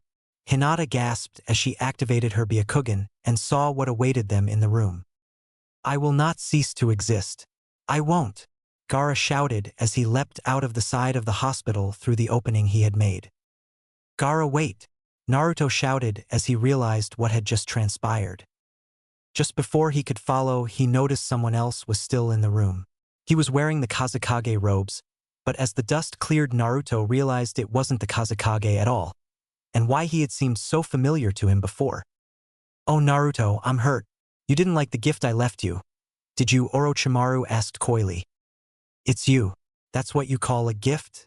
Kurama hated it more than I did. Why are you here? What did you do to Gaara? Beginning to feel aggravated by merely Orochimaru's presence. I didn't do anything. In fact, I stopped doing something. Let's just say that during your little match with Gaara, I made him hold back, but you'll find that won't be the case anymore. Orochimaru chuckled as a smug grin grew on his face. But the tournament is over. What's the point? Just for fun, I suppose. Oh, look at him go. Someone should probably go stop him. I've got my own matters to attend to, so if you would both excuse me, Orochimaru said before he leapt out of the hospital as well. Naruto-kun. What should we do? Hinata asked nervously, raising her fingers to her lips. Go report to Old Man Hokage. If Gaara is really at full strength now, I have to try and stop him, or at least slow him down enough for some who can. Naruto responded with determination growing in his voice with every word. But you could get hurt or war dash. Don't worry about me. I already beat him once. Naruto interrupted and flashed the smile Hinata had come to love so much. Okay, let's go. Hi. Gaara! Naruto shouted as he followed the trail of destruction left in Gaara's wake. He wasn't sure if there were any casualties, but the injured people he could see reminded him just how different Gaara was than the people around him. As Naruto caught up to him, he noticed that they were near the edge of the village. If I could just get him outside the village to avoid any more damage, that would be ideal. Gaara! Naruto shouted in hopes to get his attention. Gaara's head cocked back when he heard the familiar voice. It's you. I hate you. Mother hates you. I want you dead. Once I kill you, my existence will finally be legitimized. I will not cease to exist. Gaara unleashed a mighty roar that cleared all of the debris around him with its sheer intensity. Naruto quickly realized that Orochimaru was not bluffing. Gaara truly was stronger than before. Everything about him was more intense than it had been before. Naruto wasn't allowed to much time to think because Gaara began his attack. Naruto quickly evaded and began to retreat to the outer wall of the city. Well, at least I know he is only focused on me. But I can't help but think that his eyes were different from last time. They had a pattern in them. He also felt different. Other than the obvious killing intent, he is afraid. He is desperately worried about something. It's like he truly believes that if he can't kill anyone, he will actually disappear. He finished his thought as he reached the outer wall of the village. It didn't take him long to scale and jump over said wall. Just as Naruto landed on the outside of the village, broke through the reinforced wall that was meant to defend the village. Damn! I thought he would go over. Now he's right on top of me. I need more distance from the village. With a quick series of one-handed seals, Naruto slipped into an ice mirror and further into the forest surrounding the Leaf Village. Once Naruto reached what he thought to be a good enough distance, he stopped in the tree canopy to wait for his opponent. He had a feeling that this would be the hardest fight of his life up to that point.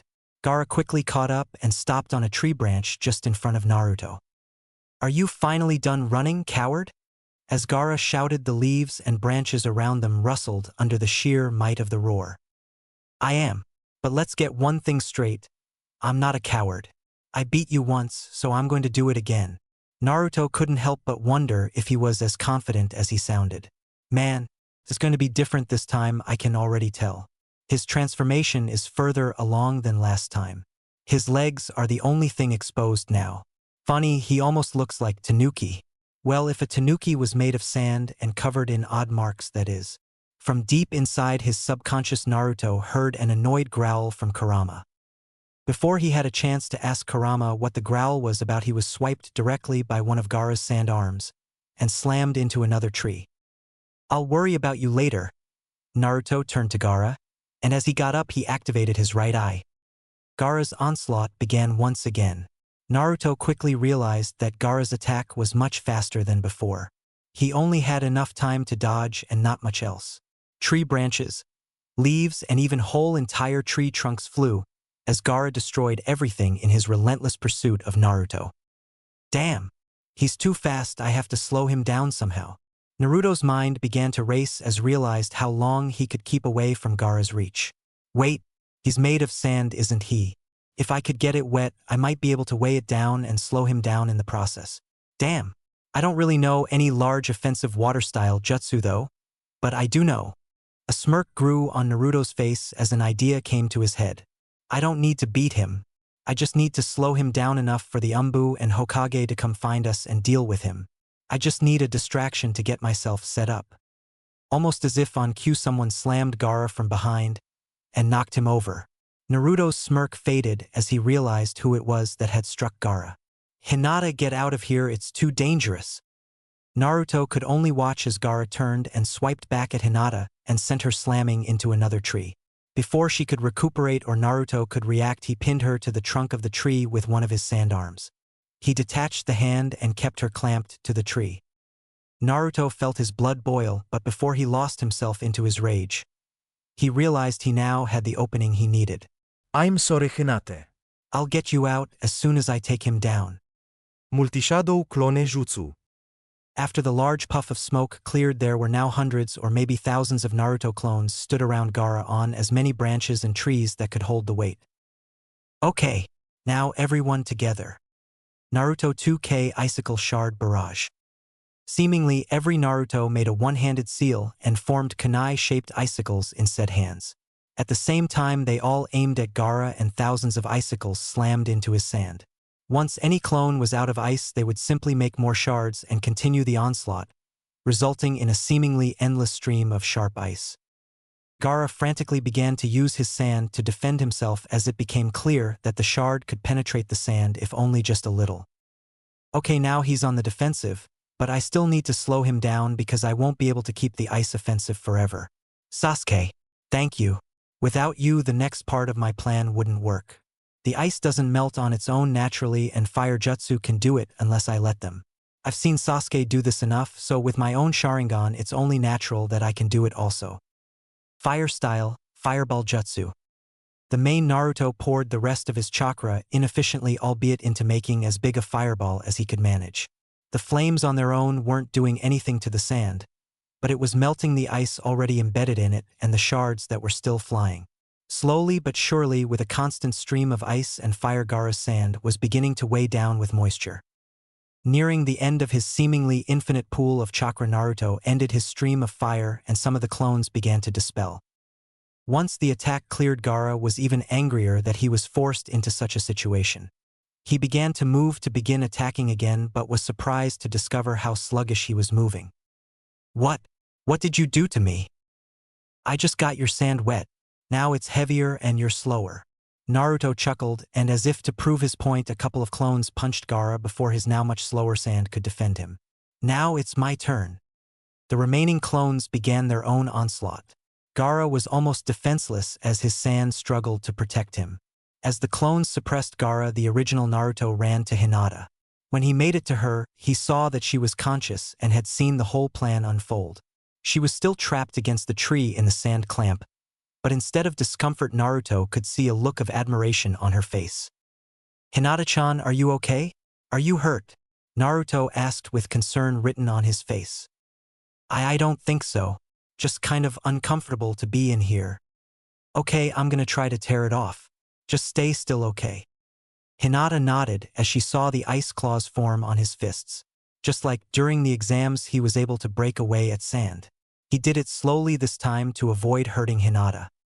Once she was free, she gave him a quick hug, knowing now how much the gesture meant to him. Thank you for helping me. But where's the old man? Naruto questioned. I don't know. I couldn't find him anywhere, even with my Byakugan, so I came to find and help you instead. Most of the villagers were on the other side village enjoying the celebrations. When the sounds of Gaara's destruction started, they were all sent into a panic, and even the other shinobi didn't know what to do. I think they'll figure it out soon enough and they should be heading this way soon, Hinata explained. Something is going on. I got a bad feeling about this. A chill ran down Naruto's spine as a lot of his clone that were still fighting Gaara began to dispel. Hinata, run. You need to get out of here. Before she could protest, Naruto created another clone that carried her away. Hinata blushed because of the way Naruto was carrying her, even if it was just a clone. Naruto turned as the rest of the clones dissipated and the forest began to rattle. He jumped over to Gaara, who was now thrashing and flailing around in a tantrum. I won't cease to exist. I can't lose to him. I won't lose to a guy like him. Naruto looked on in horror as Gaara transformed and grew into one of the largest creatures he had ever seen. His tanuki comment earlier proved to be correct, as before him stood a tanuki made entirely of sand.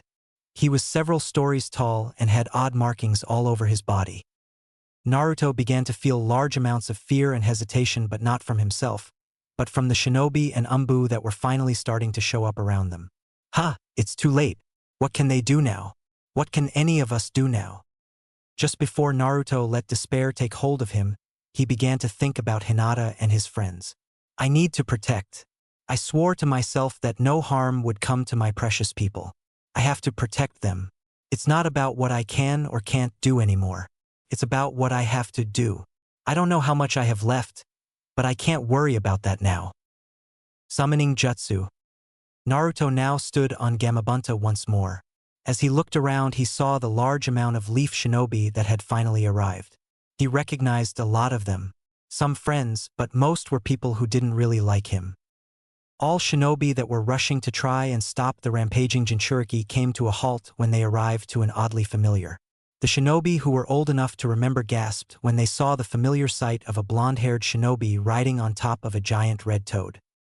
Once Shikaku was truly released, the intensity of the battle grew, but Naruto and Gamabunta were given an obvious opening. To end the battle, they simply needed to wake up Gaara, who was now acting as a medium on Shikaku's head. As Gamabunta continued to fight, Naruto decided it was time to find out what was making Kurama so aggravated. "Hey Kurama, what's your problem?" Naruto shouted as he entered their shared mindscape. "Nothing. It's just that Shikaku is tailed beast, like me. I kinda already figured that." "Yeah. Well, he gets on my nerves even more than you do." "Oh yeah, and why's that?" "The difference in our power is laughable and he hates me for that, but he is able to use the magnet style and that alone makes him almost a match for me. It's aggravating." "The magnet style? Is that like a kekkei genkai?" "Yes, it is." "So do you think I could?" "I don't know. The only reason I told you is because I want you to try." "Oh really? I really like that you've been talking to me lately. Thank you." "Don't get used to it, brat. I just really hate that damn Tanuki, and I want you to knock him down a couple pegs." Naruto shot Kurama a genuine smile as he returned his consciousness to the real world. "Chief Toad, I have a plan to wake him up. You just gotta get me closer," Naruto shouted. "I'll do what I can. Just hold on, kid." Gamabunta jumped in the air to dodge an air bullet fired from Shikaku. He almost landed on top of Shikaku, but he evaded. Naruto saw his chance and leapt off Gamabunta and onto Shikaku, his headband slipping off his forehead as he struggled to maintain his balance. Gamabunta kept him distracted as Naruto climbed to where Gaara's body was. Just as he was about to strike him, his right fist was caught by sand. He was only inches away and the sand was beginning to cover his body. "Okay, here goes nothing." Naruto mustered everything he had left and fired a chakra chain from his right hand. It burst right through the sand around it and went directly through Gaara's chest and into Shikaku as well. As it returned, it took a something from both Shikaku and Gaara. Naruto that like before there had been no physical damage done, but to his horror Gaara was still asleep. Before Naruto could do anything else, he heard a horrifying crack from his right arm. He knew exactly what it meant. "How are you still asleep? Damn it. Damn it all." With desperation growing, Naruto did the only that came to his head. He headbutted Gaara with as much force as he could manage from his restrained position. Blood seeped from both their foreheads. As Gaara's eyes opened, Shikaku's form began to fall apart. As Shikaku completely dispersed, Naruto and Gaara fell to the ground in the clearing Shikaku had just created. Gaara fell on his back and Naruto on his stomach, not too far from each other. Naruto looked over to see Gaara was still too exhausted to move. They turned to look at each other at the same time and Naruto gasped when he looked into Gaara's eyes. He felt the grief and desperation in him, but what he saw in his eyes shook him to his core. Those eyes. I've seen them before. In my mirror. Those eyes were my eyes. I'm looking at myself, or rather a reflection of myself. Except the reflection has a little crack in it. Where I found friends and people to care for, he found more hate and loneliness. Tears began to form in Naruto's eyes as he began to crawl too. With only one good arm, he was struggling to move very fast at all. He looked again to see a look of confusion in Gaara's eyes. "It's almost unbearable, isn't it? The feeling of being completely alone." Gaara's eyes widened as he heard Naruto's voice. Naruto truly understood what he had been through. So much so, that he was shedding tears for him. With the focus Naruto had on reaching Gaara, he couldn't feel the growing killing intent all around him. "There it is. Hurry and kill it before he gets a chance to go on a rampage again." A voice shouted from forest around them. "It? Did they just say it?" Naruto got to his feet as he felt people gathering around him and Gaara. He felt fear spike in Gaara as they both heard what the majority of the crowd was saying. Finally, a mob of shinobi burst into the clearing. They all had one thought on their mind as they found who they were looking for. Many already had weapons drawn, but they came to a halt when they saw Naruto standing in front of Gaara defensively with a kunai in his left hand. The blood from his forehead and the limp arm at his right side made for a grisly sight, but what caught their attention were the tears flowing from his eyes. Don't you all get it? You all did this. People like you created him. Created me. Silence swept over the crowd as Naruto spoke. He's just like me. A monster inside him with Solace as our only friend. Everyone hates us for something we had no control over. I was lucky. I found friends. People who cared about me as much as I cared for them. He, on the other hand, found only more loneliness. Naruto dropped his kunai and fell to his knees, as exhaustion and grief threatened to overtake him. One wrong move, one mistake from any of you and I could have ended up just like him. Naruto looked at the crowd in front of him now. He had just bared his soul for someone he had fought almost to the death. The looks in the villagers' eyes had changed, and Naruto swore he could almost feel guilt from some of them. Slowly the crowd began to withdraw and put their weapons away. As the crowd thinned, a lone person walked forward. "Hey old man Hokage, where have you been?" Naruto managed to squeak out with a big goofy smile before he fell forward unconscious.